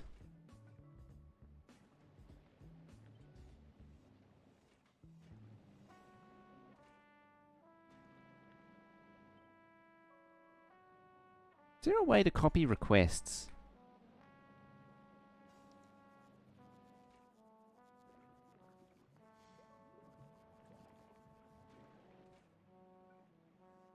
I'm trying to remember. Was there a way to copy requests? Because it would make life a lot easier if I could just paste them down.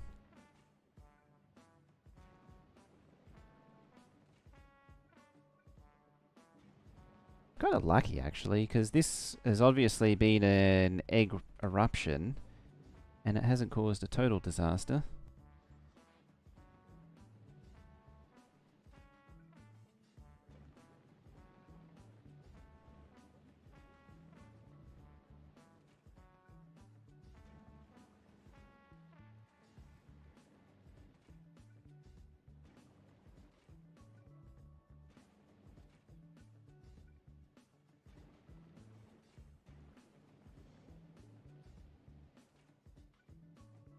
Another one. It actually does work out to have no military buildings near the Gleba science builds. That way, the pentapods never aggro when they hatch. Whereas if you surround it with laser turrets, then they will aggro and, yeah. And you will get damage. They're fine, they're not fine. 5, 5.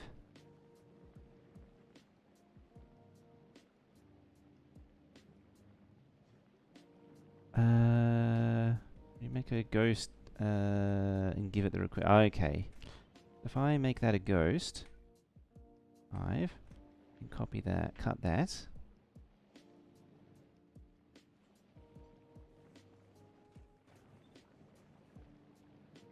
Speaking of these situations.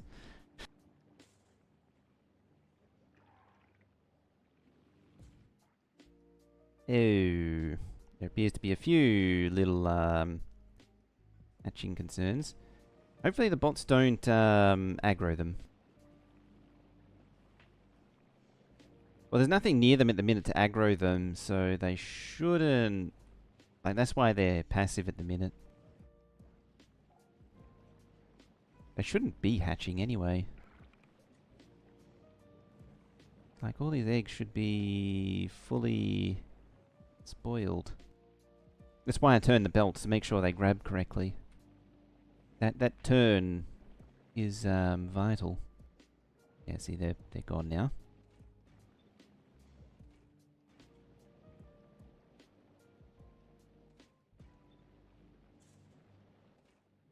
Yeah, there we go. I knew there was a way to do it somehow.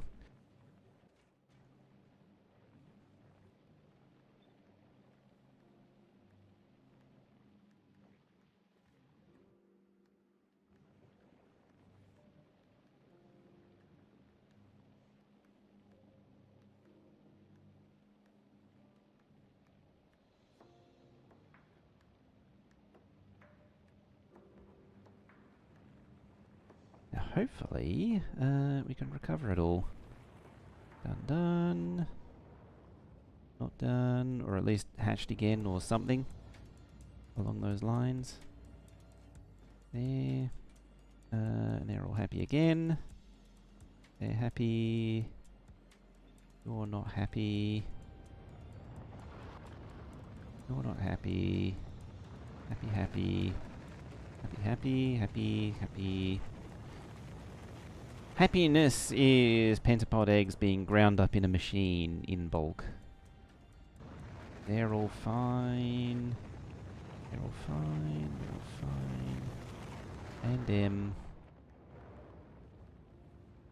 yep. Niet. Niet. And niet. would certainly explain why it was going so low. Yeah, these should all be good now.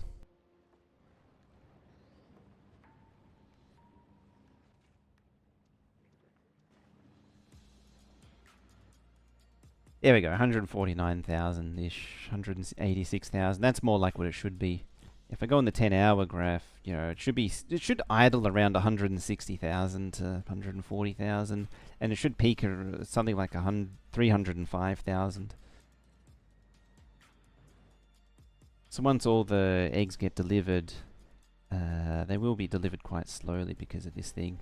This thing only runs at a certain rate. Well, both of them actually. Beatless Dane, how you doing? Yeah, they run at a certain rate. It's not it's just meant to be enough to keep a supply of eggs. It's not meant to supply them in a hurry.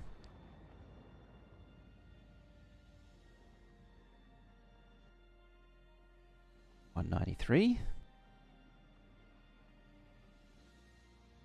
I know it's fixed when the green light comes on for each of the batteries.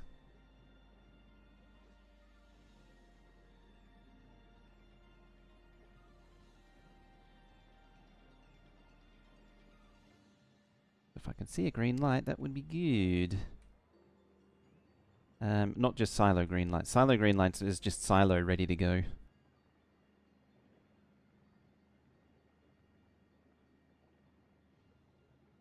Seven out of 8. Yeah, that one's still to go. About 500. 600. 700. 800. 950. There we go. No, something else is missing. Still at 7. What else is missing?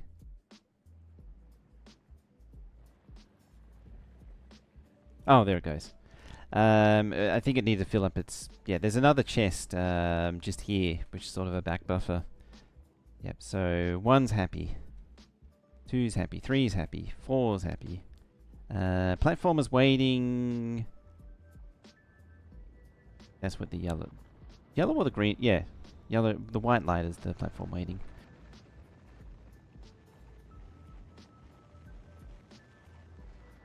Okay, that one's almost full up. Yeah, there it goes. It's just a little bit behind. Eventually these will all come back in sync. I can see stuff flickering.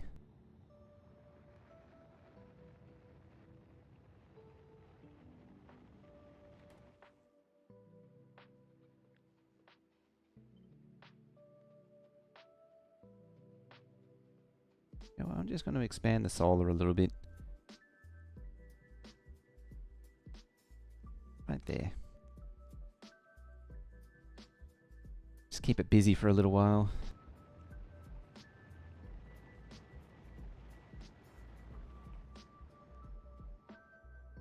What about 260? I think that's fine now. Alright, we can come back to here now.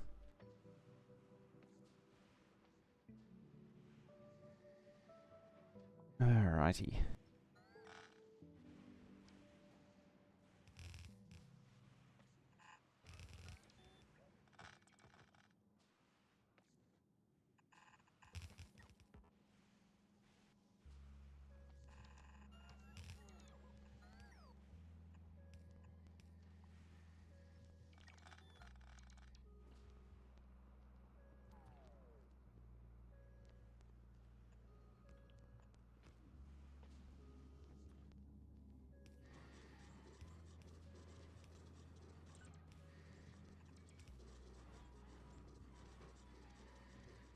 Alrighty.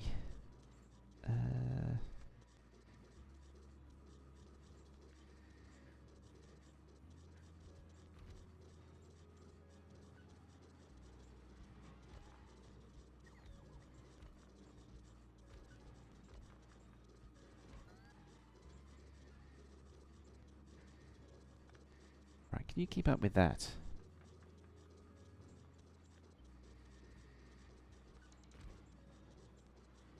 Kinda, but not really. Oh, it's the explosive plants being all explodey.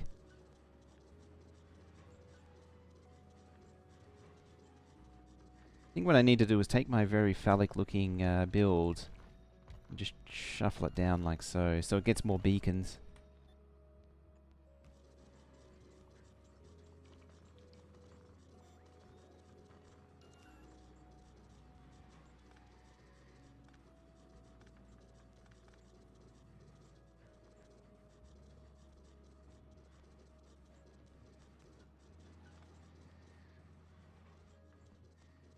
Instead of fast enough? Yeah, they're mostly... Yeah, they're mostly idle.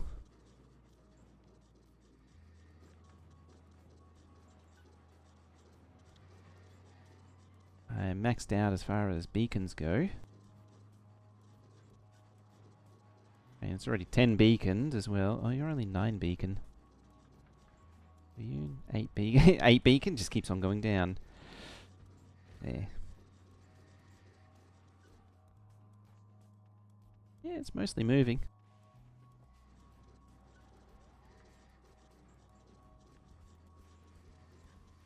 Probably one more will do it.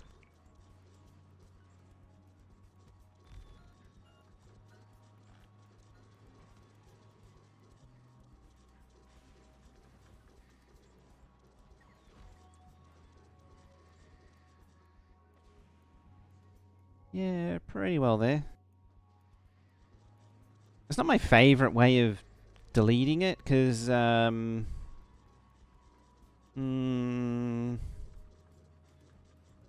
not really anything easy to craft it into to help delete it. I suppose you could craft, speed modules with it or something. Yeah, we're bulk deleting blues.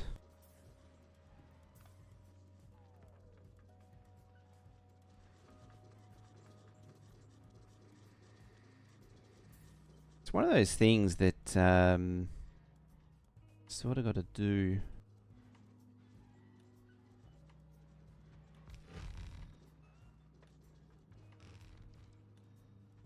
Funny thing is, I need like 4 lanes of it.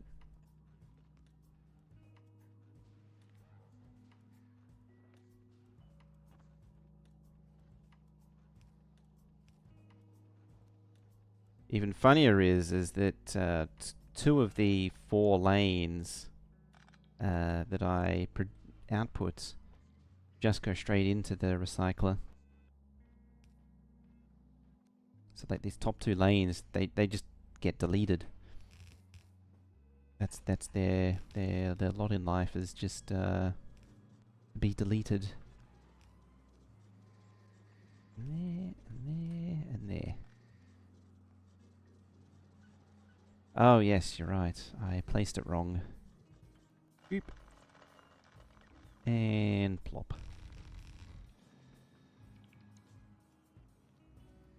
And now I've scooped up the lightning rod.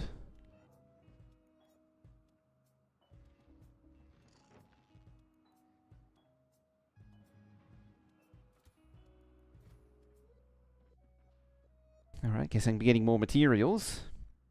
You should actually... It's too bad I can't automate the Spidertron to go to base... Go to... I suppose it's more like forward operating outpost for Fulgora. But come back home, sit there for like 2 minutes and then return.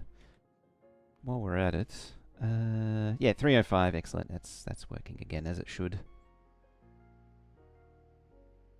Gee, it's so close to cracking 1 million or over 2 million ESPM. What's the rate on it? Hour 4. Well, what I want / really want is that. I didn't even notice that that's actually rolled over to... oh, that's full. Nearly full. Yeah, that should be going full speed. I assume stronger explosives... No, Did I? I don't know what I did. I thought I finished stronger explosives. Did I finish stronger explosives? I really don't remember. No, I must have said it wrong. Because I thought I was running stronger explosives. What is... Oh, you're draining that. Yeah, I'm trying to get rid of the millions of holmium from that network. Back when the thing went silly and because it needed steel, I think, and so it kept calling more trains, which meant it kept collecting more holmium.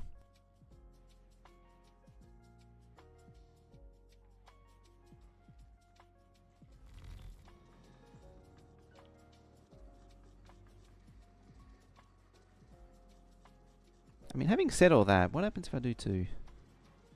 I mean, it does help.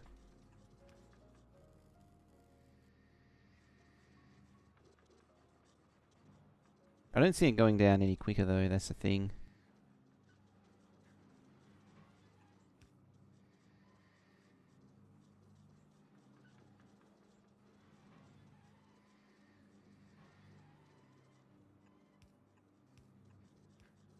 Maybe I will do 2. Probably shouldn't, but I will. See, it's actually not getting... still getting down to the end. What is ESPM? Is that the number of science graph or the total number? Oh, add. Every time.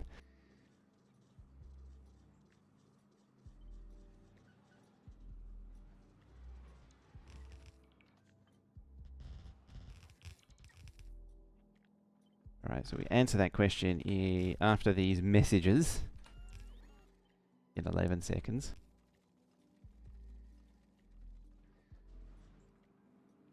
We'll be right back, right after these missiles.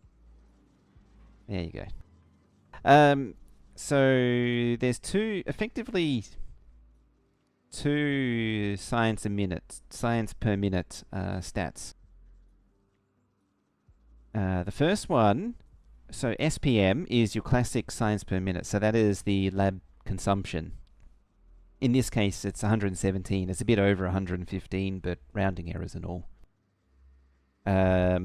ESPM is the effective science a minute. So SPM is the raw, and then ESPM is the effective science after productivity. So for 115,000 in, look at that Gleber swing.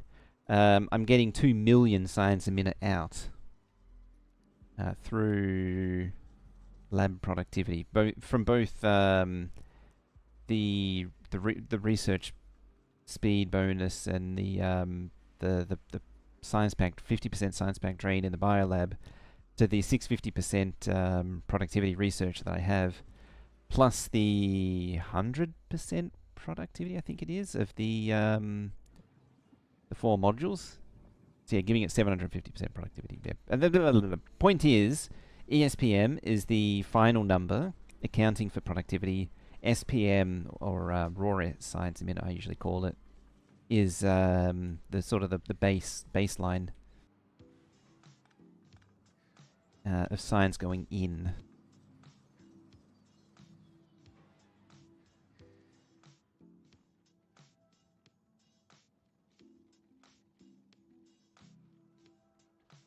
Right, what's your major malfunction now, other than blue circuits? You are looking a little... Oh, you're backed up on gears. Okay, yeah, I need to actually deal with this now. Which I was trying to, but unsuccessfully succeeding. Alright, you need to go that away.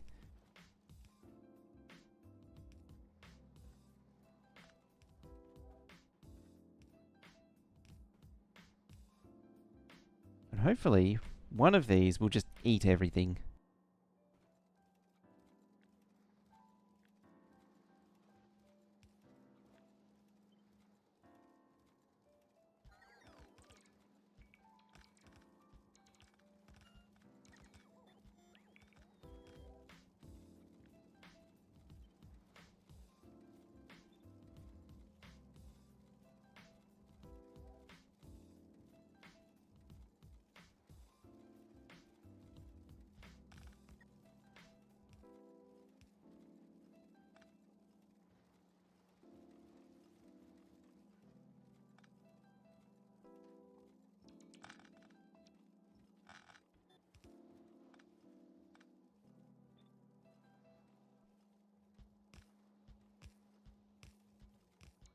go. Do the same again. As before. You go there. Go there. Derp, derp. Derp. Derp. Derp. There. Boop. Bop. Bap. Blurp.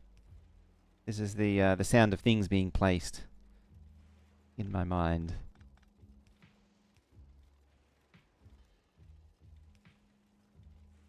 Oh wait, no, you go down that way. And you go that way, you go there. There, there, da, da, da, da, da, da, da. Then I've got to figure out how to... something like that.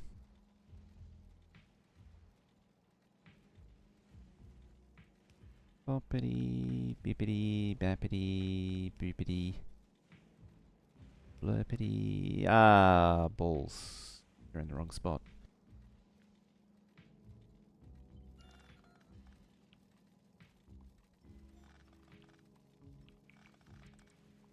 I mean, you can probably see that coming, realistically.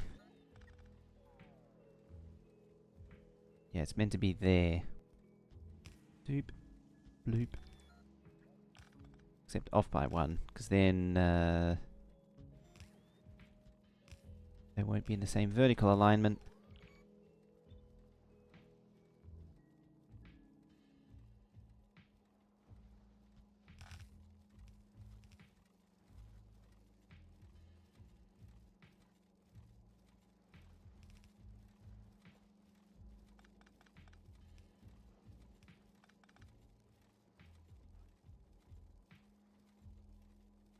The 42 quality map has biolabs with 100% 60% productivity. It's possible that the quality is responsible for that. And when I say possible, it's probably very likely. The extra quality tiers will be doing something there.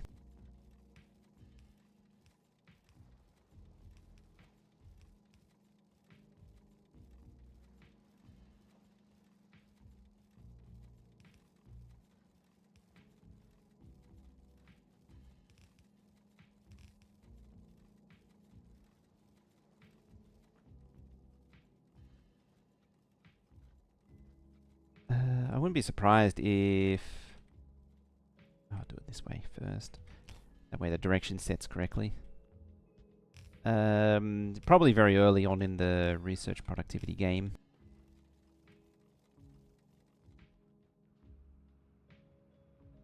Yeah, I did pair them off. What I currently have... Well, I'm at productivity 65, which is... Yeah, 650, 65%. 65, 650%, because each step is 10%. 12,000% mining productivity. Embarrassingly, thing that I want isn't actually happening. Yeah, see, one machine's quite comfortably eating all of the iron plate. Just like that.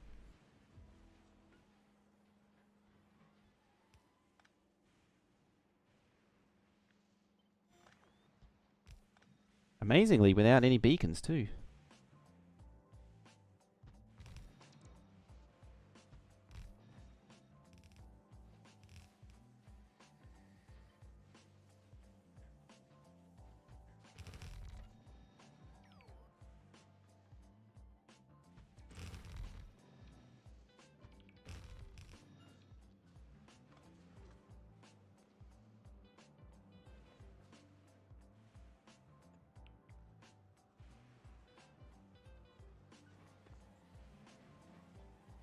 Prod capped at 300. Only for machines. Well, research isn't capped. Because it's sort of not a physical item. Whereas anything from machines is capped. I was just trying to think of the phrasing. Now slide this one down a little bit. And there. And now, jam that in there, like so. Kind of hurts to see it all get deleted. Yeah, it's kind of the way it goes with Fulgora, though.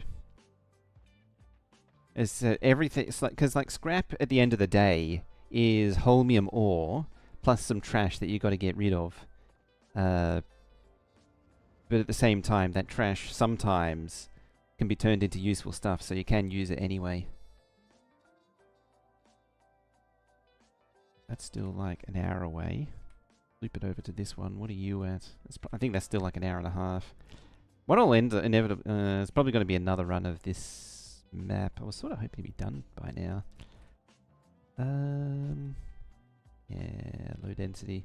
I misjudged how much it's going to need to delete.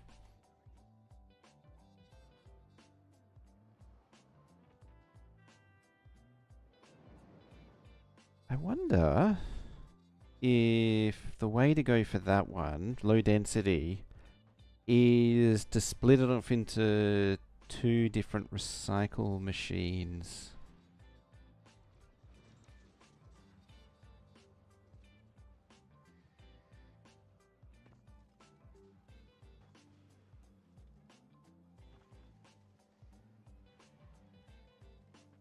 Yeah, it's nothing spilling over at the minute.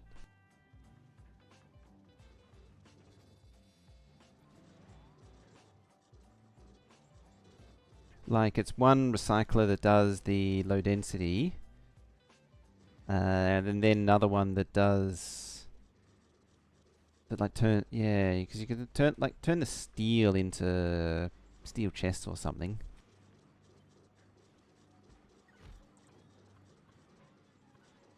That might help it a little bit too. Although I somehow doubt it. Yeah, I can't reach that anymore. I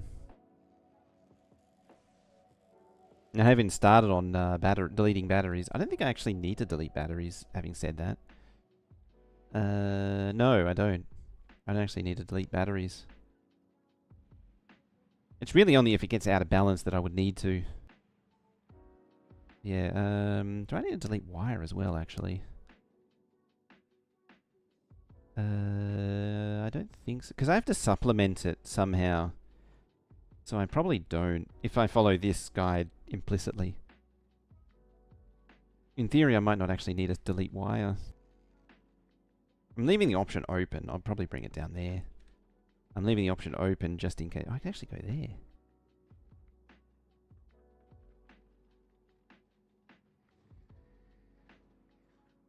Yeah, like, low density needs something like that.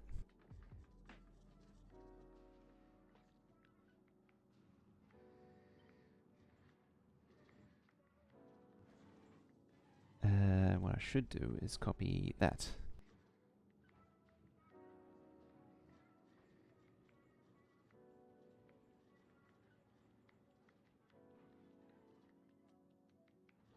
It's funny how minimal the solid fuel. Yeah, I could swap solid fuel in this one.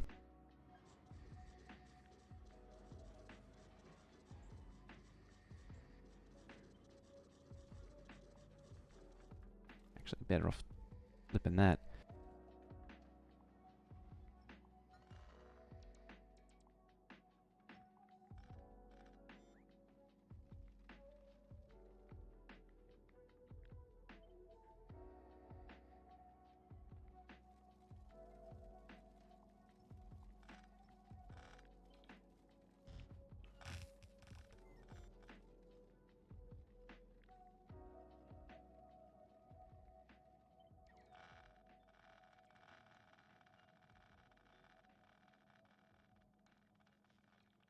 Yeah, about there.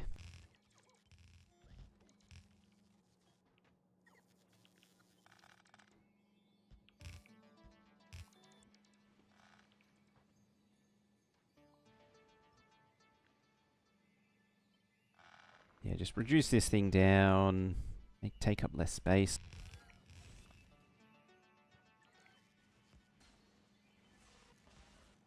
Collect the electricity because I can. Where is it? There. And so yeah, this can then do low density.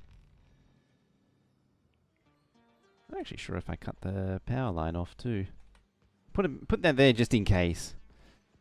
Just in case I actually did cut the wire. Yeah. You can tell a requested chest to only request an item from a storage chest and not a passive provider. Yeah, yes, you sort of have that granularity, but there are some limitations on it with buffer chests.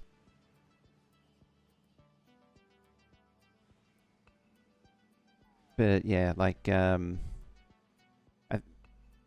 buffer chests or requested chests can choose not to request from buffer chests, but that's about the limit of what you can do.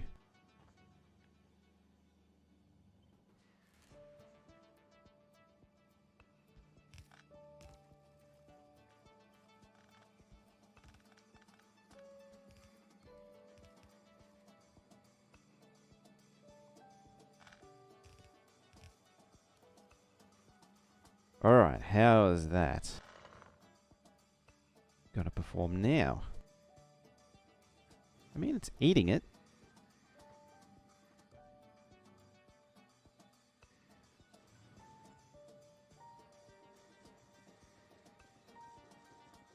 Not very fast, but it's eating it.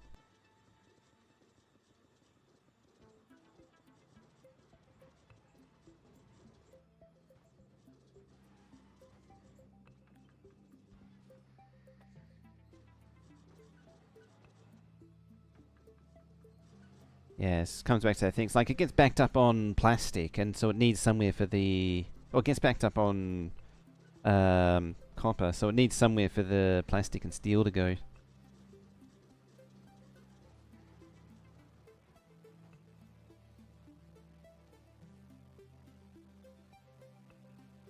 Okay, you are cut somewhere there.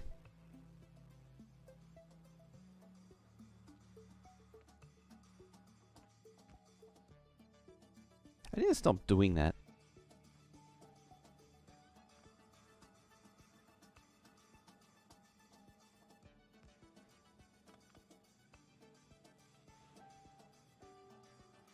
It's just some chaotic wires going on.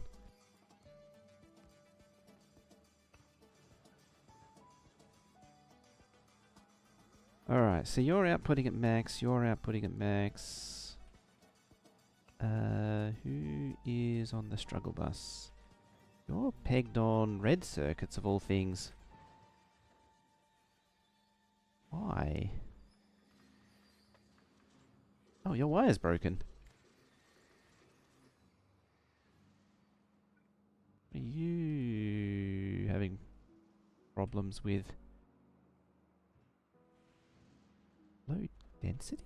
Ah, yeah, low density. Right there.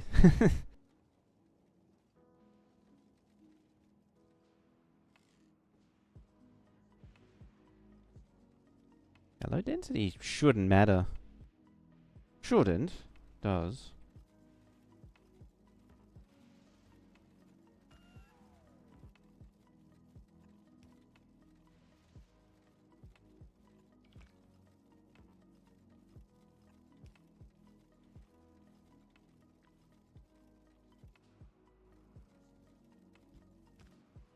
There. Yeah, just help her get on the right side of the lane. There. There.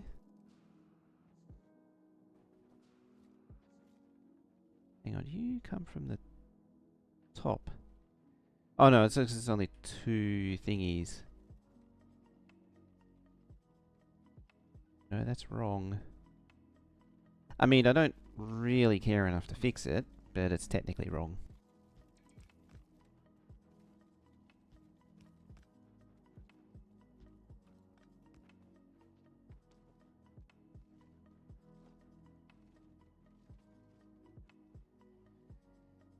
Sometimes you wish you could tell. I suppose you could do it with circuit logic. Yeah, you could do that with you can do that with circuit logic. It's just that's the kind of circuit logic that gets really annoying, though. Why are you slow? Because of a belt. It's a bit wibbly wobbly. There's another one there.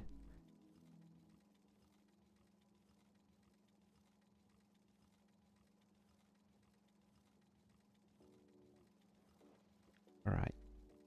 Just one little thing there. I can head brain it right. You go back there. Dip, dip, dip, dip. Then you do that. Yep, you actually bend down. There we go. Now it's in symmetry, so it's not as horrific. Why are you... Oh, you're backwards. I was like, why is that stopped?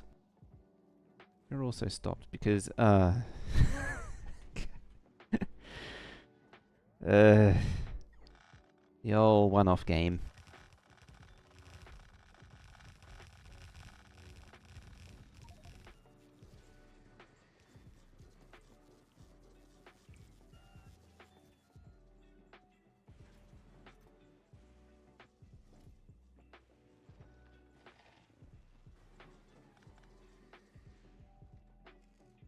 Right, that should be moving all... Yeah, it's moving all the belts now. How is this doing? It's moving slow. We're churning out all of the blue circuits.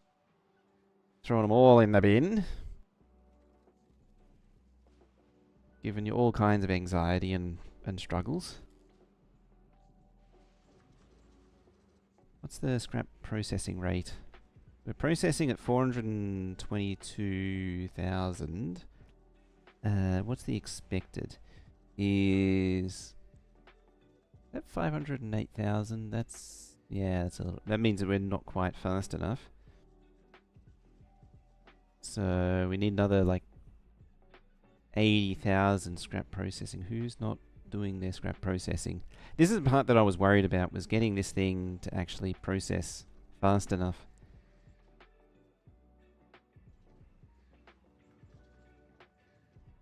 You're not processing because, again, red circuits. Which isn't connected. Again.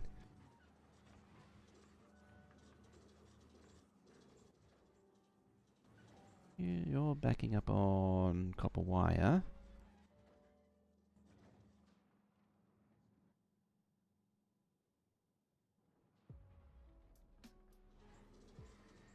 Interestingly, that didn't change anything. Batteries. I thought batteries was okay. See, like, I was side-loading the whole lot. Oh, maybe it wasn't. I think it was okay here because it's... No, batteries are falling behind. Again, this is one of the things I was... Oh, you can feel the UPS dipping now. There it goes. And 20 again.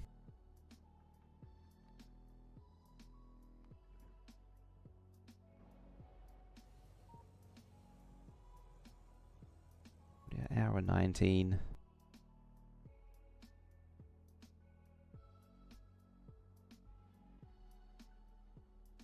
Yeah, I think we'll have one more of these, because I've got to finish soon. We'll have one more of this, and then it'll be, we'll be able to call it, this base complete. It's very close. Very happy about that. This has been a long-running base, this one. So I'm very happy to see it approaching its conclusion.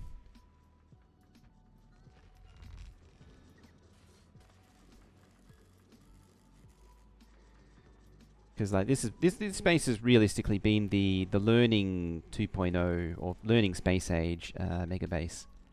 Because there's definitely, as far as building goes, there was definitely a lot of things that I was doing that were still 1.1 thinking for the longest time. There was also a lot of figuring out how to actually make space age interesting. Because, I mean, as you see with Vulcanus, like the entire railway network disappeared. Like, even the railway network I have doesn't really need to exist. I could implement it in other ways. It's just really easy to shrink everything down into nothingness and distill it down, and I don't want to do that.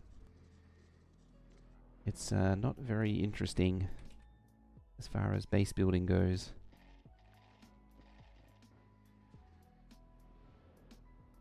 You know, and you distill everything down, and it's just a silo launch. Like, I've said it before, like, I don't hate the silo launching. It's a very elegant design.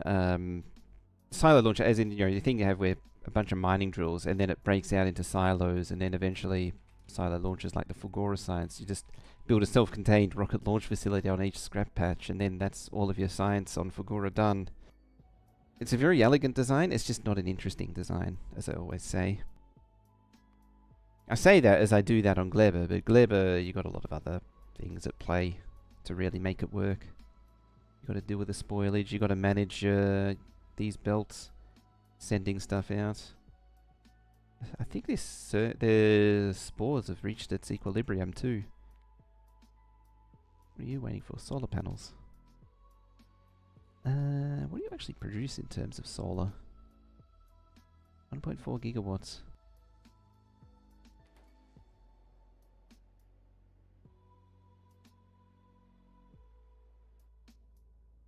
I think the real question is how much of it is going to be the same doing it as a rail bus.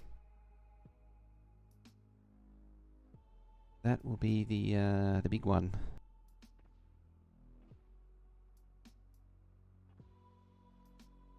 I also kind of want to get some integration going. I've always been a bit hesitant to do that stuff.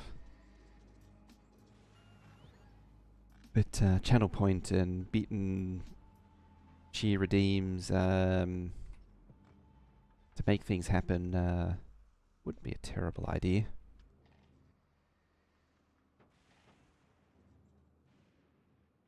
Alright, so that's settled down. What's our problem now? Is it still wire? I think it might be still wire. Blue circuits, actually. I'm sure Veldak would like to throw things at the screen to make stuff happen in-game. Yeah, this may not be deleting fast enough still. Having said that, it really should be doing something like that. I really need to make a... I don't think I... Did I make a... No, I still haven't made green ones of all those yet. Indeed. Yeah, I knew you'd be about it.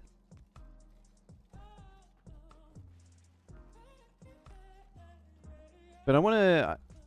Well, the first problem I'm having, maybe you'll... if you're keen to do some research on it, I don't know what the integration package is now that's used. I know there's the... there was Muppet integration, but I don't know if that's still a thing. That was the last one that I looked at.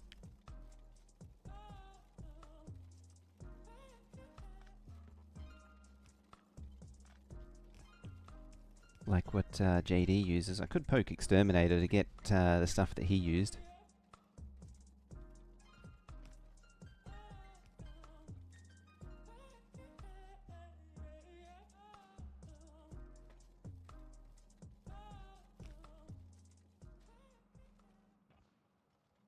Alright, so those are side loading now. Yeah, your side loading. Oh, that's actually the wrong side.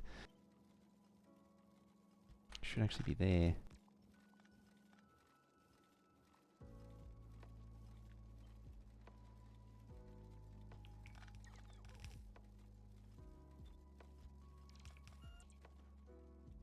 Yeah, if I can balance out the different destinations, that should help it a little bit better.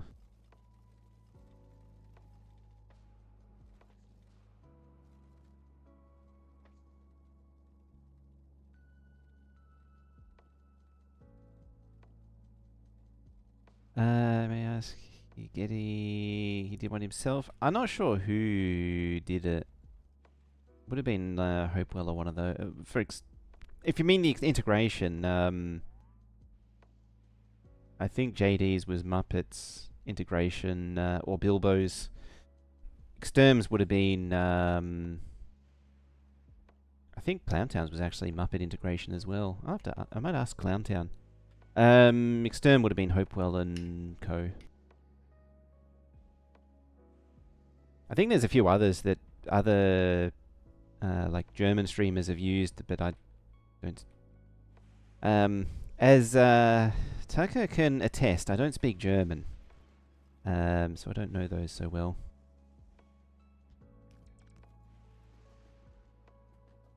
Yeah, here's one I don't think has been updated in a long time. He's sort of...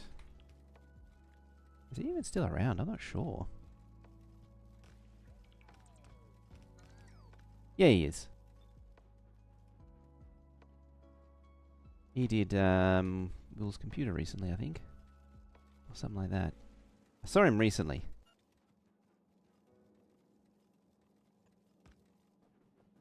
Yeah, just a little bit more lane balancing for good measure. That should help drain things out. Yep, down it goes. What's the scrap at? 3... it's actually down. Alright, what are you backed up? Oh, you're backed up on copper wire.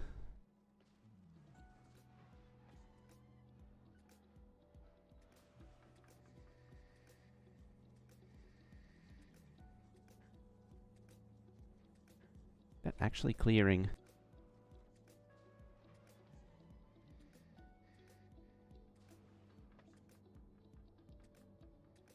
The problem is they're all side loading on the same lane, and I'm pretty sure it's too much for it. Oh, Holmium's backing up, that's why.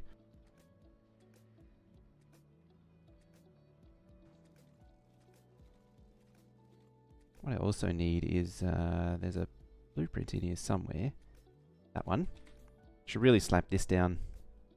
Right about there. It's a very old blueprint, this one. This is,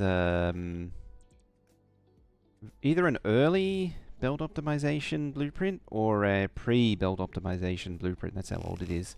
Because it relies very heavily on undergrounds everywhere that don't really need to exist anymore, like those. It's got a lot more undergrounds than it needs to, which means it's pre-belt optimization.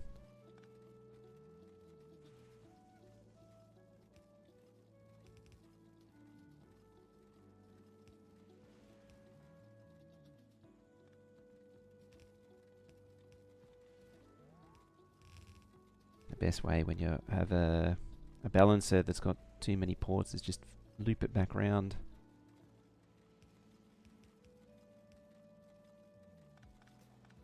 Yeah, like that, and just be a bit choosy with the paths.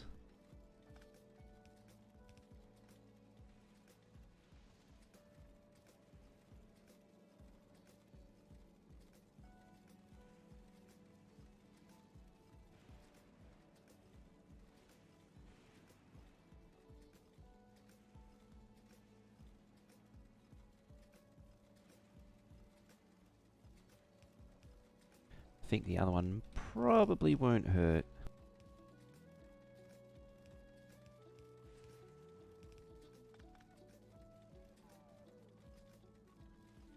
Bam-bitty bam. And I chose poorly. There. There. Wham.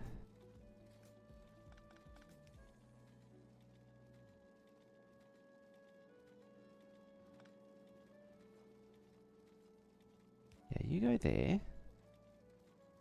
You go there.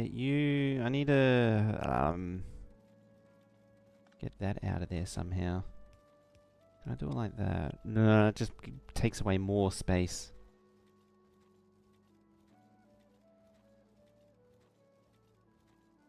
Oh, all the all the iron's gone. You almost need to cut off the belts that can't output, so that it doesn't delete some of the iron.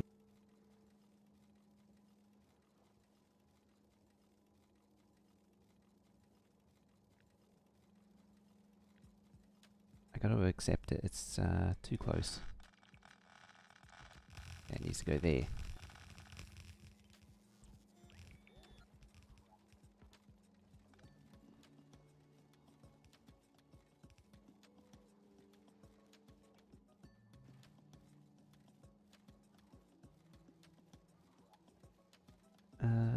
goes into there, you go into there.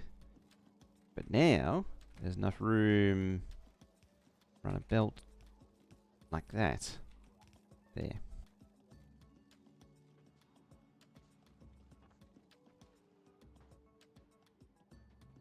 Cool. Yeah, it's all backed up on homies now. Right, what do you need to actually run? Batteries. Batteries is iron and copper, though.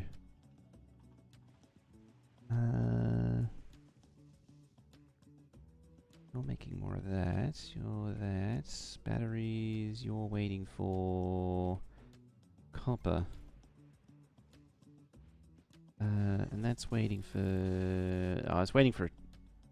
Yeah, it's waiting for an actual train to show up. Okay, you're fluid. So I need, what, 1, 2, 3, 4... I need these trains to get out of here as well. That's a separate issue. But I need like 5 more trains. I don't have a thingy anymore.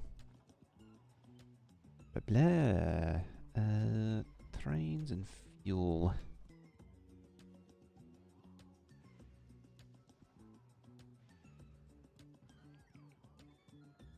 One, two, three.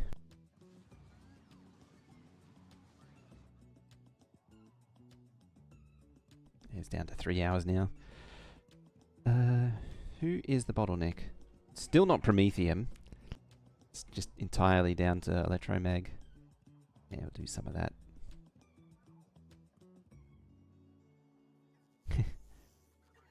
Legendary iron plates getting used.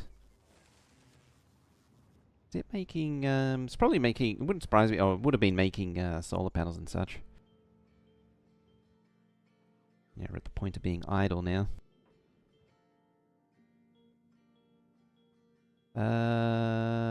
Why did you have an offset launch? Green, green, green, green. Who's doing funny launches? I mean, they're all green. The fact that I'm seeing a big dip like that usually means power. Yeah. There's definitely power issues going on. I mean, the power solar expanded.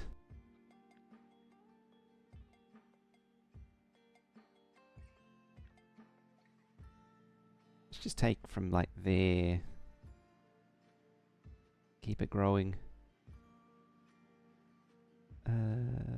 That should be pretty close, I think.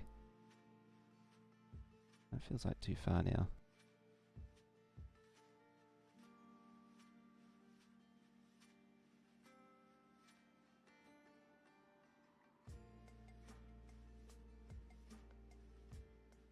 Ah, there it was. I had it. There it is. So when the whole thing goes blue, then I know it's all good. No fusion? Or there's only a tiny bit of fusion. I'm sort of migrating it to entirely solar power. My argument is that because the spore cloud exists, might as well use this empty space for something, and so I put solar power down. Or my case for it. Up to 2.3 gigabytes. I think it needs 3-ish. So that should be enough. I probably need to extend it to like there. Maybe there to really cover it. It was something like 8 to really get there.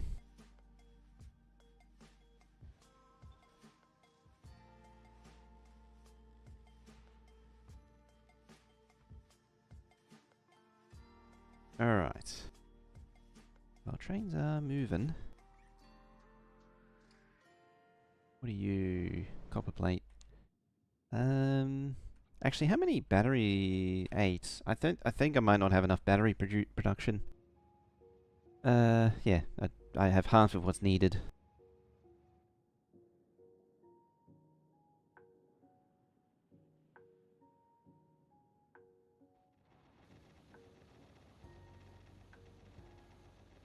So I have to rearrange all these.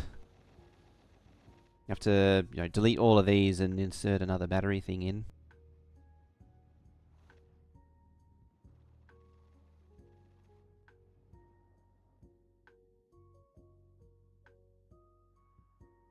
Hey, it's an AK. How you doing? Or an AK.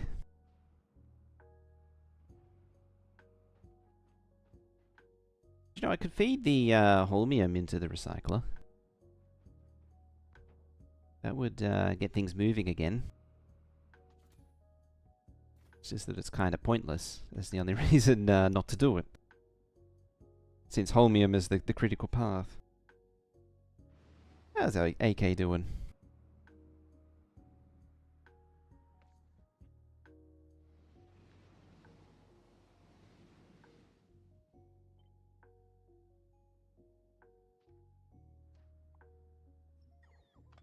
Doing good? Excellent.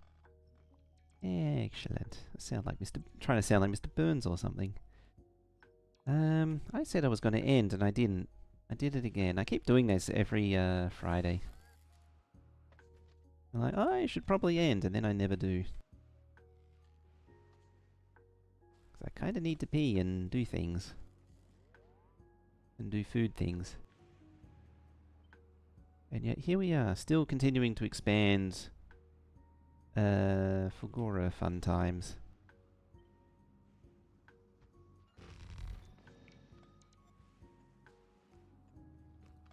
I mean, I kind of want to push it just because it's so close to being done.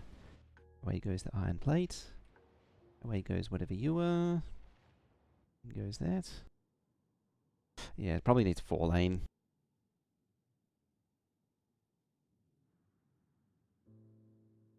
And the ability to quickly dash back to one of these wouldn't hurt too, instead of doing a full lap.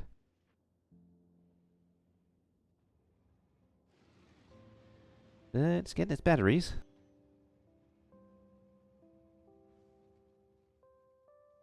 Means we'll be seeing some more science packs.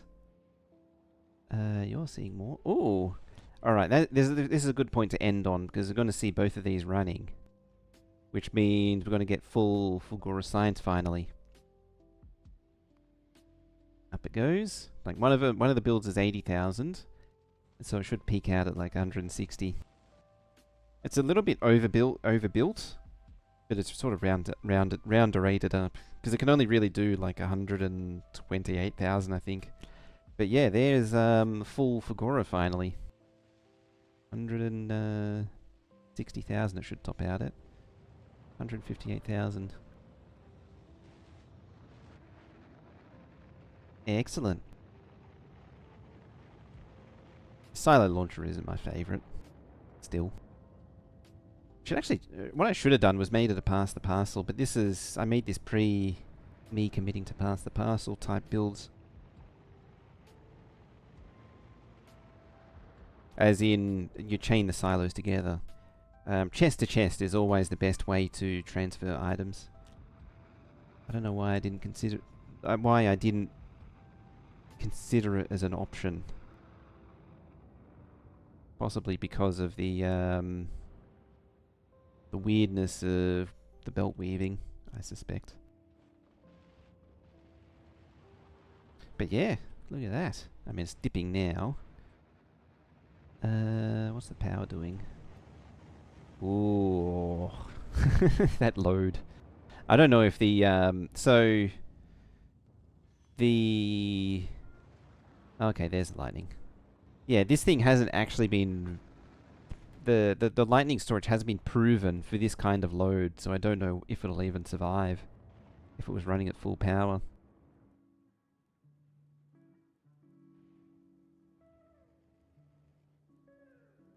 How much is still here? 1.1 million.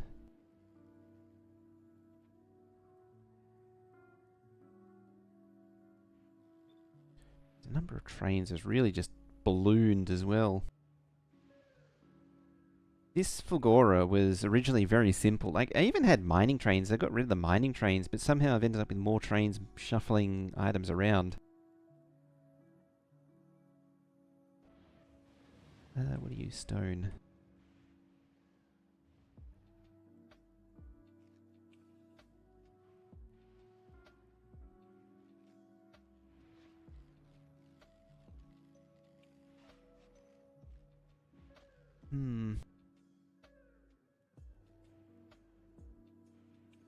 Even that's got a bit of the weeble wobbles. Ah, here we go. There it goes. Alright, scrap processing. I want to see what the scrap processing gets to.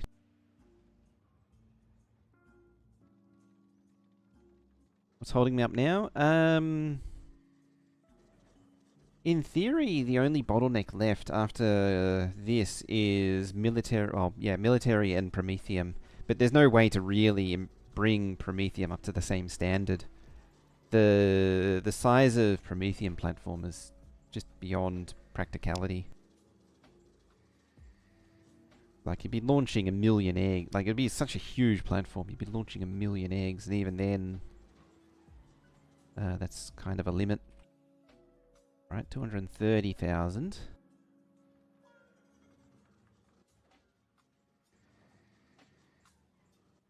What I want to see is it what the... Oh yeah, you're not going anywhere still. Oh jeez, it's a bit lumpy. A bit stuttery.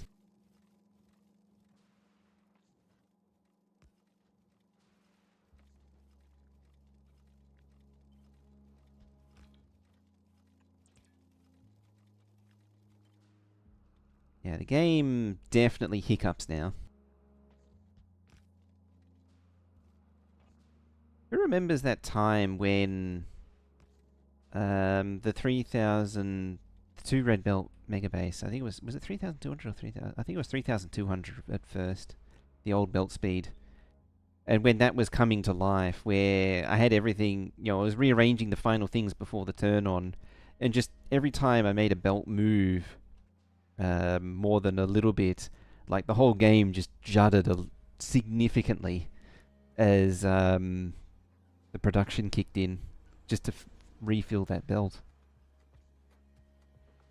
I think it was like something like picking up some processing units or blue circuits on, you know, just deconning a belt like that, and then putting more down, and then the base producing to refill it, and like it would have a noticeable hit on the game.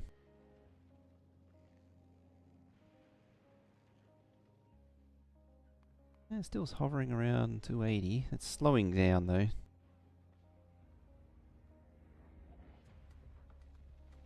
I think the problem is I need to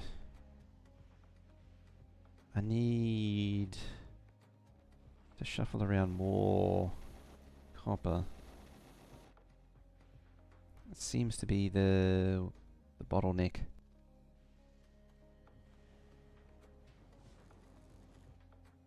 There probably should be some logic on that one too.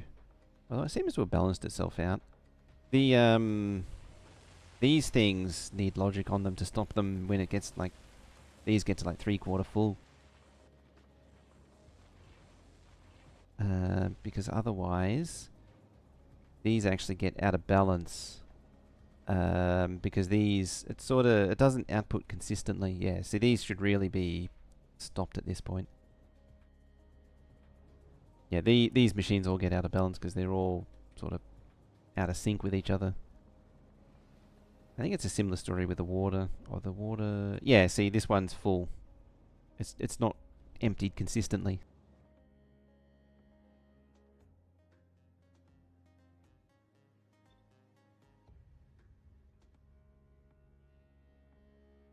Alright, where'd the loco go? There it is. Yeah.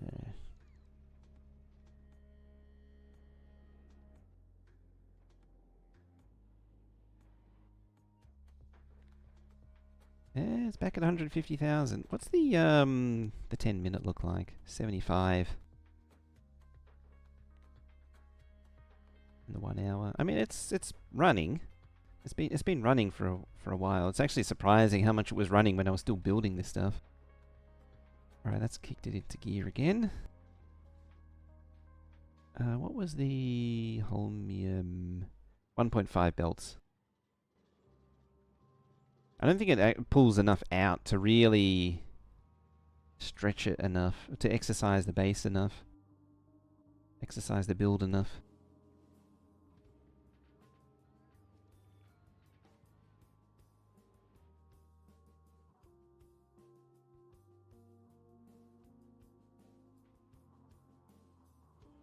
Ah, another one's loading. Excellent. More hiccups.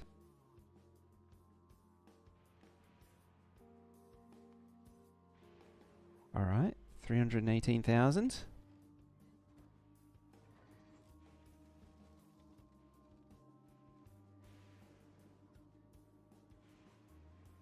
Where? Okay, you're emptying out your holmium now. Holmium?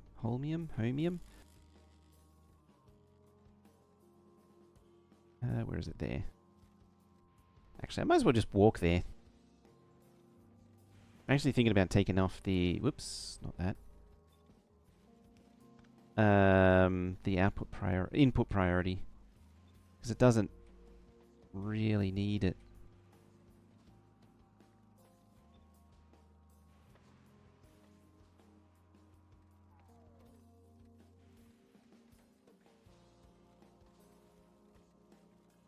That's fine, and fine. 400.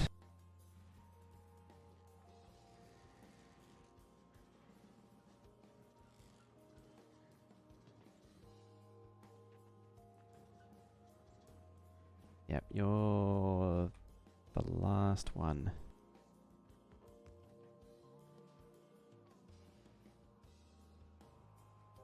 Oh, it stopped. That's why.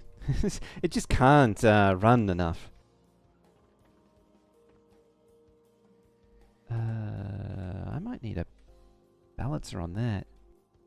I sort of don't want to, but I might need to, because stone is kind of important. Do I actually even have an 8-lane? Sure, I put one down somewhere. A compact 8-lane, that is. I know where's one. Over here, I believe. Yeah, it was right there.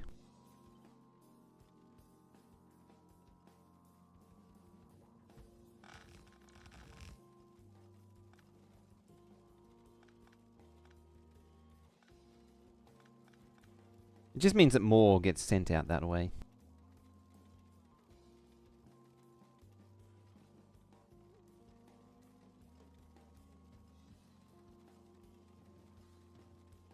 Should really be a splitter pyramid after it to sort of force everything down to the far end. Force it all down a certain belt.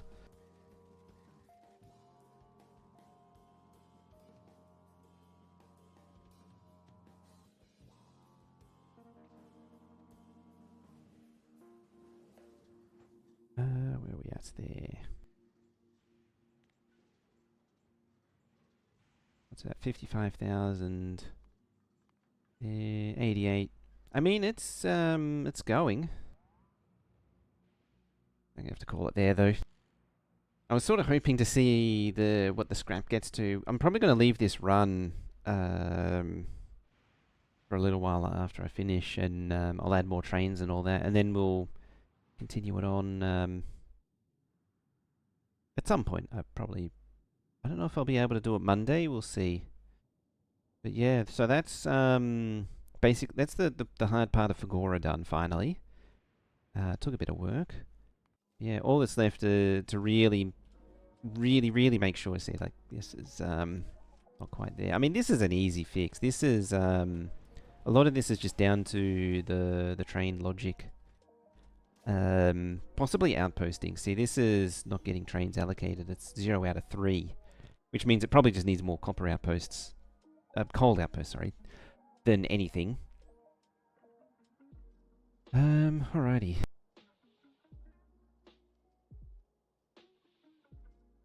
That is gonna do it for me.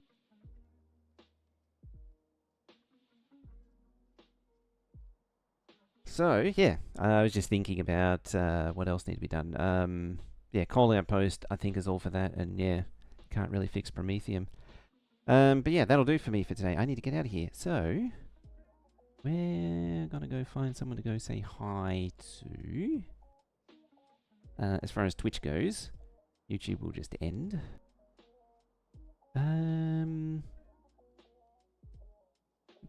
Bit of a...